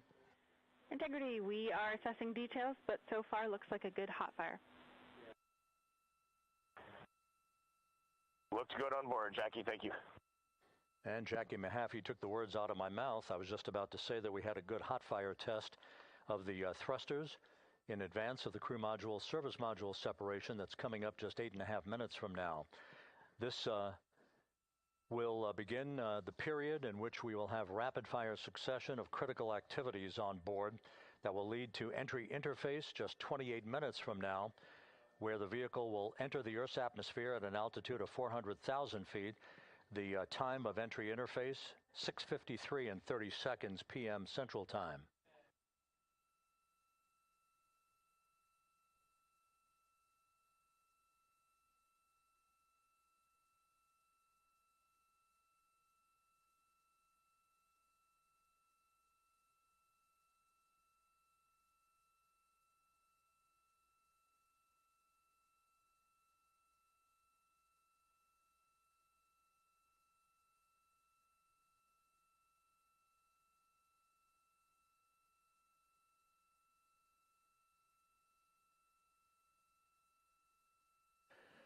Integrity's astronauts were awakened at mid-morning to begin their entry preparations. And propulsion officer now reports a good hot fire test in preparation for the crew module service module separation.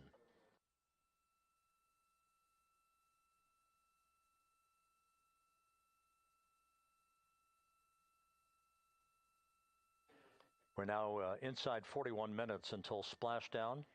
Integrity Houston, we have confirmed a good CMRCS hot fire, and although we are not seeing GPS acquired yet, you can skip the troubleshooting steps in 157 for now.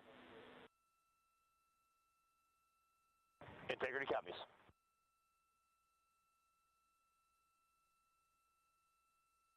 That GPS discussion indicating that we will be acquiring navigational data for Integrity through the Global Positioning System equipment on board.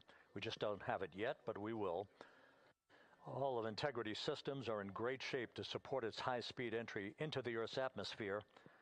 It, once again, will reach a peak speed of 24,661.21 miles an hour. Your call, GPS. We at least have GPS 1 looking good on board.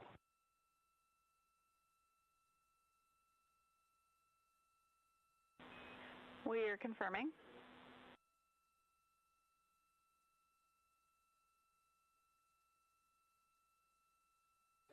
The guidance, navigation, and control officer here in Mission Control confirming that we have good lock on GPS data. We are on a communications link now through the tracking and data relay satellite system. Now, following splashdown, we're going to lose that link and go to what's called a VLDR, a very low data rate communications link, so that we can talk to the crew inside Integrity as they are on the water. Integrity, confirm we do see good GPS. We do too, especially GPS 1 is accepting in nav channels 1 and 3.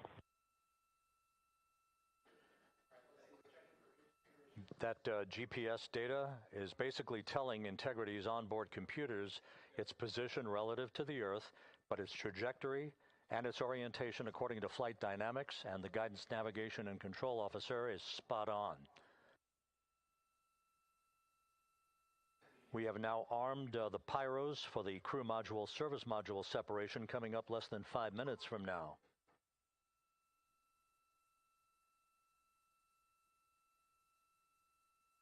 Once again,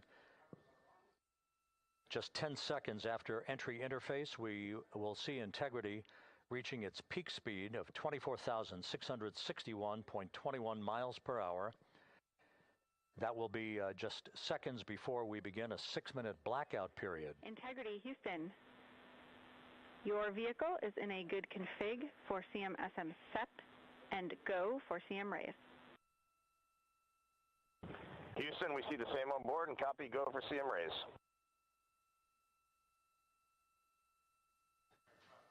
That CM raise referred to as the slight firing of 19 seconds by Integrity's thrusters with a change in velocity of 9.9 feet per second, a slight nudge of the aft end of the vehicle so that it's tilted a bit upward, providing the final angle of attack as the vehicle enters the Earth's atmosphere, this being the mitigating factor that will reduce heat loads on the heat shield as we reach a point downrange from the start of entry interface, some 1,701 nautical miles to the splashdown site.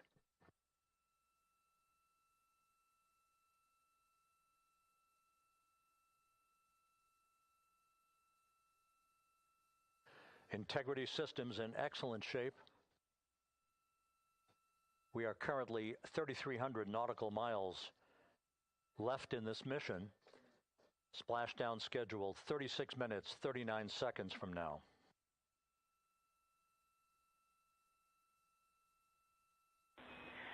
Integrity, Houston. For the 2 enabled prop cautions, what happened is while the thrusters were firing, multiple pressure sensors on each of the strings diverged a bit from each other. Those limits look to be set pretty tight. We think it could happen again when the thrusters fire in the future, so we are going to suppress those messages. We concur with suppress, not inhibit. Thank you. That exchange between Jackie Mahaffey, our Capcom for tonight, and Reed Wiseman aboard Integrity, indicating basically to ignore sensor data. All of Integrity systems are in good shape.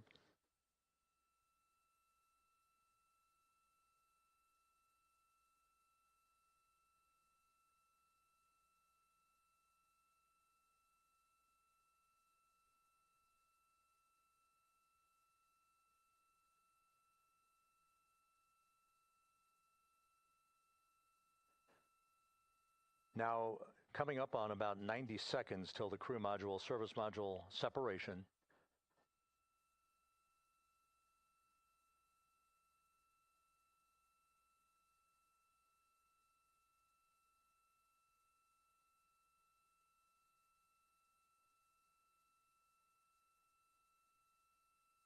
All quiet here in Mission Control as we enter the most critical phase of the completion of this flight. All of the preparatory activities leading up to the vehicle entering the Earth's atmosphere just 21 minutes from now.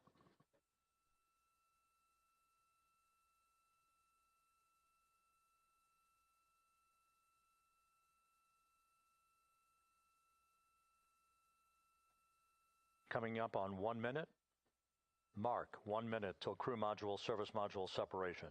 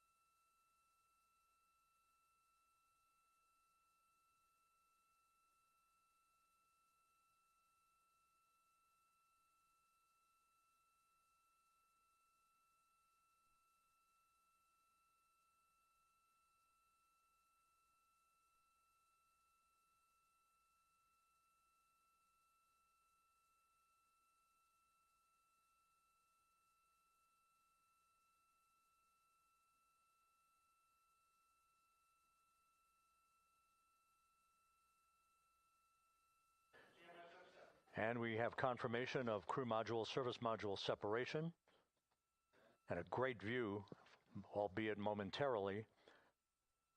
Houston, good step on board. Houston copies and concurs. The European Service Module now separated from Integrity, a job well done.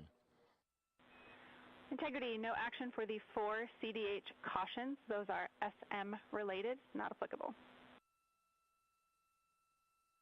Integrity.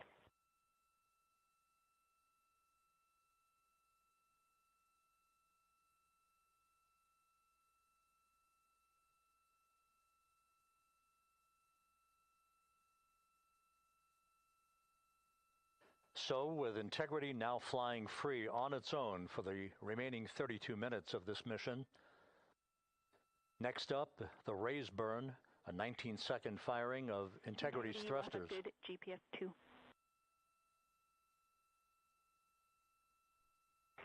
Integrity copies, good GPS 2. Coming up on the 2-minute mark until the raise burn. Again, this is the final tweaking of the orientation of Integrity to put it in the right angle, if you will, the angle of attack that it will fly in during its entrance into the Earth's atmosphere.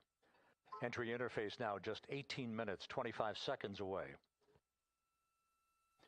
This is a visualization, but driven by real-time telemetry. This is the maneuvering of Integrity to the raise burn orientation. Just 2,800 miles from Earth.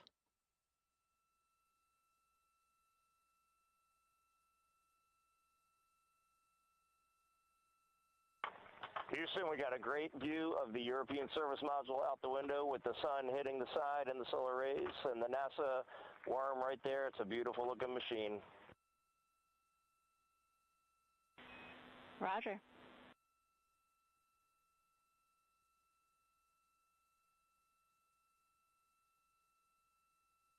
And we have completed the maneuver to the raise burn orientation, 1 minute away from the raise burn.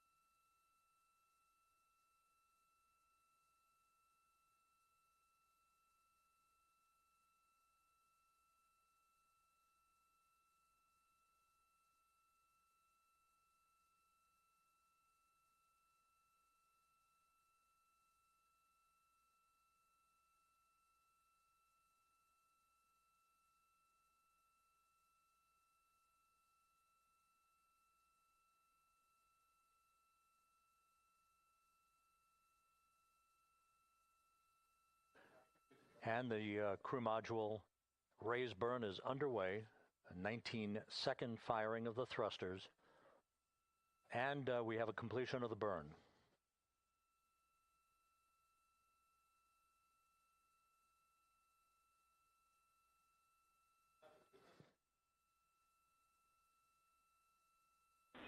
Integrity, good. CM raise burn. Your flight path angle is within limits.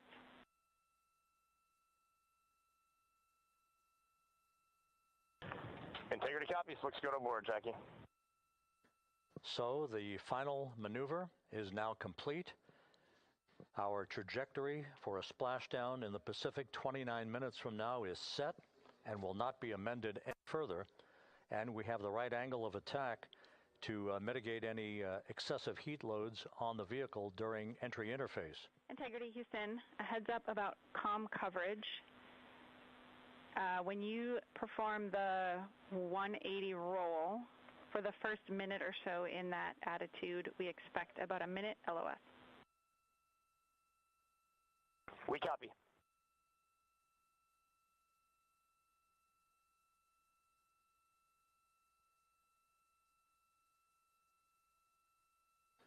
So for those who are watching the series of events coming up, we will enter the first traces of Earth's atmosphere 14 minutes, 45 seconds from now.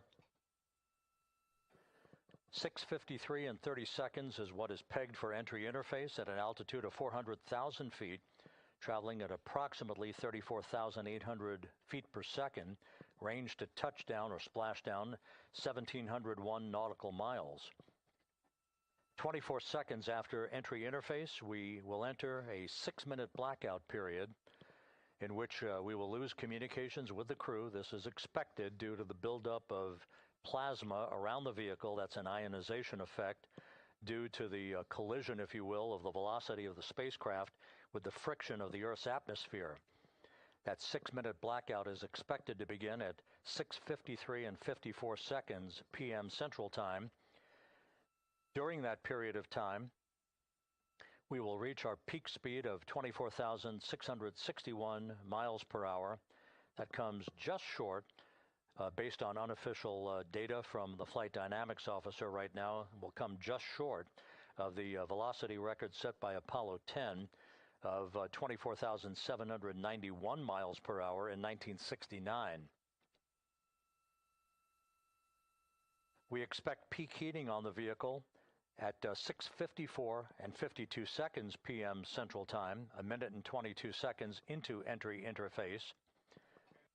At that point, we will be just 204,000 feet above the Earth, traveling at 33,000 feet per second. The blackout period is expected to last 6 minutes. We expect that blackout period to end at 6:59 and 55 seconds p.m. Central Time. From the end of the blackout period until splashdown, it is just 7 minutes, at which point we'll start deploying the series of parachutes to slow integrity down to an ultimate splashdown velocity of just 19 miles an hour. We see the same, waiting for the 180 rolls.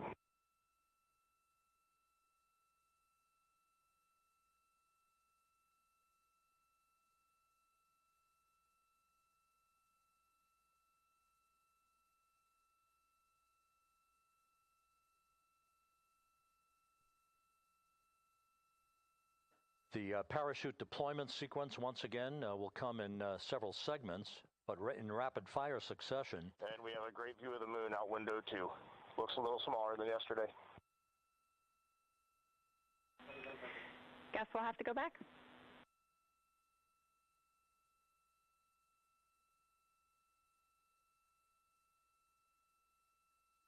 Reed Wiseman and Jackie Mahaffey exchanging discussion on a view of the moon that Integrity's astronauts are seeing in the final minutes of this mission that will be completed with splashdown just 25 minutes from now.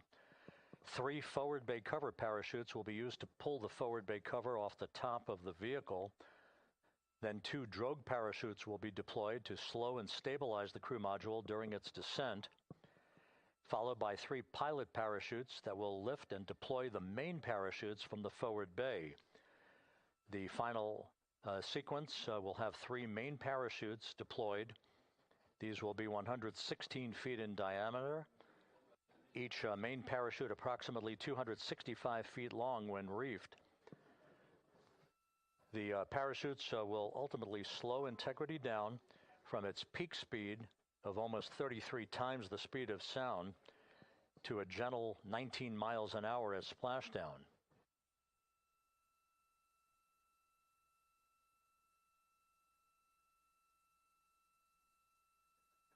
The vehicle is now currently in a roll to the proper attitude for entry interface. Our trajectory is right on according to flight dynamics.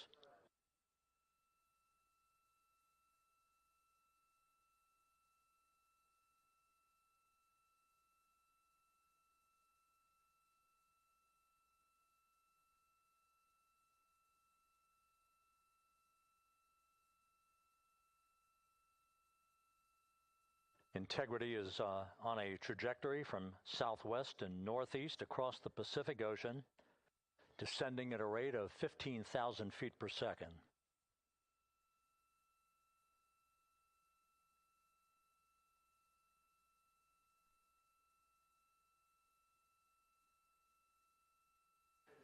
Range to touchdown 4,300 nautical miles, all the systems in excellent shape.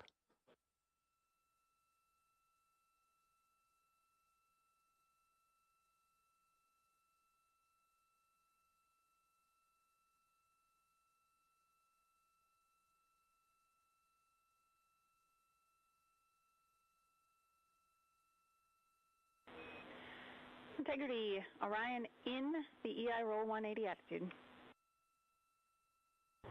Looks good on board, Jackie.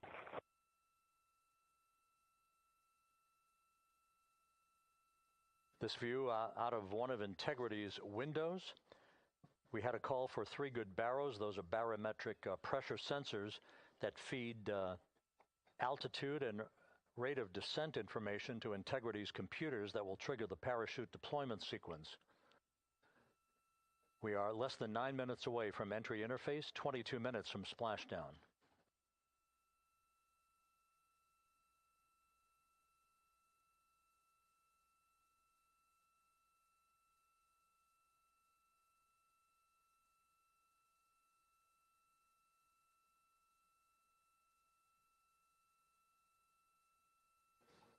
You can see the reflection of one of the crew members in the window.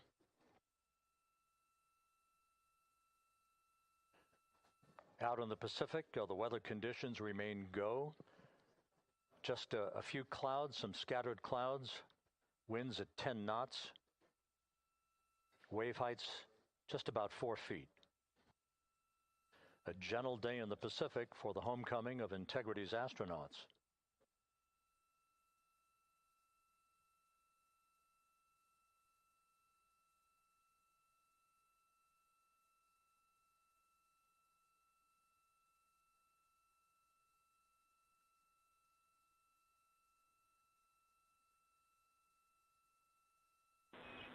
Integrity back in EI attitude.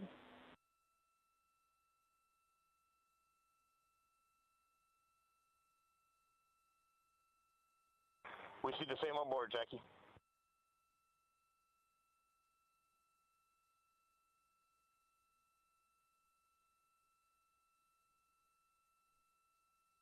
Houston, purge is complete. Crew and vehicle are configured for entry. Houston copies.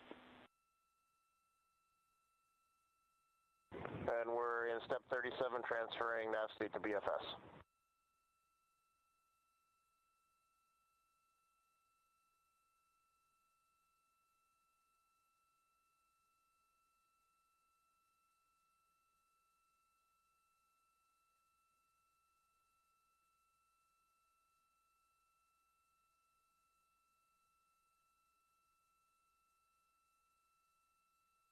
And Houston, in instruction 509, we are not below 0.2.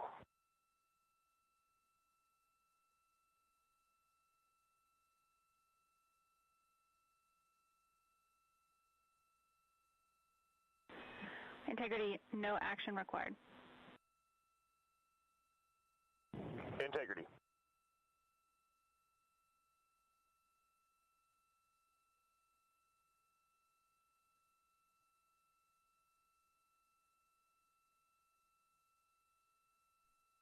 Now 6 minutes away from entry interface.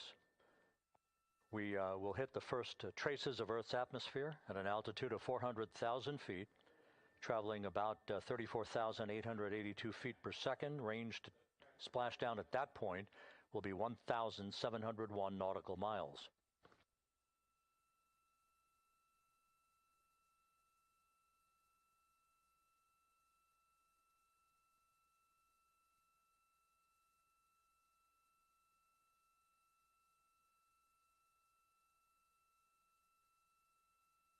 And once again, just a reminder, some 24 seconds after entry interface, we do expect to lose communications with the vehicle and the crew during a 6-minute blackout period when a plasma shield will build up around the spacecraft due to the ionization, due to heating effects. And Flight Dynamics has just confirmed we will have a blackout period of exactly 6 minutes in duration.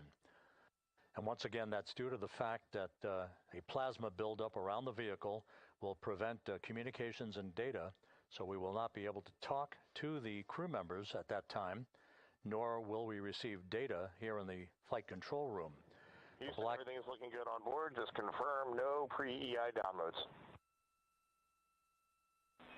Houston concurs. That blackout period to begin at 6:53 and 54 seconds p.m. Central Time, and again will last about 6 minutes in duration.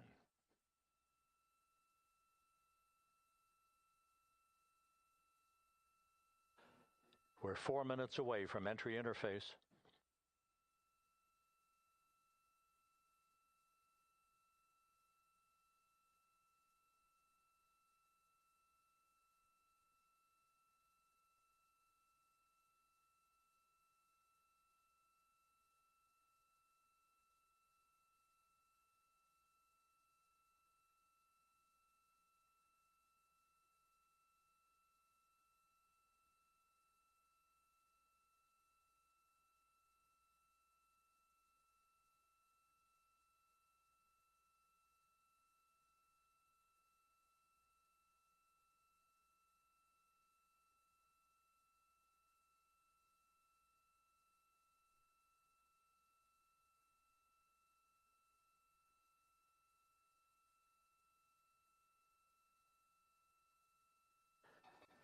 This view from Integrity as it crosses from southwest to northeast across the Pacific Ocean, 3 minutes from entry interface.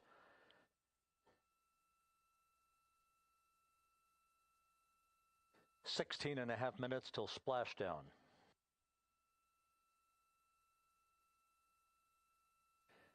The USS John P. Murtha and the recovery team is on station and in position, as are the airborne imagery assets that we hope to receive imagery from as Artemis enters the Earth's atmosphere and through parachute deployment.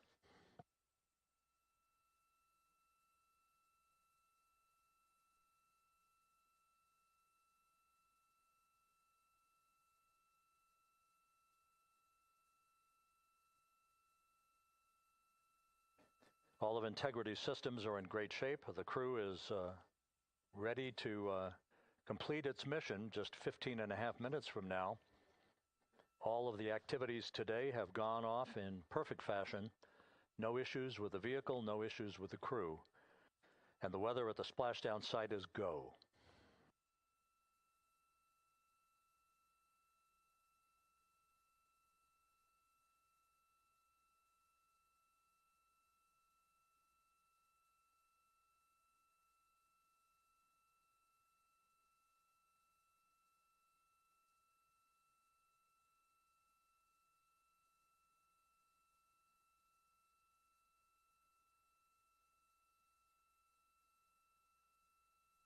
Coming up on 1 minute until entry interface.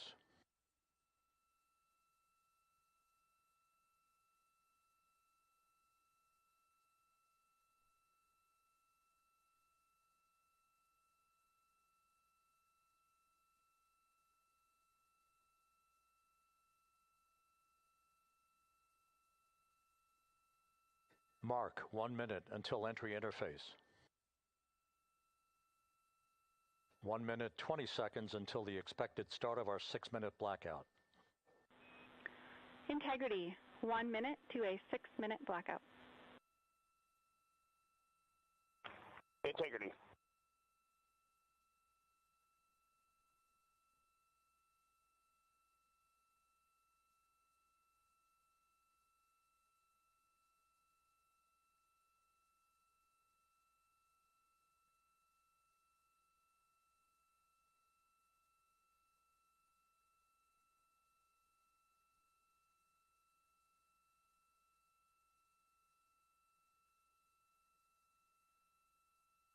Ten seconds till entry interface.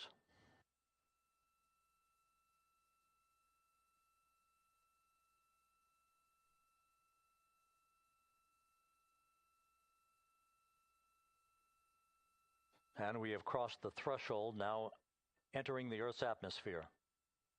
We're at 400,000 feet, traveling 34,800 feet per second.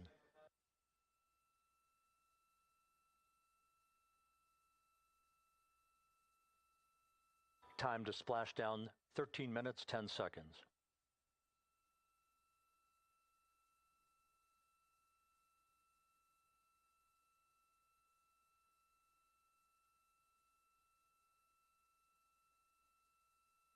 And as predicted, we've entered our communications blackout. This will be a 6-minute blackout period. No voice, no data from the crew.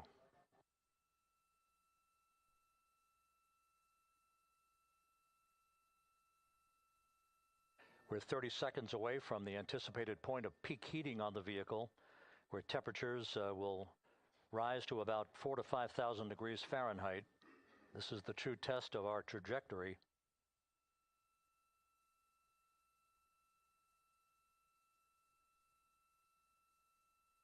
And from the G5 aircraft in the vicinity of the splashdown zone, this view of integrity.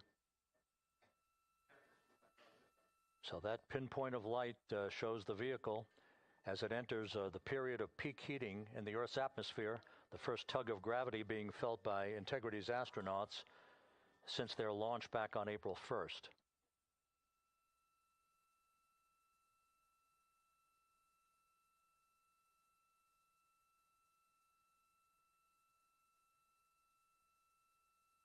Four and a half minutes until the end of the blackout period. Time to splashdown, 11 minutes, 33 seconds.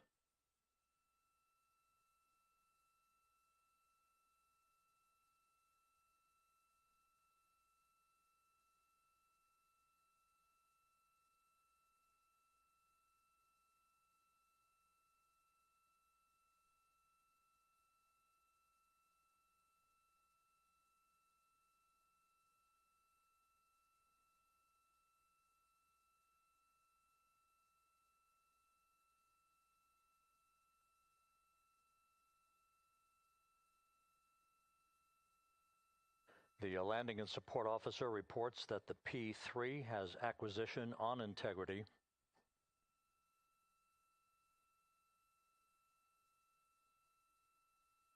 Three and a half minutes left in this blackout period.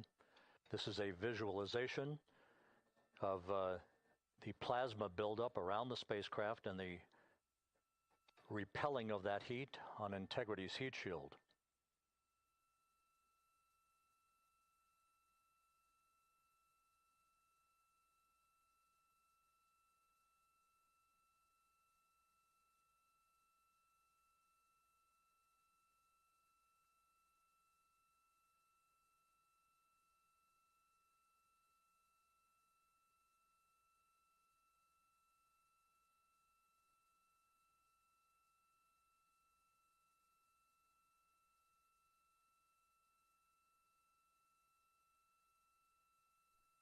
Flight Dynamics reports that airborne assets in the vicinity of the splashdown zone do have a visual on Integrity.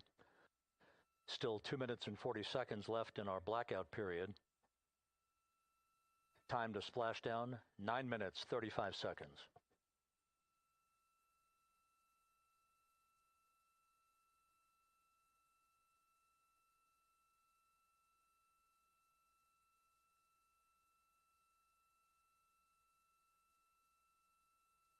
Multiple airborne assets as part of the recovery team all have visuals on Integrity.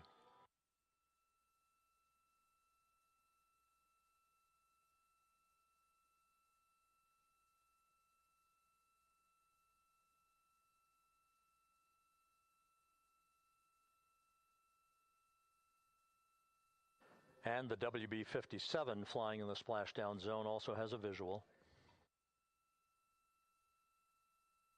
And the Navy helos also have visuals.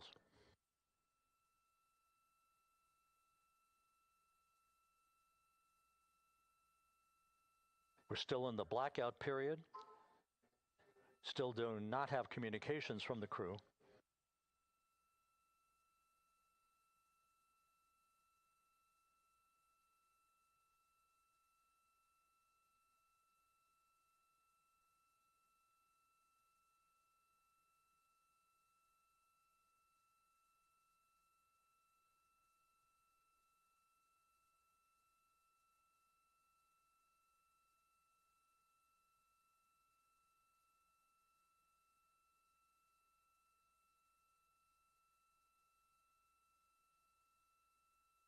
We're standing by for communications from the crew.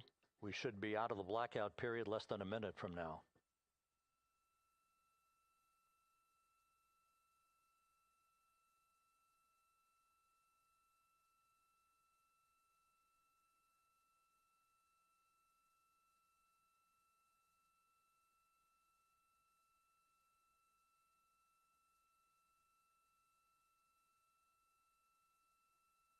We are now processing data from integrity.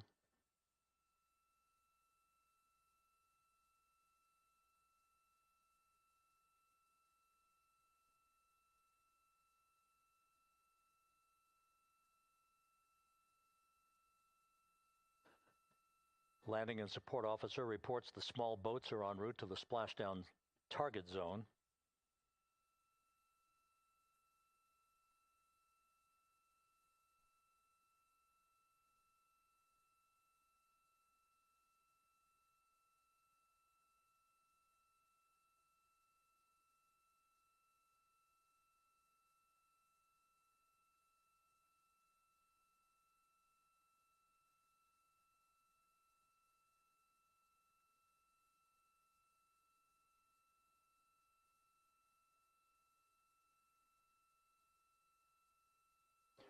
Passing through 150,000 feet, our trajectory is perfect. We're getting intermittent views of integrity. Still waiting to establish voice communication.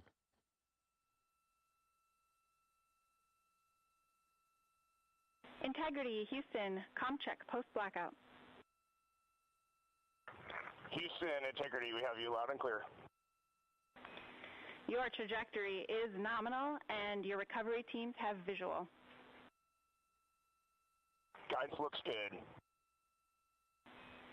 No action for the enabled internal camera controller fail. Big cheers from the viewing room here in Mission Control as voice communication reestablished with Commander Reed Wiseman. For America and a waiting world, Integrity is 5.5 minutes away from coming home.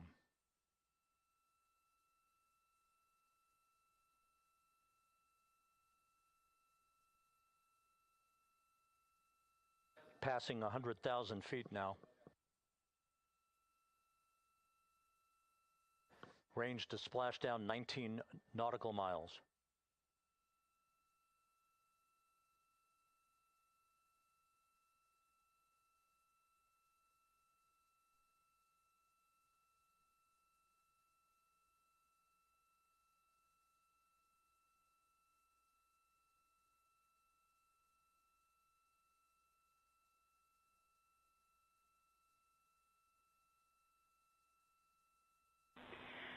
Integrity impact to the camera controller fail is no cab 1 views of the chutes.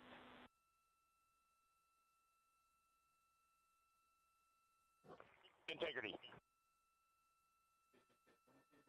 We're processing good data through the GPS system. A good view of Integrity, time to splashdown 4.5 minutes.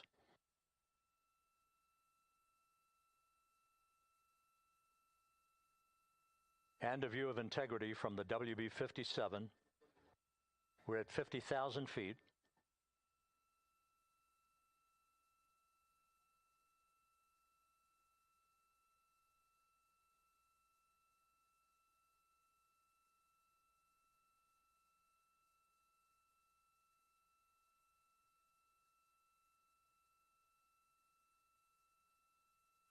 The pyros are armed for forward bay covered jettison.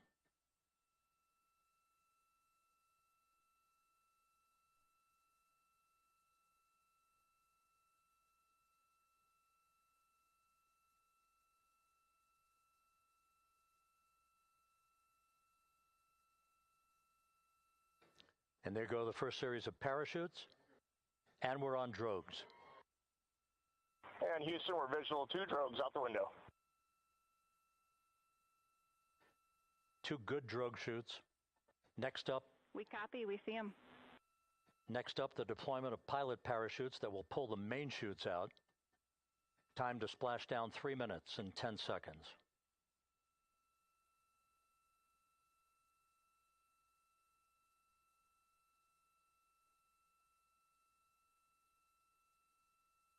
Perfect descent rate according to flight dynamics. Good rates on 2 drogues. We see the same on board.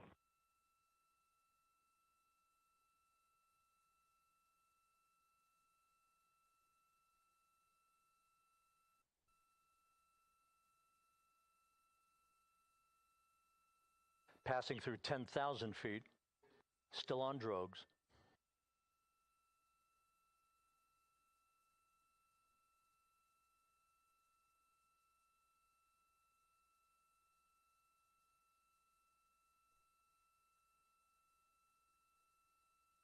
Main chute deploy. We're at 5,000 feet.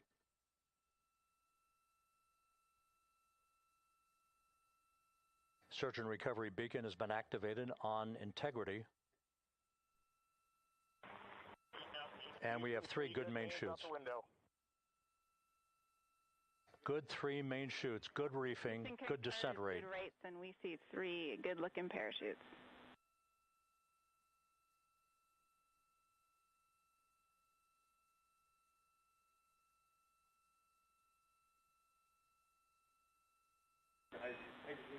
Integrity. Cabin pressure indicates no need for hydrazine checks. Integrity copies. This is a perfect descent for integrity. Its crew sounding hale and hearty on board. Time to splashdown 1 minute, 15 seconds.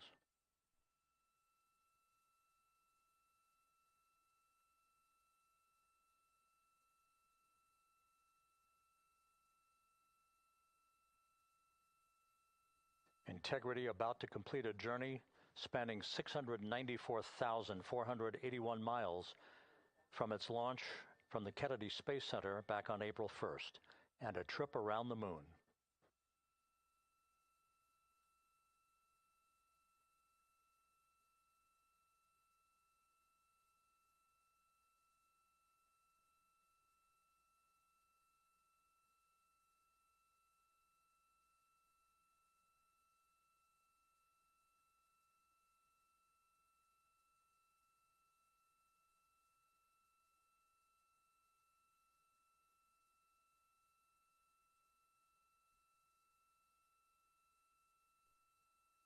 Passing through 1,000 feet.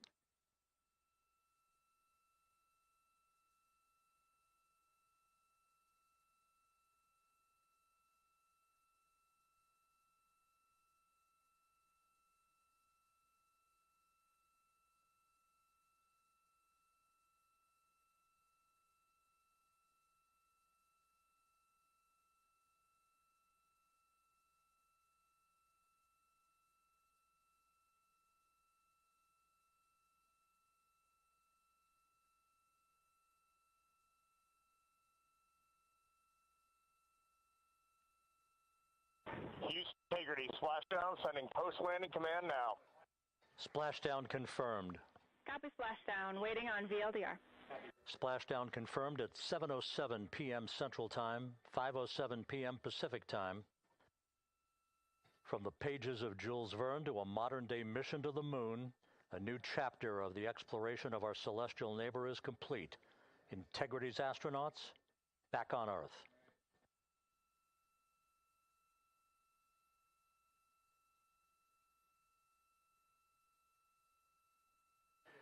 And the landing and support officer reports the vehicle is stable 1. We still will be deploying the crew module uprighting system to maintain that orientation. A perfect bullseye splashdown for Integrity and its 4 astronauts.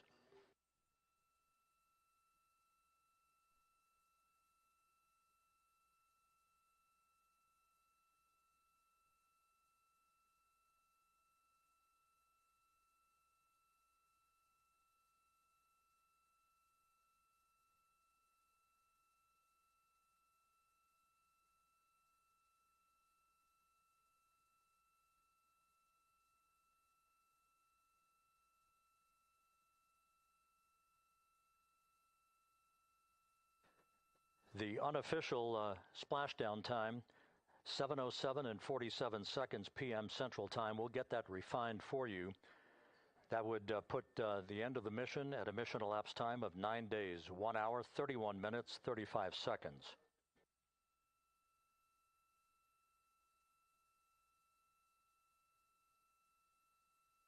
And we're configuring for very low data rate.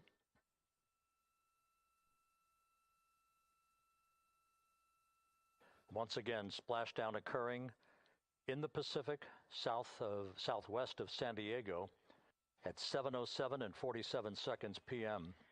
Integrity Houston, comm check on VLDR.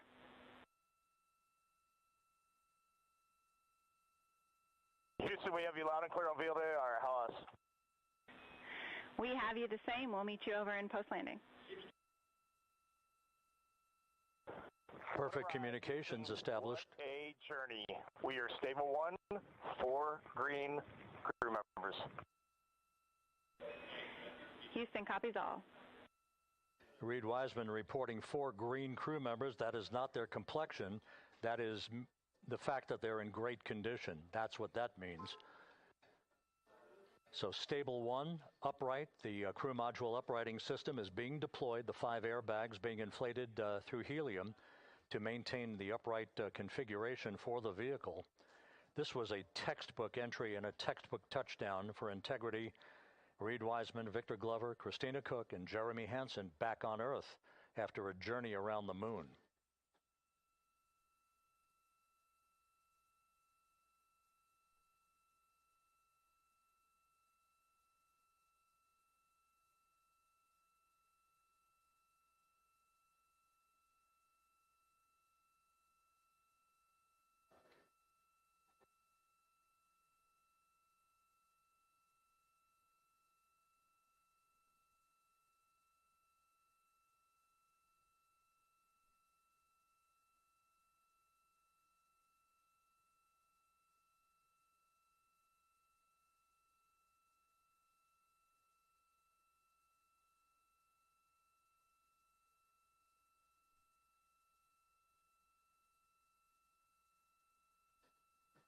We continue to monitor the functioning of the CMOOS system. The airbags are being inflated to maintain a stable 1 or upright configuration. And there's a good view from one of the naval helicopters hovering overhead. Reed Wiseman reporting 4 green crew members, meaning they're all in excellent shape.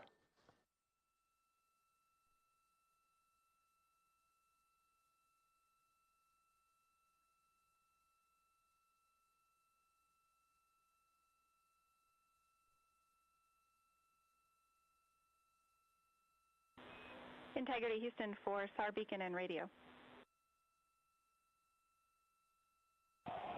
SAR beacon is in for 06, and we're powering the radio now. Go ahead. We see the beacon on. However, the recovery team is not seeing the signal. Your SAR radio uses the same antenna, so you may run into trouble with the radio. Okay, copy. And we are also powering up the sat phone now.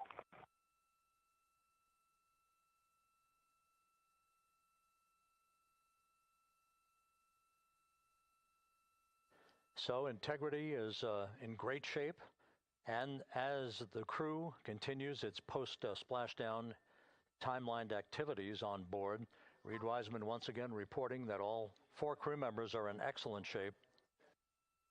And we have 5 inflated airbags to maintain an upright configuration so that the recovery team can now begin a slow approach to the vehicle. Meanwhile, here in the flight control room, entry flight director Rick Henfling is polling his team of flight controllers for the start of powering down the vehicle after a thorough systems check. We have no toxic gases to be concerned about, so the recovery personnel can approach the vehicle, but not until we have powered down the spacecraft. That's expected to take a few more minutes.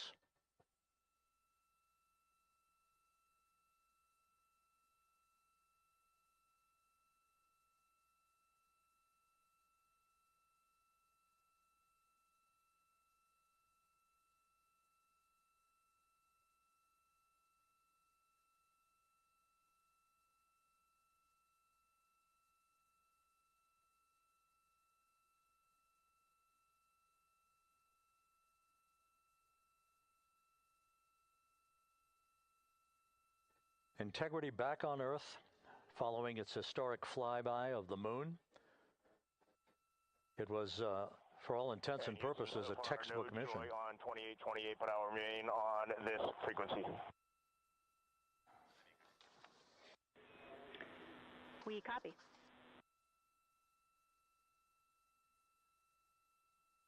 Reed Wiseman indicating some trouble with the SARSAT phone on board, but that's not an issue. What is more important is that the vehicle is solid.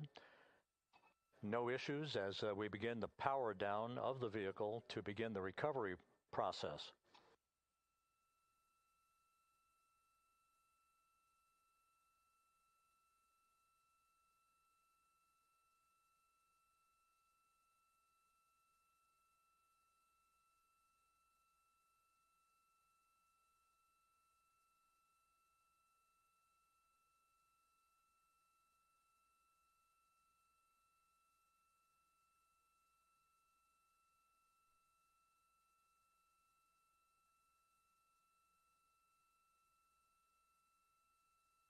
The propulsion officer here in Mission Control reports that we have safed the prop system on Integrity.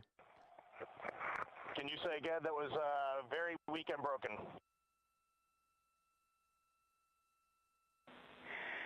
Integrity, Houston did not call.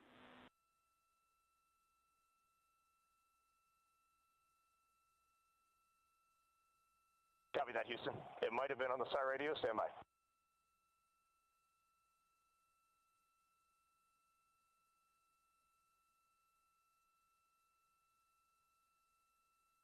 All of the milestones were executed in perfect fashion. Integrity entering the Earth's atmosphere right on time,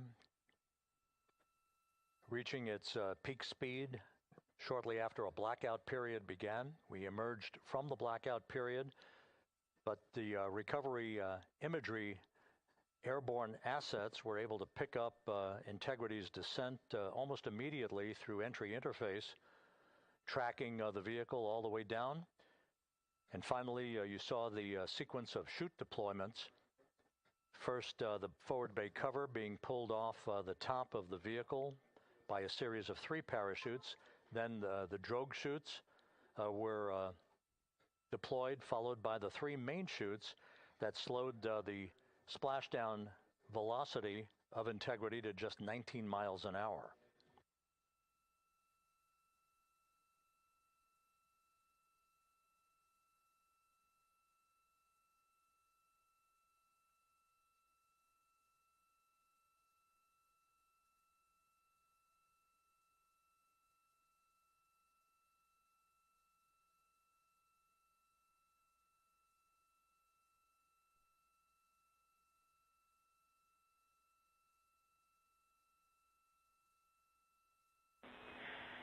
Integrity, Houston, with no joy on SAR and SAT phone, we'd like you to command an additional 15 minutes for a total of 30-minute power down delay.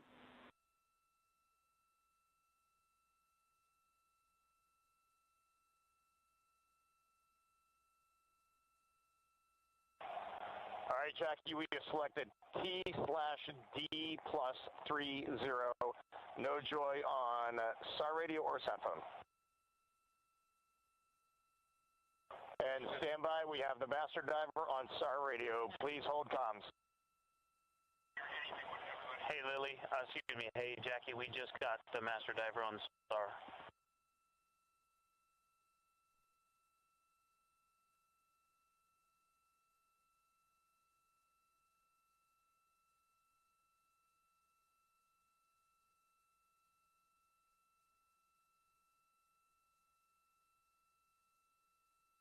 A good view of one of the fast boats. Integrity, Houston, if you are happy with your comm with Master Diver, you can go back to the 15-minute power down. Okay, stand by. Yeah, we'll confirm here in a second. The crew on board Integrity coordinating with the flight control team in Houston here in Mission Control on the timing of the power down of the vehicle, which will be the precursor to the recovery teams approaching the spacecraft. There are no issues with integrity. We've had a bit of broken capability in establishing a SARSAT or satellite phone communications capability between the crew on board Integrity and the recovery team. That will get sorted out here shortly. There's plenty of cooling on board Integrity, so there's no rush to begin the power down. To call you on the sat phone and not getting an answer there either. Concur. We haven't had anything come through.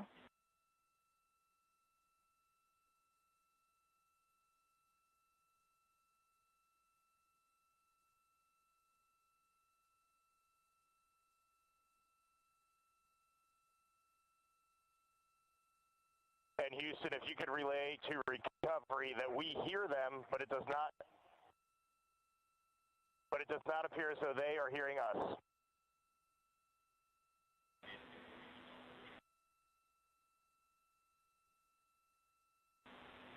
Houston copies, and Reed, just to confirm, you are pushing the PTT on the radio.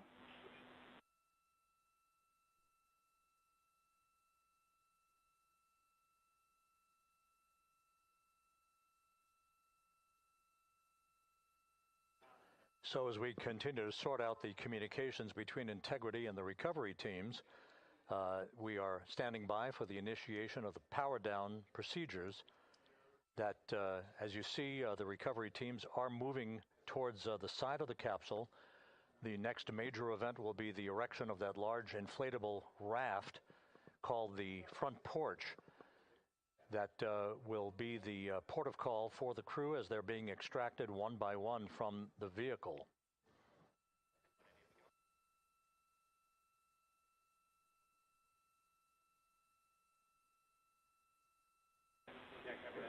Integrity Houston, for sat phone, we are going to attempt to call you.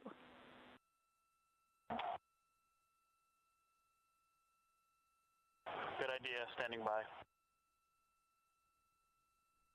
And Jackie, yes, we are pushing the push to talk, the two buttons on the left side of the radio below the up-down arrows. We are utilizing them. I'm rebooting the radio to see if we get good comms. Okay, we copy all, and just to confirm, you are seeing that you're touchdown plus 3030 for power, correct? That's affirmative.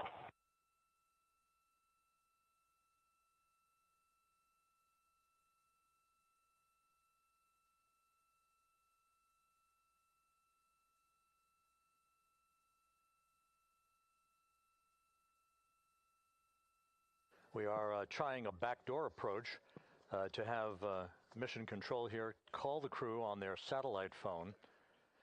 This is all part of the coordination for the power down of the vehicle that will initiate the actual recovery operation.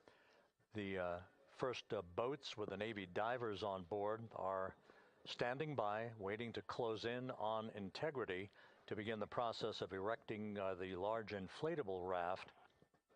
That's called the front porch. That will be where the astronauts are extracted from so that they can have a few minutes to get their land legs back before they're hoisted aboard the Navy helicopters for the flight back to the deck of the USS John P. Murtha. Cannot reply.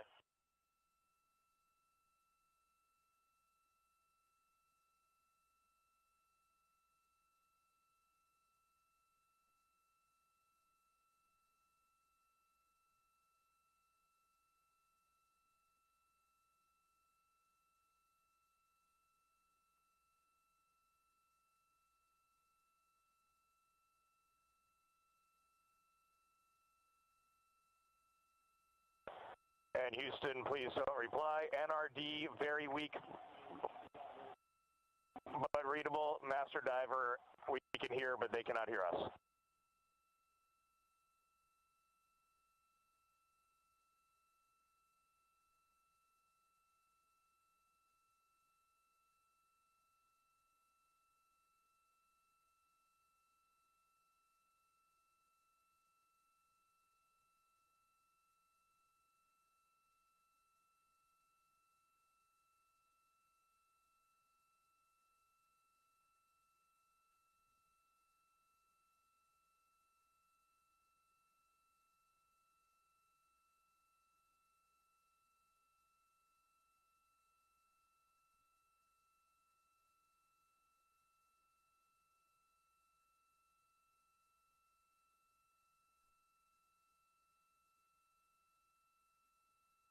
And Houston on OE1, is there any chance to tie us into NRD?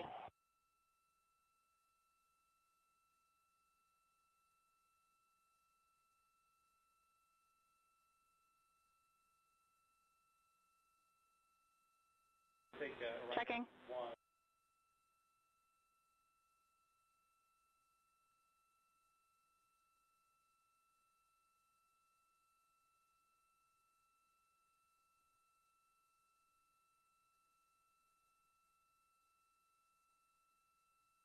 This is Mission Control Houston.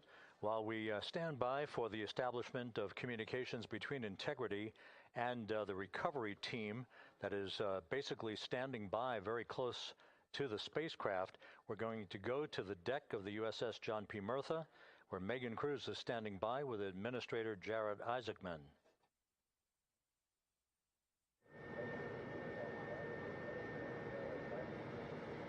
Hey, Rob, yeah, just such an honor to be able to be here on the ship, to be able to share and experience this moment with everyone together. And of course, as you just said, yes, here with NASA Administrator Jared Isaacman. Administrator, how did you feel getting to witness this and seeing NASA at its best?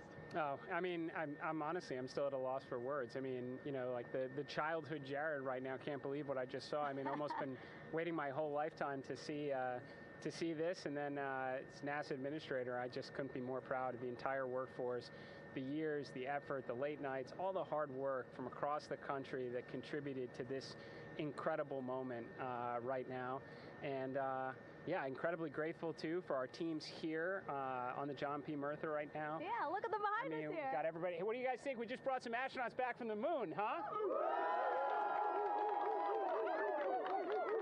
Unbelievable. Thank you. Yeah, so grateful to the Navy, the sailors that are here, the NASA teams. I mean, this is a joint effort that's on their way right now. These recovery forces are getting out to our Orion spacecraft, to Integrity, to get our astronauts back on the ship safely. Yeah, and this is not just an accomplishment for NASA. This is an accomplishment for humanity. Again, a historic mission to the moon and back. How does this make you feel, and what do you hope people take away from this? Well, I'll tell you, you know, I think about the crew members that we've all had an opportunity to observe over the last 10 days, right? I mean, they're absolutely professional astronauts. I mean, wonderful communicators, almost poets. But then I think these were the ambassadors from humanity to the stars that we sent out there right now. And I can't imagine a better crew than the Artemis II crew that just completed a perfect mission right now. So yes, it's a huge moment for everybody, right? I mean, we are back in the business of sending astronauts to the moon, bringing them back safely, and to set up for a series more. I mean, this is not a once in a lifetime, which you hear sometimes around here. It's like, this was a once in a lifetime. No, it's not. This is just the beginning. We are going to get back into doing this with frequency, sending missions to the moon until we land on it in 2028 and start building our base. Yeah, are we going to build on the momentum for Artemis III? I mean, it's just around the corner. Absolutely. So, I mean, that's, you know, part of me too. Like, I can't wait to get the crew off of Integrity right now, but also getting Integrity back on this ship so we can start taking a look at it, because all that data is so precious to us right now. I mean, we are going to definitely want to take a good look at the thermal protection system. We're going to want to download all the data they couldn't transmit back to us and use that to inform Artemis III. But we're already making progress, right? You had SRB segments already showing up at KSC. Core stage for Artemis III is rolling out on April 20th. We're getting Mobile Launcher 1 back in vehicle assembly building. So yes, there is a lot to celebrate right now on a mission well accomplished for Artemis II, and at the same time, we got to start getting ready for 3. Amazing. And last question, you know, for people who joined us for all 10 days to see what we can accomplish together with our international partners, what do you think about the fact that we're going to keep doing this more and more and more? It's incredibly exciting. I mean, yes, it's the contributions, like the best and brightest across the NASA workforce from across the country, our industry partners, our international partners. We had a Canadian Space Agency astronaut on board in Jeremy. We had the European Service Module. And you think, in the days leading up to this launch, I mean, 48 hours prior to launching Artemis II, I was meeting with the Italian Space Agency. We signed a memorandum of understanding to build a habitation module on the moon. I mean, you have countries all of our allies and partners coming together saying, we are committed to this effort, we are returning to the moon, we're doing it to stay, we are building that enduring presence, we are going to master the skills on the surface of the moon so someday we can undertake missions to Mars. It's just an incredibly exciting time, and we're not going at it alone. We're bringing everybody along with us. Absolutely. And speaking of everyone, one more time, we're going to ask the crew here, you guys ready to land on the moon? Awesome. I love that. Okay, well, thank you so much, Administrator. Appreciate you being here. We're, of course, going to stay on to watch the crew get extracted from Orion, so stay tuned, and we'll see you back here shortly.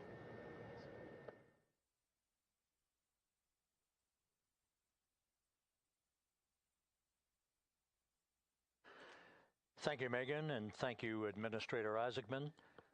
We are in the process of working to establish that communications link and to establish the procedures that will lead to the power down of the spacecraft, which is gently bobbing in the Pacific following a bullseye touchdown that occurred at 7:07 p.m. Central Time, 5:07 p.m. Pacific Time, 2.5 hours before sunset in the Pacific southwest of San Diego. We have once again heard from the crew during that interview opportunity with the administrator, and we have 4 healthy crew members on board.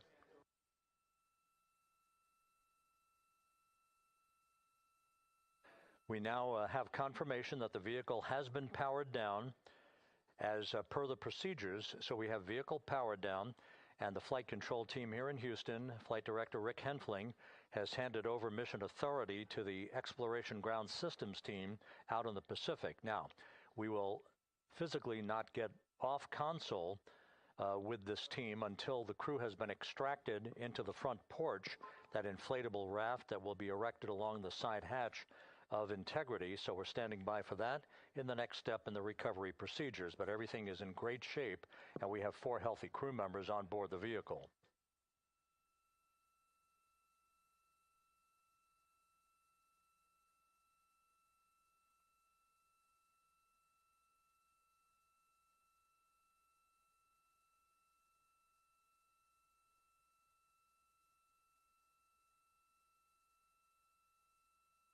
All of the entry events went by the book, no issues, perfect trajectory for Integrity that was culminated with one final raise burn to improve the angle of attack for the vehicle as it entered the Earth's atmosphere. All of that flight dynamics computation worked like a charm.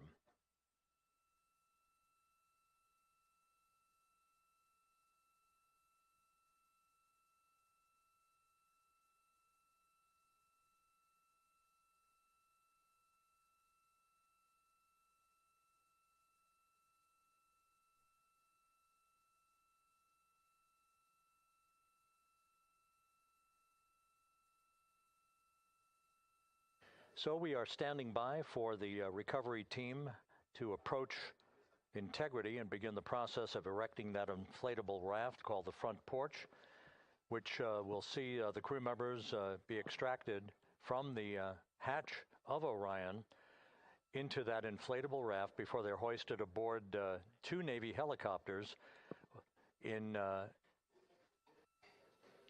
variety of different configurations. Each crew member will be hoisted in sequential fashion, in alternating fashion, 2 crew members for each helicopter before they turn around to head back to the John P. Murtha. Once on the deck of the ship, they'll be brought into medical bay for comprehensive medical exams. But Reed Wiseman has reported several times that the crew is in excellent shape.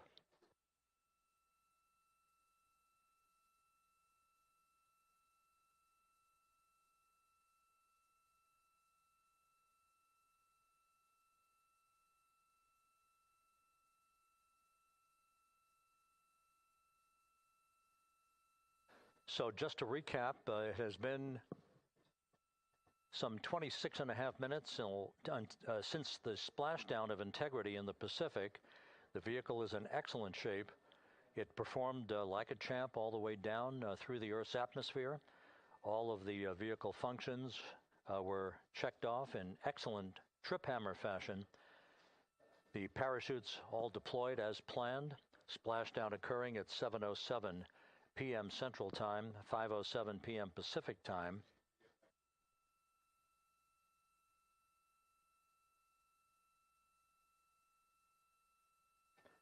And after a bit of a tussle to try to establish a communications link with the recovery team, we were finally able to run through the procedures for the powering down of the vehicle. We've handed over mission authority to the Exploration Ground Systems folks out in the Pacific, and the recovery team will be approaching the vehicle shortly to erect the inflatable raft called the front porch before opening the hatch to Integrity to bring the crew members onto that raft before they're hoisted onto two Navy helicopters, two crew members for each helicopter, before they're flown back to the deck of the USS John P. Murtha.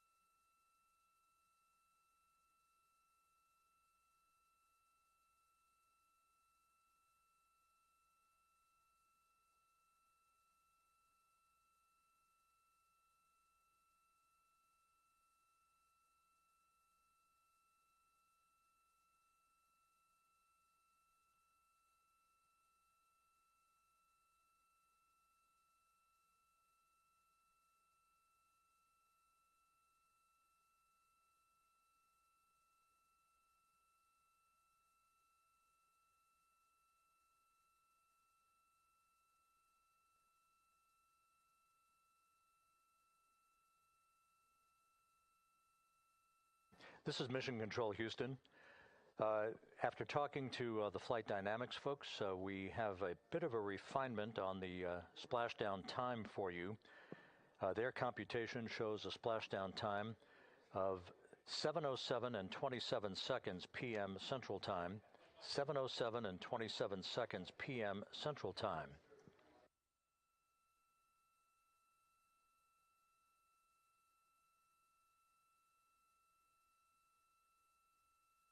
That would equate to a mission elapsed time of 9 days, 1 hour, 32 minutes, and 15 seconds.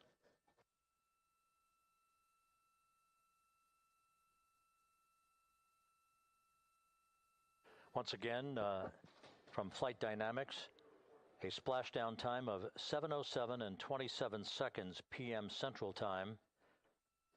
That would equate to a mission elapsed time of 9 days, 1 hour, 32 minutes, and 15 seconds.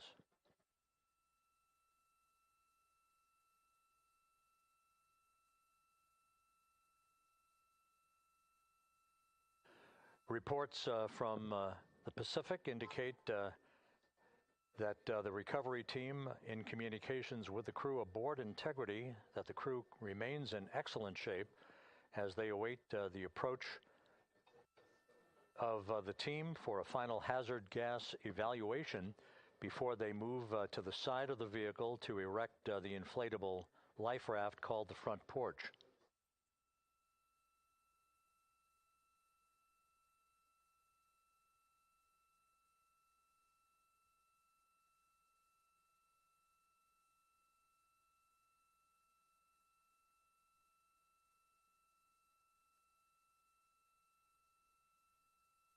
Again, no issues with Integrity. The vehicle is powered down. All of its systems are now safed.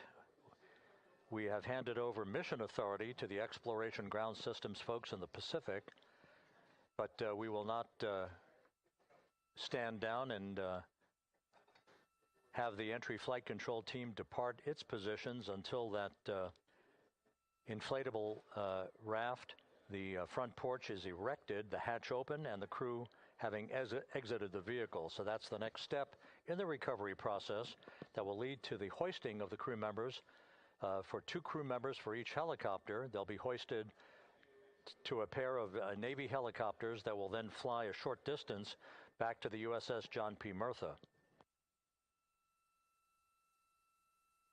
What you're looking at is one of the fast boats circling the vehicle to make a hazard assessment.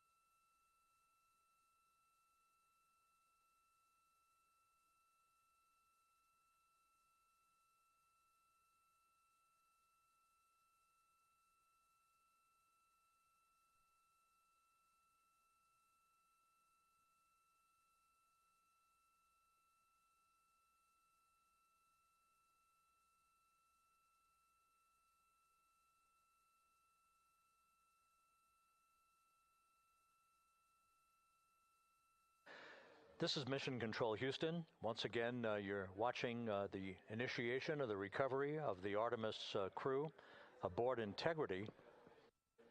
All of the Navy divers and the fast boats are now approaching the spacecraft after conducting a hazard assessment. The vehicle has been powered down.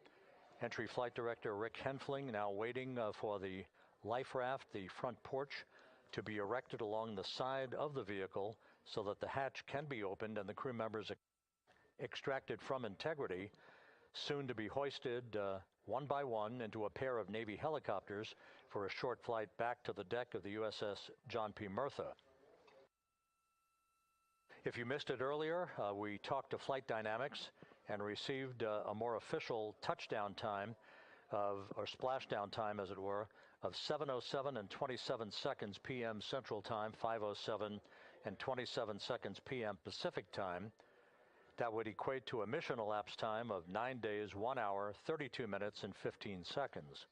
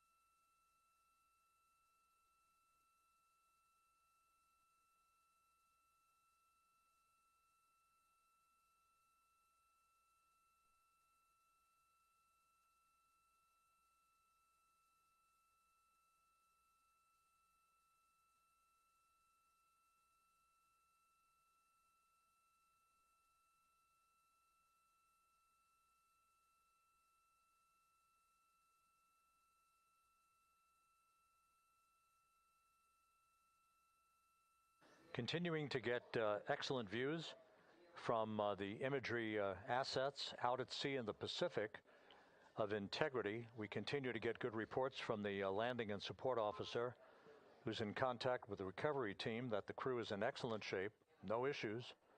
They're just currently biding their time, waiting for the front porch to be erected. We have no hazardous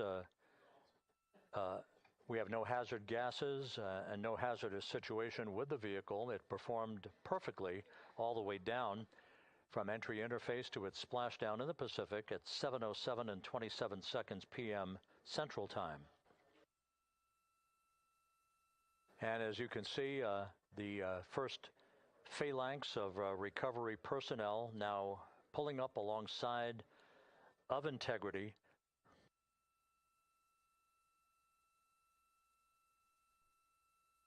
This includes Navy divers and Navy flight surgeon and other recovery personnel who have trained for several years for this recovery process.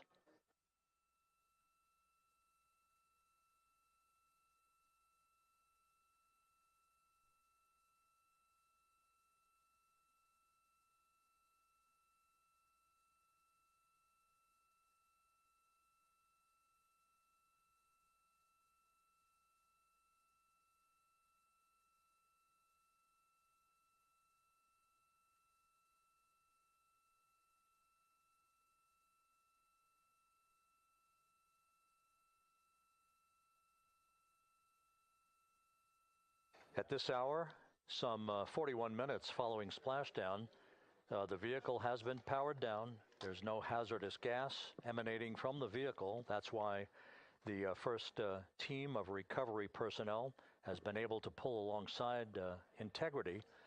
And the reports continue to come in that the 4 astronauts are in excellent shape.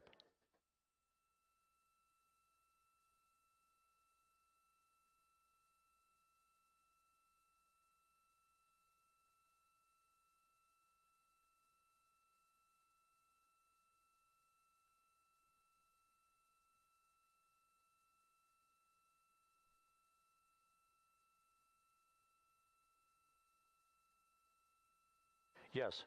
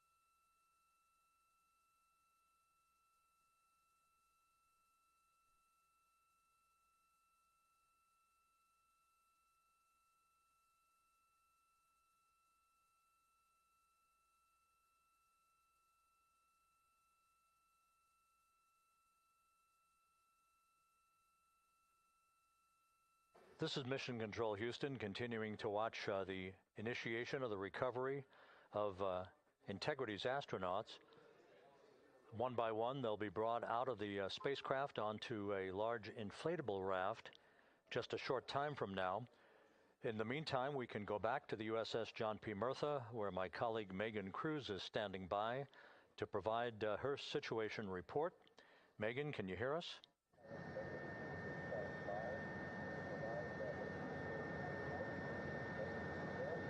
Hey, Rob, yes, I can hear you. Thank you. Yeah, we're back here on the bow of the recovery ship where there are still plenty of people peering out into the water. We are not very far from the action everyone is seeing on their screen now.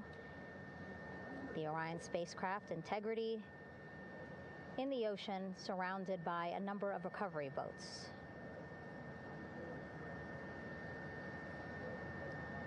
As Rob has been saying, in those recovery boats, NASA and Navy personnel specifically trained to get the astronauts out of Orion.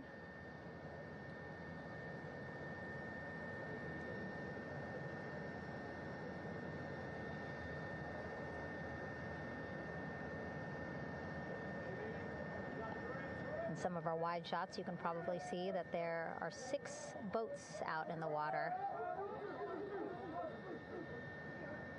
More than 40 people out in the water right now on those boats.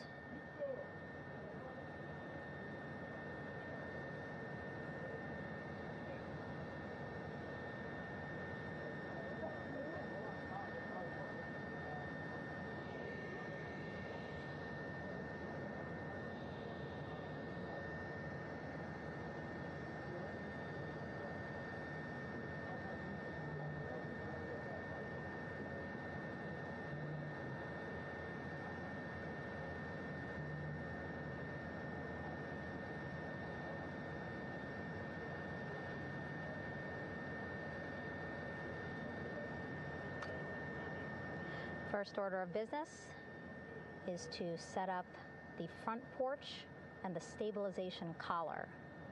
You might also hear it referred to as a stab collar. Basically just to make sure that Orion stays upright, doesn't sway in the water too much, again, to make it easier for recovery forces to get the astronauts out.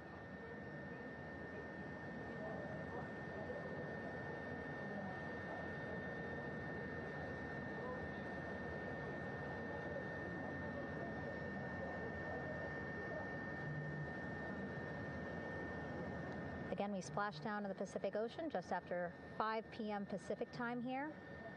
It's a requirement by NASA to be able to get the crew out of Orion within 2 hours of splashdown. So doing great on time so far. Plenty of time. No rush either.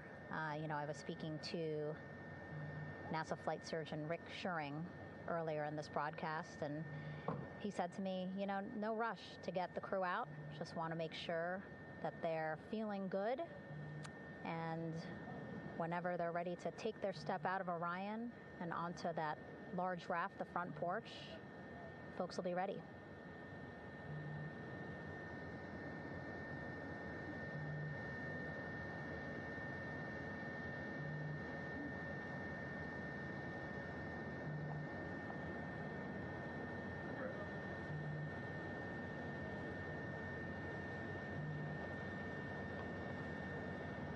And as there are mission audio loops in Mission Control in Houston, there is a mission audio loop here on the ship, and it was just reported out that the side hatch is open. Side hatch of Integrity is open. You're getting these beautiful shots from our aerial assets. The ship itself, where I'm on, just 3,000 yards away. Again, plenty of people on the boat here, glued to the side closest to where they can see all this action. And again, with just 3,000 yards separating us, great views from the bow here. You can see now that side hatch is open. One of the Navy personnel is about to get inside there.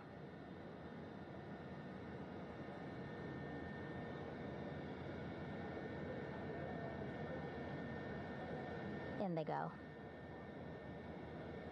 In total, 4 will go into Orion. So it'll be a little bit of a tight squeeze, but the goal is to have a recovery personnel with each astronaut assessing them.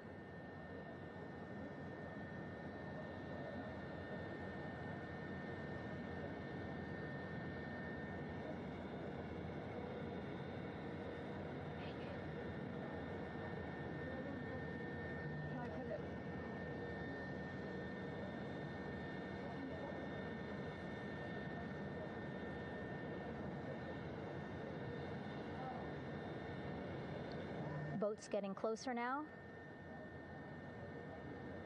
Again, that one that's right up against Orion, those are the divers that will go in to the spacecraft to check on each of the astronauts. These other boats will begin doing a number of things, putting on that stabilization collar onto Orion, building that front porch. Eventually, they will retrieve the parachutes, as well as tow Orion back to the well deck of the recovery ship here.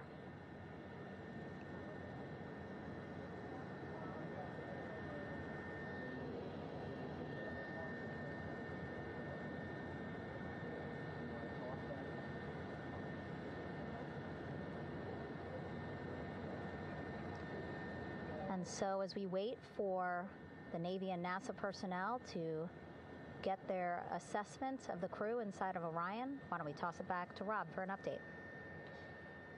Yeah, thank you, Megan. Here in Mission Control, Flight Director Rick Henfling and the entry team of flight controllers still on duty. The vehicle has been powered down for some time now.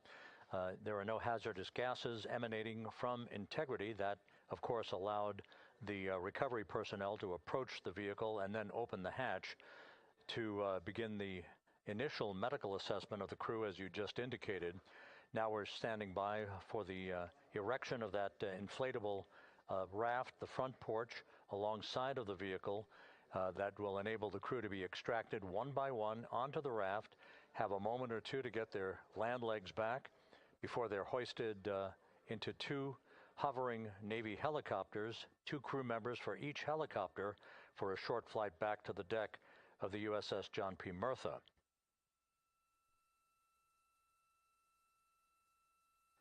All of Integrity's systems operated flawlessly throughout the course of the approach to the Earth, the entry into the Earth's atmosphere, and all of the key milestones that followed in this high-speed return to Earth for integrity.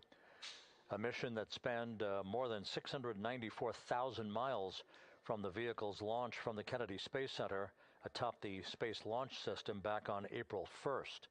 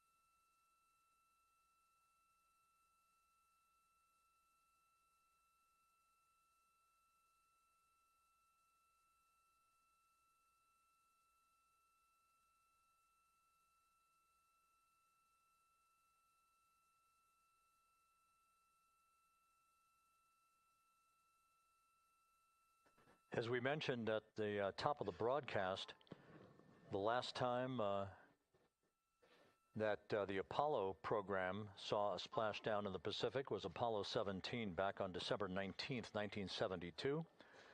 So for the first time in some 53 and a half years, we have reenacted that with the arrival of Integrity's astronauts as they flew around the moon in that historic lunar flyby that began with a trans-lunar injection burn that took them out of Earth orbit following 24 hours of a high Earth orbit trajectory. The high Earth orbit trajectory enabled flight controllers here to have a full 24 hours to evaluate the systems on Integrity and the condition of the crew before they would commit to flying to the moon.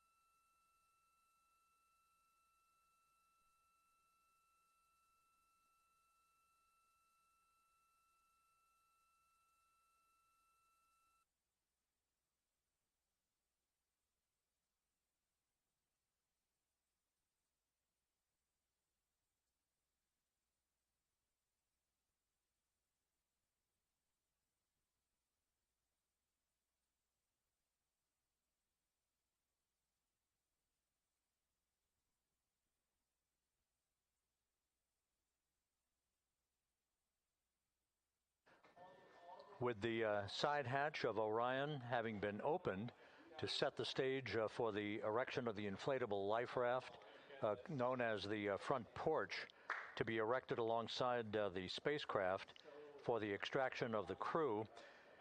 Let's play for you an interview that my colleague Megan Cruz conducted on the USS John P. Murtha with Navy diver First Class David McMahon that explains how this process is unfolding. Okay, Davey, so you and some of your team, one last look over of the stabilization collar, correct? Yes, ma'am. Okay, so what is this stabilization collar? This is what's going to stabilize the capsule out there in the ocean. We don't know how good the weather or the waves will be that day, so this will help prevent any unnecessary occurrences from happening, stabilizing the capsule and the astronauts inside. So basically this is a float that will go around Orion. I'm assuming that what they're doing right now, these are the lines that will attach the collar onto Orion? That is correct. And so what are they doing here? So we've got the lower line that will secure the inflation device before we inflate it. That gives us the go-ahead that it's secure in its space, and then we'll inflate it, and then once that is done, we'll undo all the carabiners and get this orange line on top tied in the same fashion. And then this will be secured to the capsule, and the astronauts can safely take their first steps out of the capsule onto the front porch. Okay, and how long will it take them to set up the stabilization collar? We should definitely be able to handle this in under 10 minutes. Okay, wow. And then you just mentioned the front porch. So basically after they set up this stabilization collar, then they set up what's called the front porch here. That's correct. Okay, and what's the front porch? Front porch is basically a bigger waiting room for the astronauts to sit in while we wait for the helicopters to show up and grab them. Okay, so the medical team that was inside with the crew, they're going to help them out and onto the front porch? That is correct. And then what happens here? We have higher trained medical personnel also on board the front porch that will give them lookovers and just make sure they're okay while we wait for the helicopters to show up. Okay. How does it feel, I mean, your team, you, to be part of a mission that's returning astronauts from the moon in more than 50 years? We all feel extremely honored to be a part of this, as well as a bigger mission for the Navy and joining up with NASA to do great things. Mm-hmm. And do you feel like you and your team are ready? Yes, very ready. Cool. All right, thank you so much. Thank you.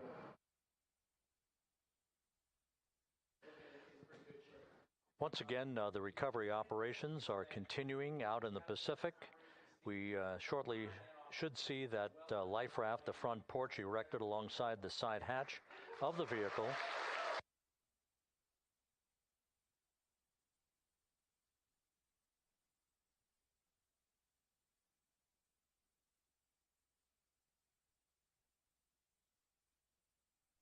A number of flight controllers have come into the flight control room to receive congratulations from Entry Flight Director Rick Henfling. But we're going to stick with our operations out in the Pacific as we await the extraction of the 4 crew members who are reported to be in excellent condition.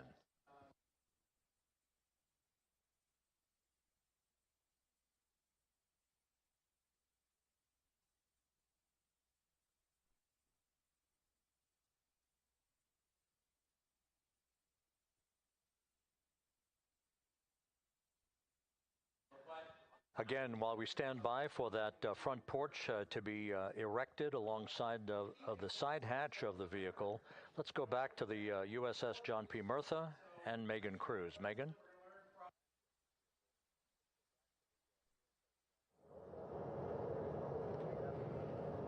Hey, Rob. Pausing now to listen to some internal audio loops. Again, the operations team here on the ship communicating with everyone out on the water. It seems like currents are hindering them a little bit from unfurling and inflating the stabilization collar as well as the front porch. But again, the requirement to get the crew out within 2 hours of splashdown, plenty of time. So no concerns just yet. But as calm as the water looks, yeah, it looks like it's hindering the teams just a tad.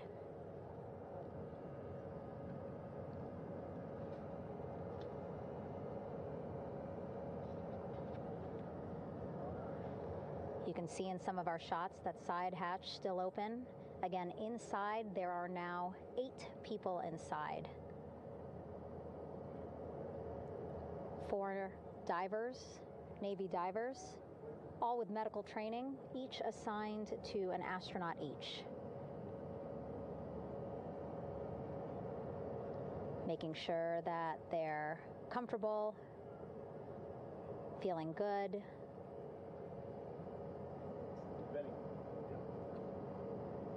As you've heard us say in the broadcast, you know, they expect a little bit of discomfort. Again, these astronauts just traveled back to Earth at 25,000 miles an hour, a nearly 695,000 mile journey around the moon. If you think you get car sick.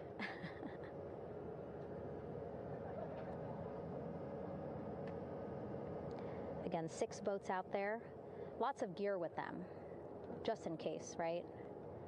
As we said, the crew reported feeling great, but again, all those folks out there in case they weren't, right? NASA is all about making sure we think about every situation that can happen, and so of course wanted to be ready in case any of our astronauts needed more medical attention while out there in the water.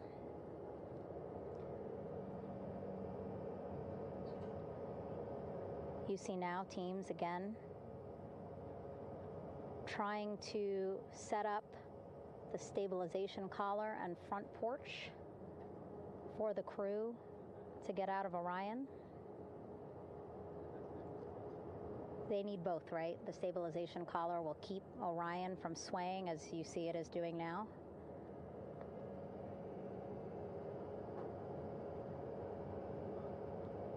And then they will connect the front porch to the stabilization collar so that the crew can take 2 steps and they will be in the front porch.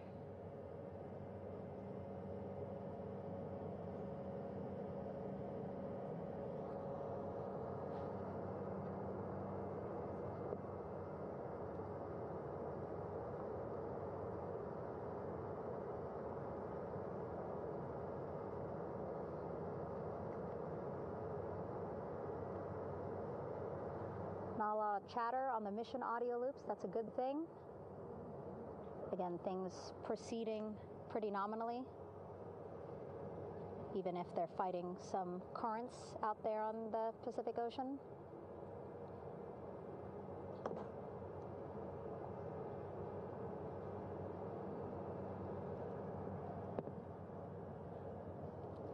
Again, the goal, setting up the stabilization collar and the front porch so that the crew can rest comfortably in the front porch, get placed into harnesses so that 2 helicopters can lift them off the front porch and onto the USS John Murtha here.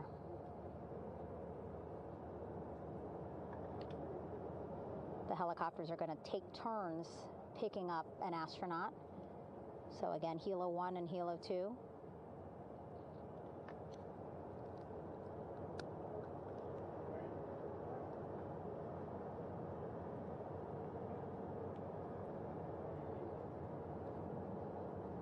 Okay, and the recovery team here on the ship just got a report from the undersea medical officer who is inside the capsule with the crew.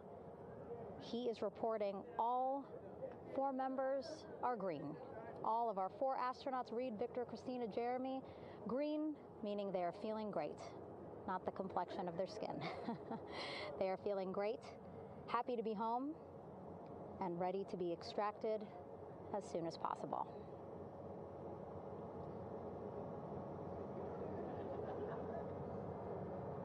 And so, as I was saying, we have 2 helicopters circling the activity you're seeing on the water right now. Each will take turns picking up an astronaut. So Helo 1 will come on in, hover above the front porch, about 40 feet above the front porch. A Navy recovery specialist will be hoisted down into the front porch. The restricted maneuvering doctrine is in effect. We'll connect to the first astronaut, which we're expecting to be Christina.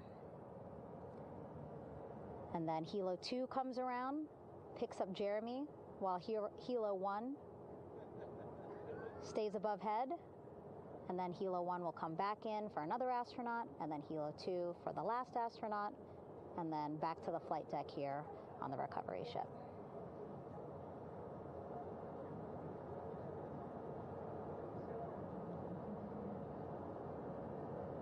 I was talking to Assistant Artemis Recovery Director Paul Sierpinski. He said helos are a much quicker, safer way to get on board. They did actually consider boats, but then if you think about it, longer time, the crew would have to move through more of the ship. This way the helos will give a more direct, quicker route to the medical bay for our 4 astronauts.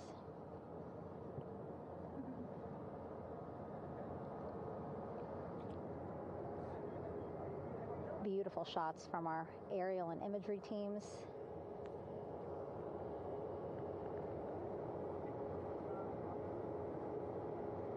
Clouds have dissipated for a clear view from the bow of the recovery ship here.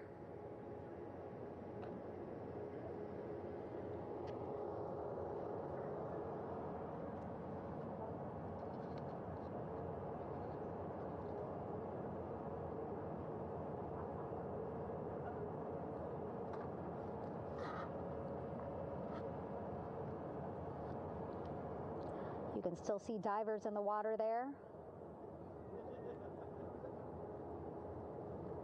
Encircling Orion, that is that stabilization collar we've been telling you about. As you saw in that interview just a few minutes ago, they have to first connect it to Orion, and then once it's secured onto Orion, they can inflate it, and then they'll further secure it with other harnesses and lines.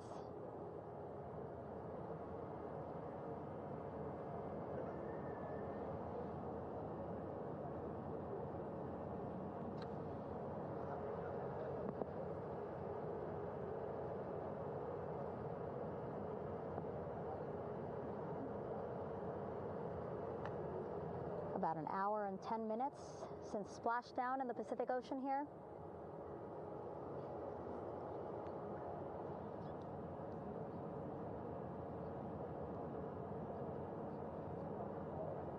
Reed, Victor, Christina, and Jeremy back home after a history-making mission to the moon and back.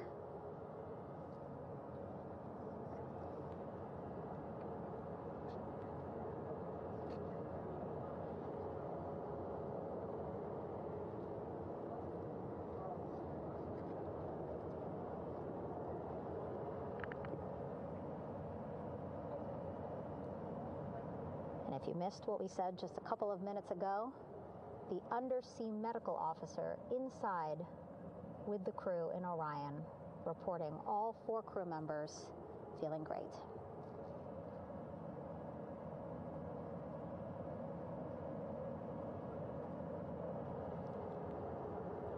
Progress being made there on the stabilization collar. It looks like they are beginning to inflate it.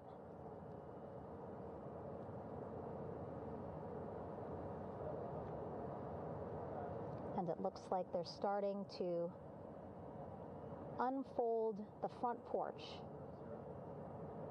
in order to get that into the water here shortly and inflate that as well.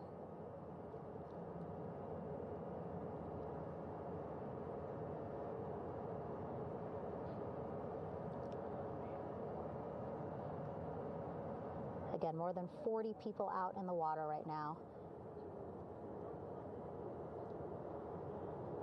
And those Navy and NASA personnel have been in the water for now about 4 hours.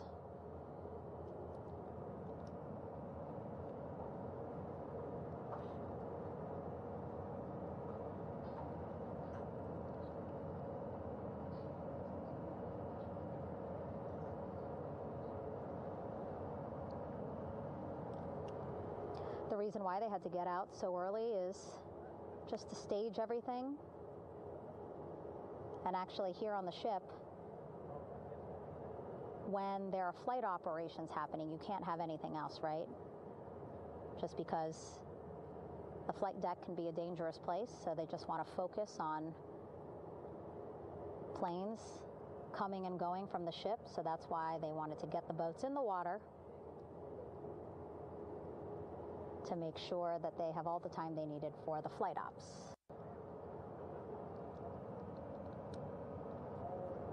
And then the same crew here out in the water, they will stay out in the water for a number of hours after we recover the crew and get them back on the ship, because then they have to recover Orion.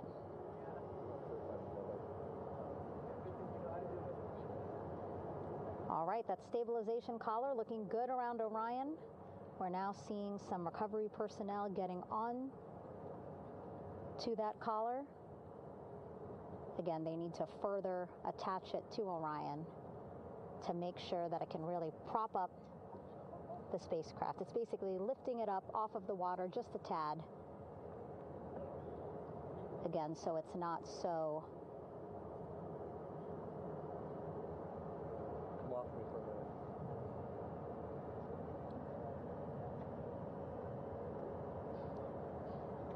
so it doesn't sway so much in the water there.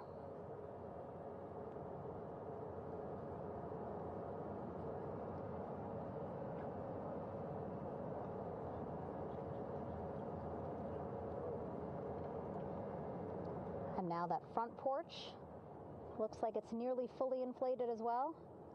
You can see a much larger surface area.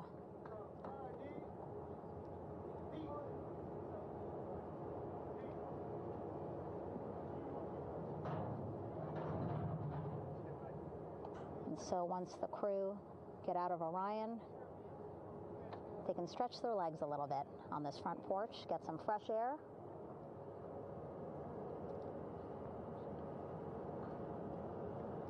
And enjoy this beautiful day here on their home planet.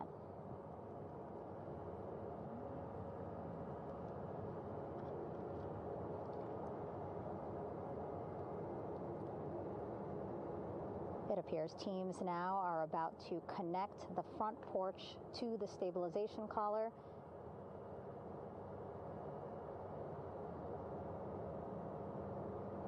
And at that point, when both are secure, we should soon see astronauts come out of Orion.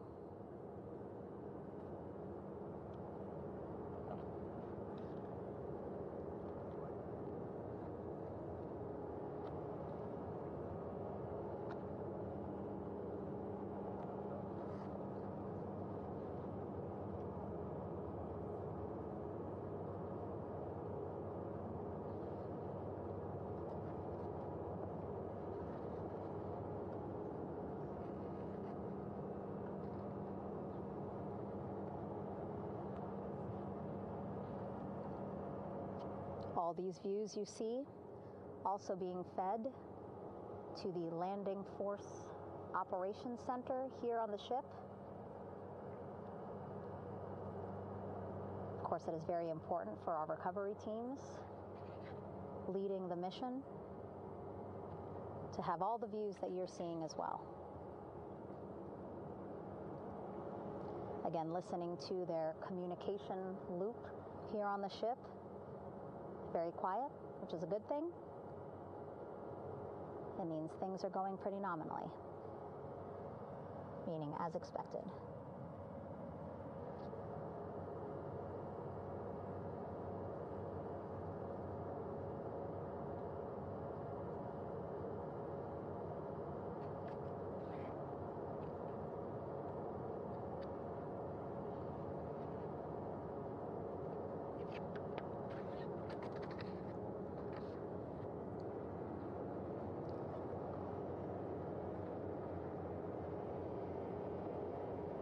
Again, all this activity happening just 3,000 yards away from the ship. So that means this will be a very quick flight back on the helicopters for the crew. 2-3 minutes, and then they'll be back here on the ship. I know.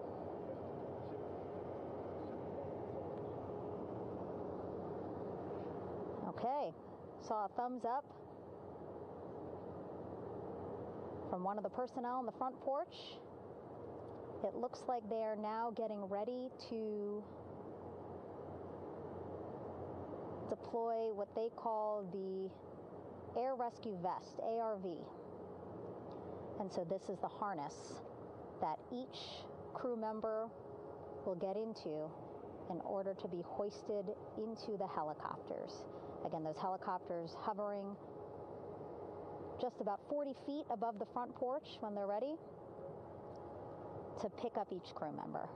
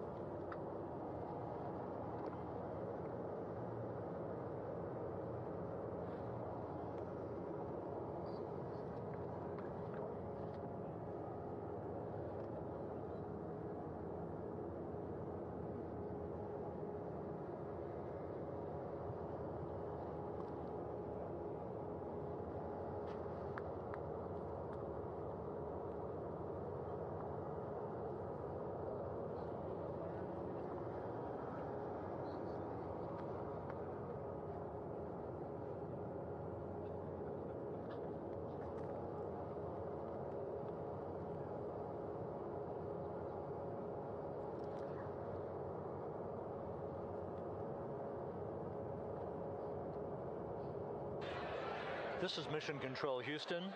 Behind me, a fairly raucous scene as hundreds of flight controllers have poured into the flight control room here.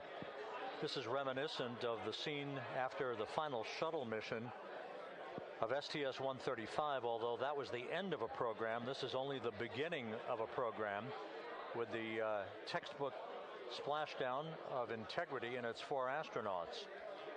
We're standing by for the crew to be extracted from the spacecraft.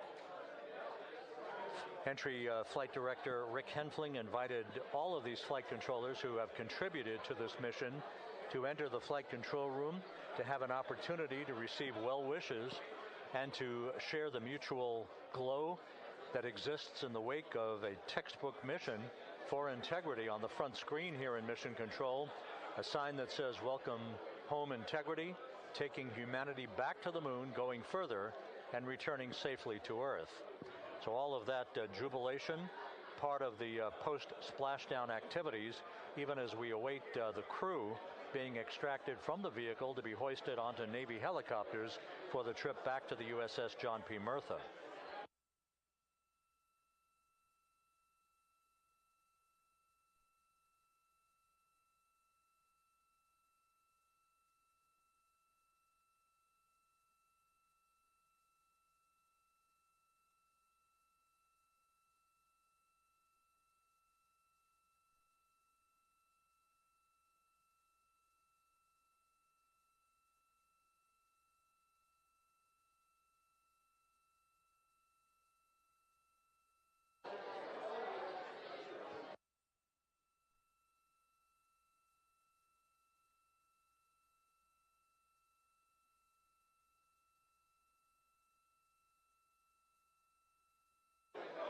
Once again here in Mission Control, this view of the Artemis Flight Control Room, known as the White Flight Control Room. This is the old shuttle flight control room, and now is the home of Artemis missions to the moon and beyond.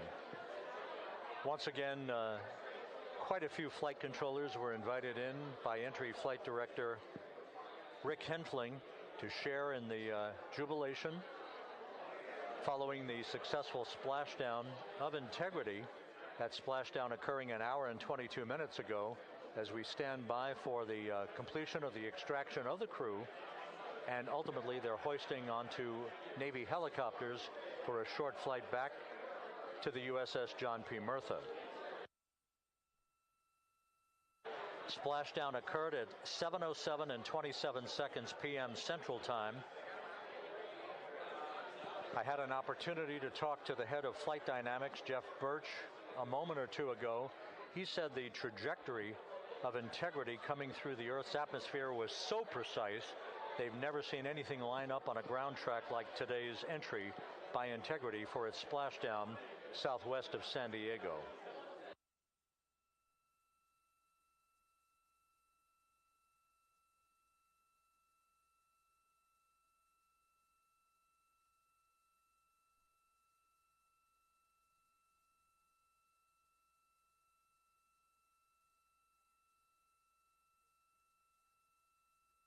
And the initial, you can hear it.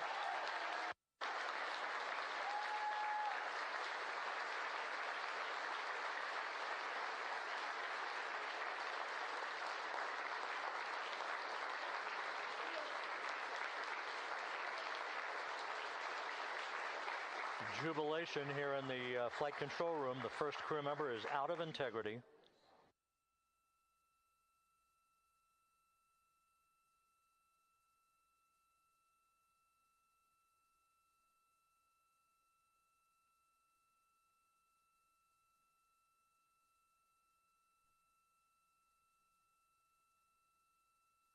Crew members momentarily to be extracted.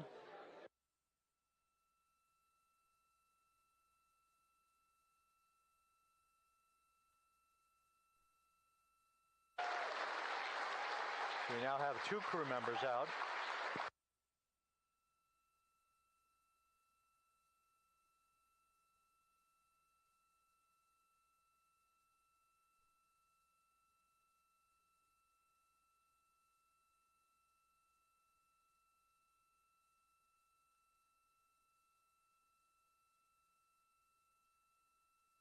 Two crew members out, 2 to go.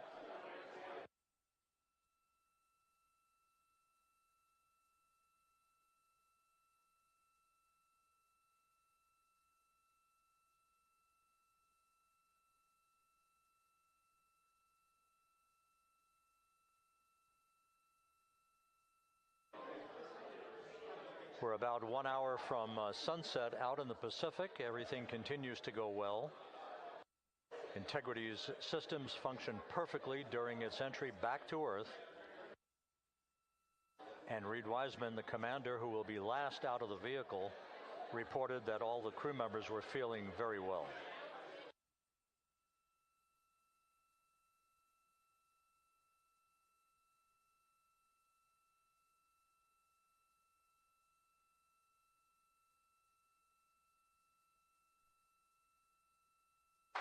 Crew member number 3 now out.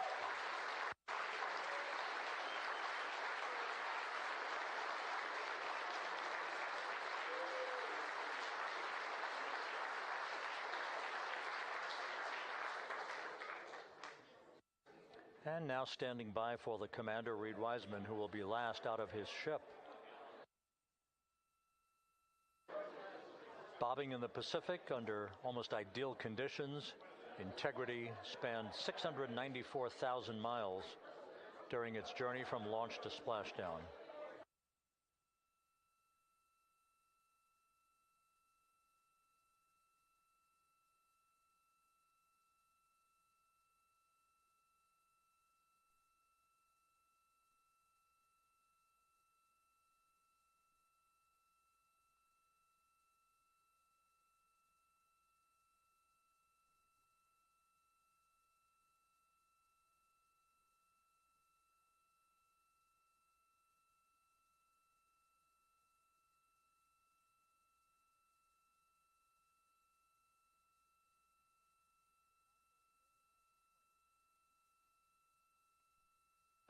And we now have Reed Wiseman out of the vehicle, all 4 crew members now out of Integrity.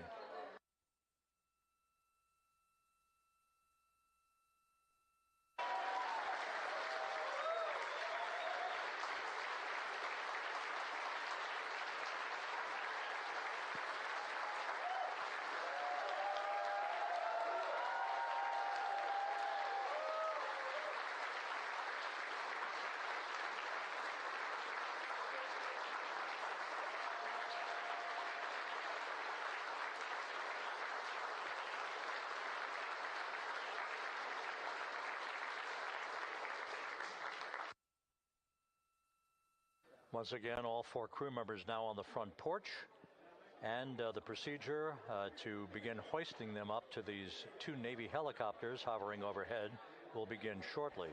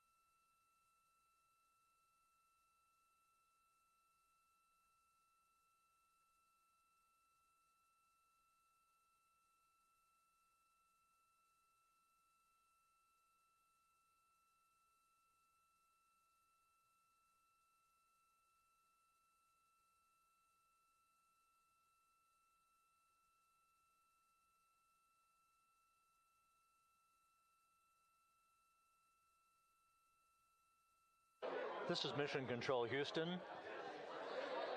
The mission is over, but the melody lingers on as jubilation continues here in the flight control room. We should be expecting NASA's Associate Administrator, Amit Kshatriya, to be joining us shortly for a short interview while the recovery operations continue out in the Pacific. So we'll stand by for that. And then we'll turn it back over to Megan Cruz aboard the USS John P. Murtha.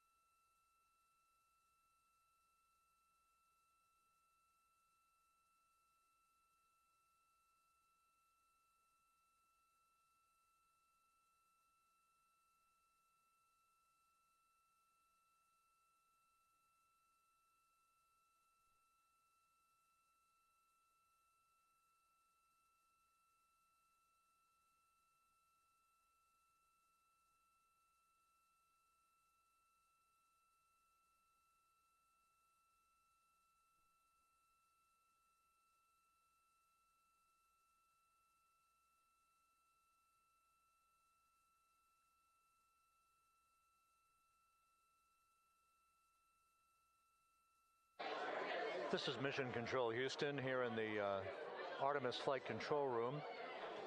A number of flight controllers basking in the glory of the successful end of this mission that carried 4 astronauts around the moon on a lunar flyby, and the first test flight of Orion with crew members on board.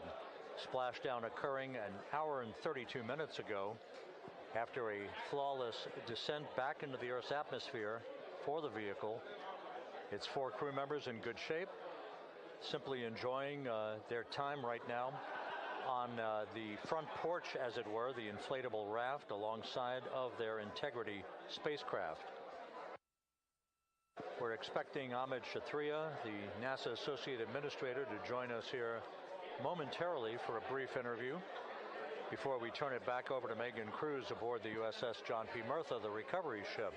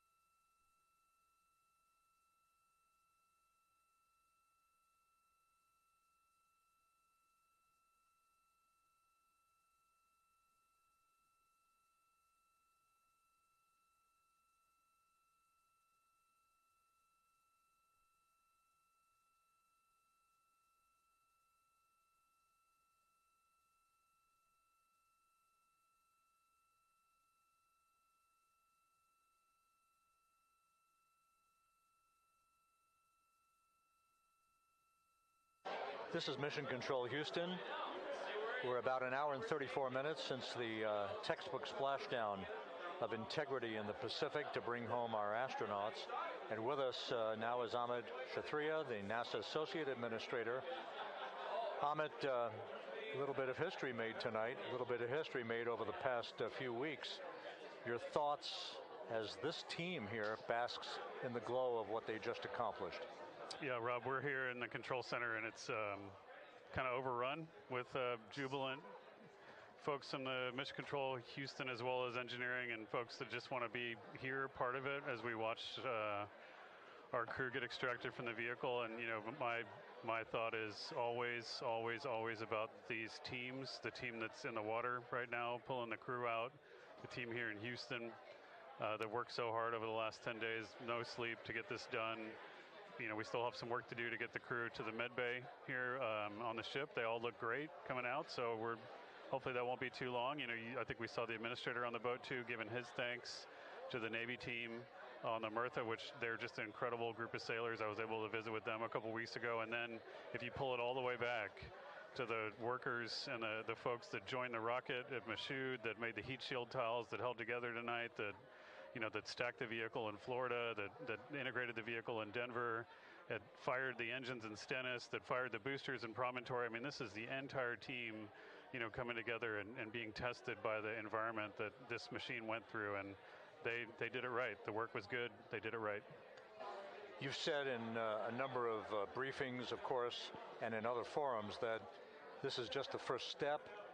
The cadence has to step up, as the administrator has indicated. Now, it's a little early for the full report card on how Integrity did, but did this mission ultimately, from your eyes view, exceed expectations? It absolutely did. I mean, I was waiting to talk about this until we're in the water, and I think we still have, again, work to do to bring it in and really kind of go through it bolt by bolt and see what we learned. But I mean, so far, given what we learned during the mission and given how we performed on ascent, on entry, I always think about energy in terms of the states that you worry about the most, and every time we put these machines through these incredibly energetic states, they came through. So I'm fairly confident that we made a big step tonight to get us on the path towards the surface. I think the path to the surface is open now. We do have to do all the work, and we'll make sure we talk about that as cleanly as we can. We learned a few things during the mission, but I have to tell you, this was an incredible test of an incredible machine. From an American psyche standpoint, the Empire State Building was lit up red, white, and blue tonight.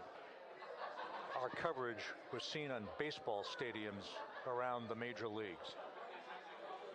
How captivating was this experience for the American people, for the world, in fact, as we returned to the moon?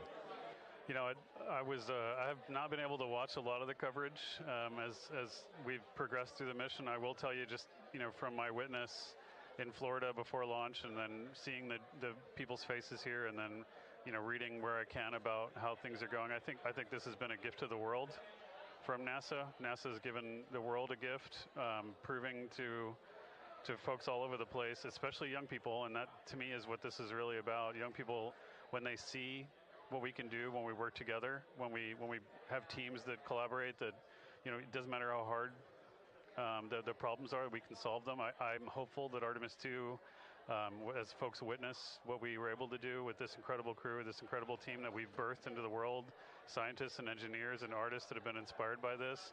And even if they don't come work in the program, which separately they should come work in the program because Lord knows we need the help, but even if they don't want to come work in the program, hopefully they grow up to recognize they can do amazing things when they work together and contribute to society and be good citizens and really change the way, the challenges that are coming in the world are overcomable if we work together like this.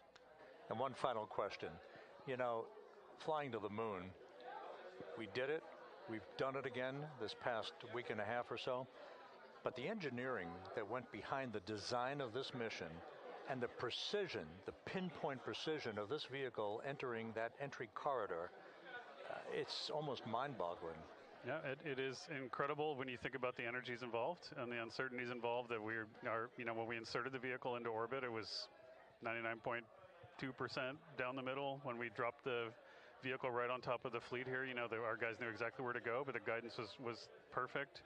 You know, it's interesting. I've got this question a lot over the last few weeks about, you know, we did this before 53 years ago, and you know that. I mean, it is a reasonable thing to contemplate, like what's gone on since then. And what I'd tell you is, you know, when we did Apollo, which again, the more we learn about what they did, the more magical it seems what they were able to accomplish given the technology and the learnings that they had. But when we did Apollo, the architects of Apollo, you know, Gilbert, Seaman, von Braun, Mueller, what they really, really wanted to do, you know, as they were contemplating what it meant to expand our range of action to the lunar surface, what they wanted to do was learn how to live and work in space for a long time. They wanted to do that first before they were confident they could expand their range of action to the moon. Now, of course, the politics of the time and the mission at the time was different, and so they had to go straight to the moon and bring people home. And then after that, the program kind of lost its momentum.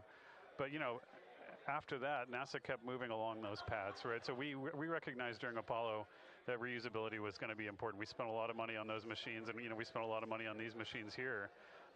Even though, but we recognized that reusability was important, which is why we built a winged space plane called Space Shuttle, and then we used that reusable machine to build a space station. And we learned for 25 years how to live and work in space, and have been able to develop technologies that can enable exploration. So really, what I think is now, 53 years later, we're at the point where the architects of Apollo would have been pleased that we're now ready to actually go back to the moon and go back to stay, because we've learned all the things we needed to learn. There's a lot of people pleased here tonight, and we really thank you for joining us. Amit Kshatriya, NASA's Associate Administrator, as we begin to hoist the crew onto the helicopters to head back to the recovery ship. Thank you very much, and congratulations, Amit.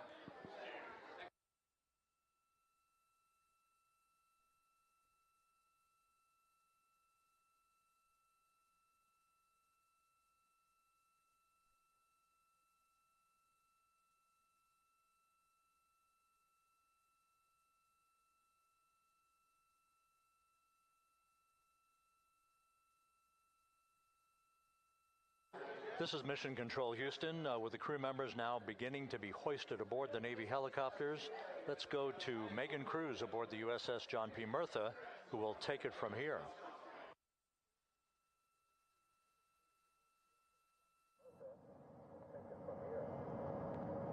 Hey, Rob, yeah, back on the bow of the ship here, we are seeing the helicopters circling Orion, the first one there, having just completed picking up the first astronaut. Helo 2 now, hovering just 40 feet above the front porch, lowering a recovery specialist out of the helicopter. That person will touch down in the front porch just there.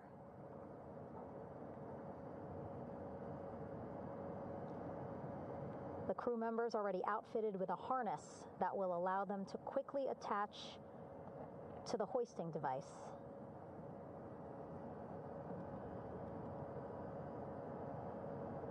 Look at the power of those blades throwing water out at the center there, the front porch, with now 3 astronauts and the recovery specialists. Again, crews already outfitted with a harness vest. And here we go. Second astronaut now off the front porch, getting hoisted into the second helicopter.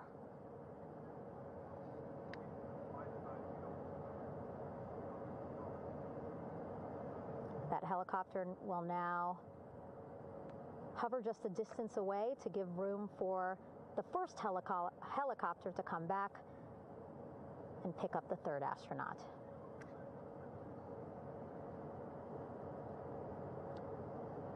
As we wait for that helicopter to come back, make its way back around, just want to mention that the President of the United States called our NASA administrator today while he was on the ship, just minutes after we interviewed him live on our coverage, and congratulated him and NASA on this history-making moment tonight.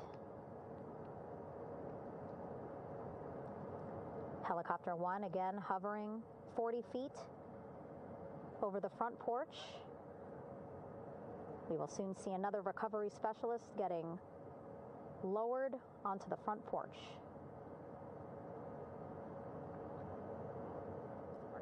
Wow, imagine sitting on that front porch, the wind, the water.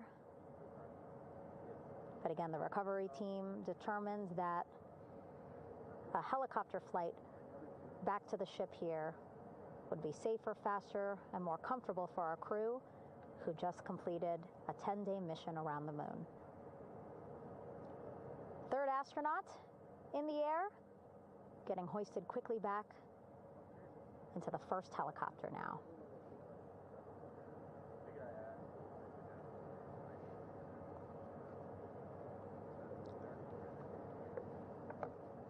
That first helicopter now on its way back to the ship here. We will soon see it land in just a few minutes. Again, all this action happening just 3,000 yards away from us, so a very quick flight back to the flight deck.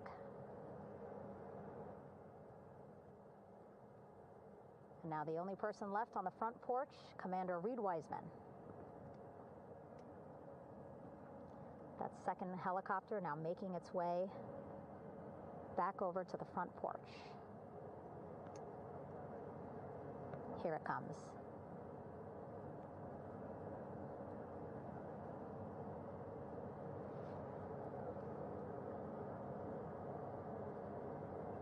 Making its final approach here.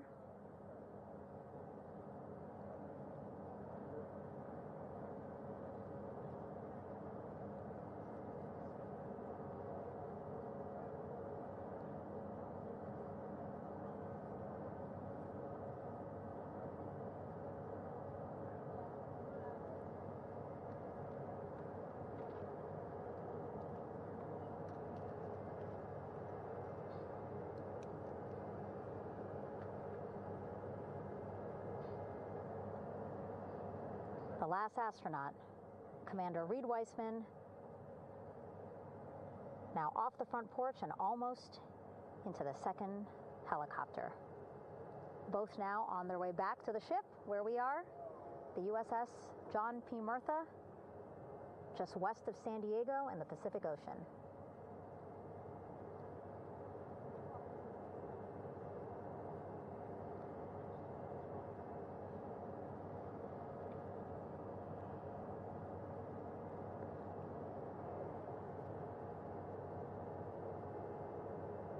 Exciting to see our 4 crew members minutes away from landing on the flight deck here on the recovery ship. 550 people on this ship, excited, ready, anxious, looking forward to welcoming this crew aboard.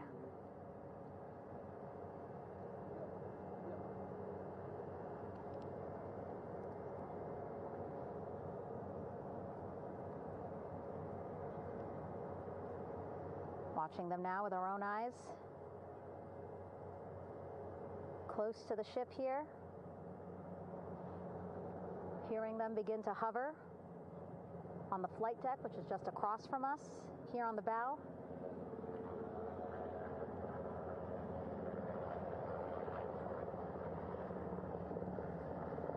The first helicopter coming in.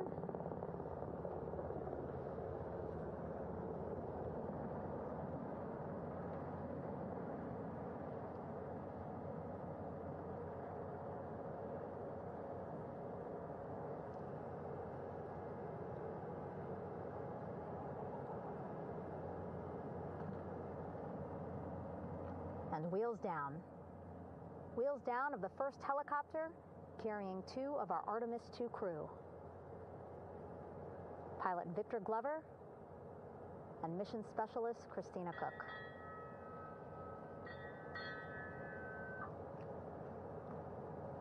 Kilo 1 on deck reported on the recovery loop. Again, the mission audio loops that the recovery team are using here to communicate with one another. And an announcement just made on the ship, integrity incoming. 2 more helicopters on their way to the flight deck, one carrying the crew, the other, one of our imagery helicopters. Again, kudos to our imagery and aerial teams for giving us these beautiful views of history in the making. Set amid a gorgeous, soon-to-be sunset here in the Pacific Ocean.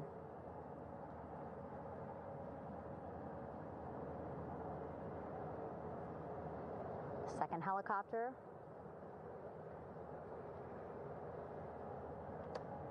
making its approach of the flight deck.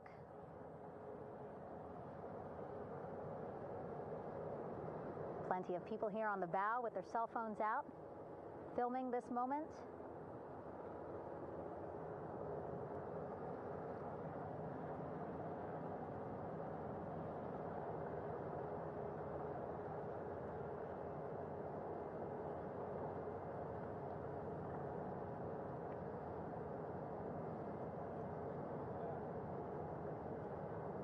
Some impressive flying here by the Navy as we are seconds away from wheels down. And there you go. We now have all 4 Artemis II crew members on the USS John P. Murtha.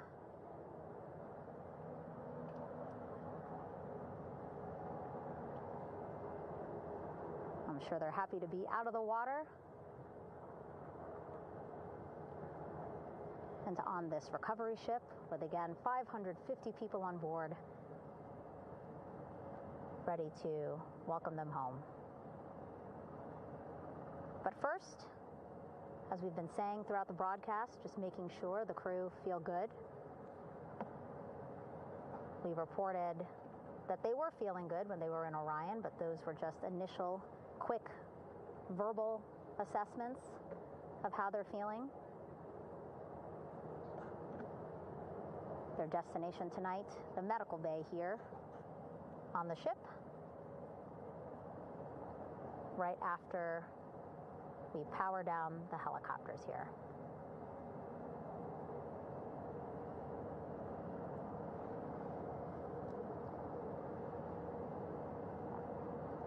The team on the flight deck working quickly but methodically.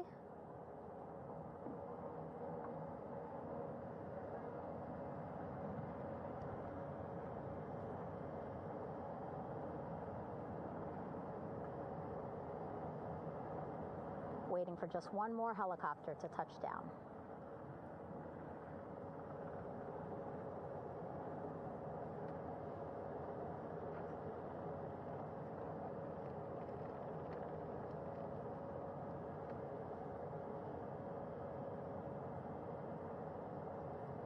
Very limited personnel here on the flight deck. Restricted maneuvering doctrine is in effect. As that third helicopter touches down.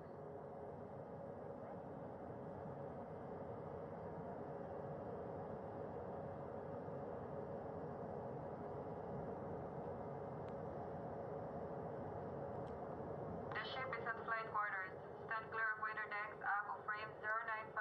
Burn no cover staff side. Throw no articles over the side. Hold all trash and garbage on station. Flight quarters. While just a few folks on the flight deck itself, there are plenty more on some upper decks. I see in some of our views a very packed crowd overhead. Announcements being made over the ship's loudspeaker system, reminding folks to stay clear of operational areas like the flight deck, so that teams can work quickly to get the crew off of the helicopters and into the medical bay.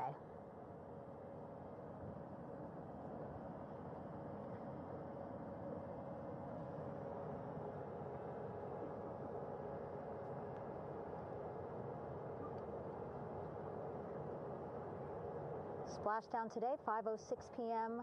Pacific time.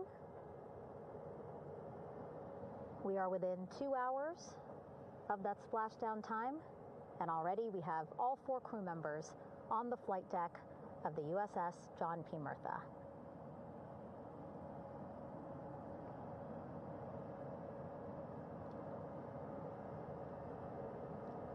Again, crew waiting before getting out for the helicopters to completely shut down.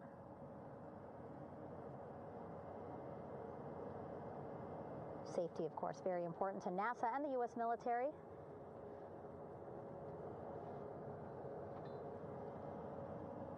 So we'll wait just a couple of minutes here before we start seeing crew members walk off the helicopters one by one.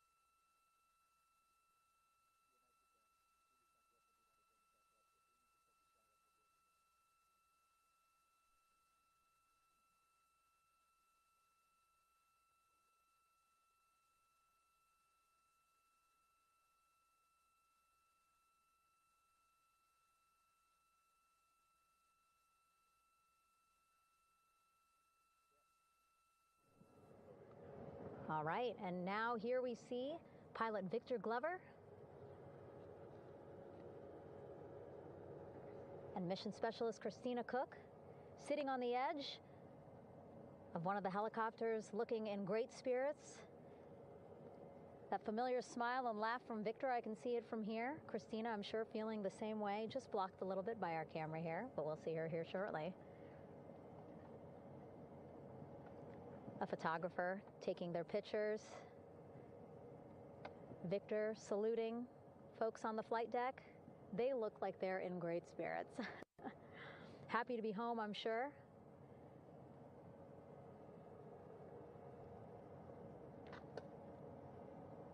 If you're sitting at home, I hope you too are wondering, what would you want to ask them if you got a chance to talk to them, because that is what I'm thinking about.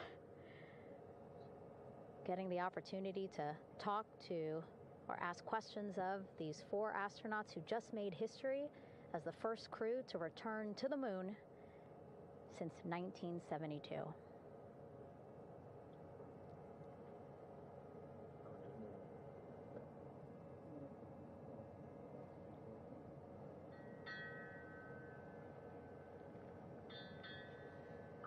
Oh, there we see Christina there, also smiling. Finally peering out, waving at the cameras. Hello to you too, Christina, yes? Welcome back. Welcome, welcome home.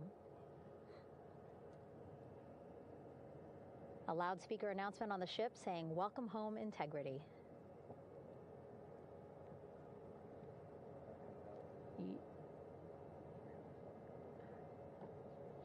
Victor in great spirits. I can't see who he's talking to, but I kind of think that he might be talking to his other 2 crew members. Shouting from across the flight deck, congratulations to one another.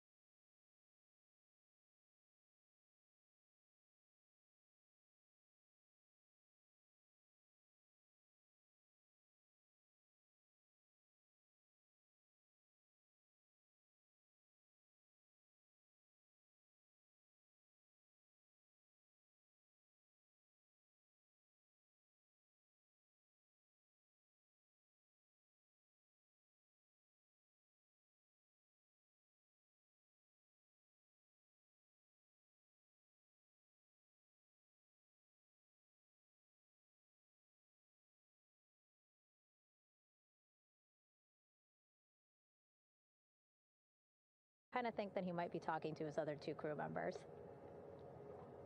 Shouting from across the flight deck, congratulations to one another.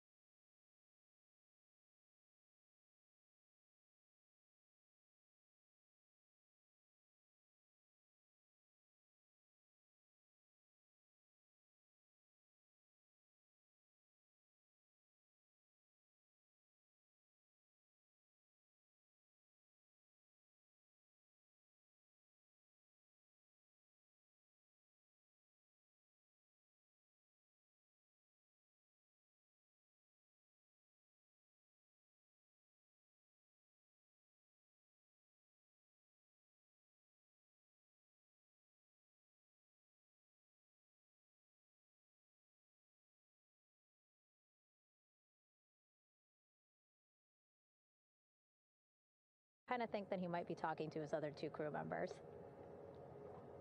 Shouting from across the flight deck, congratulations to one another.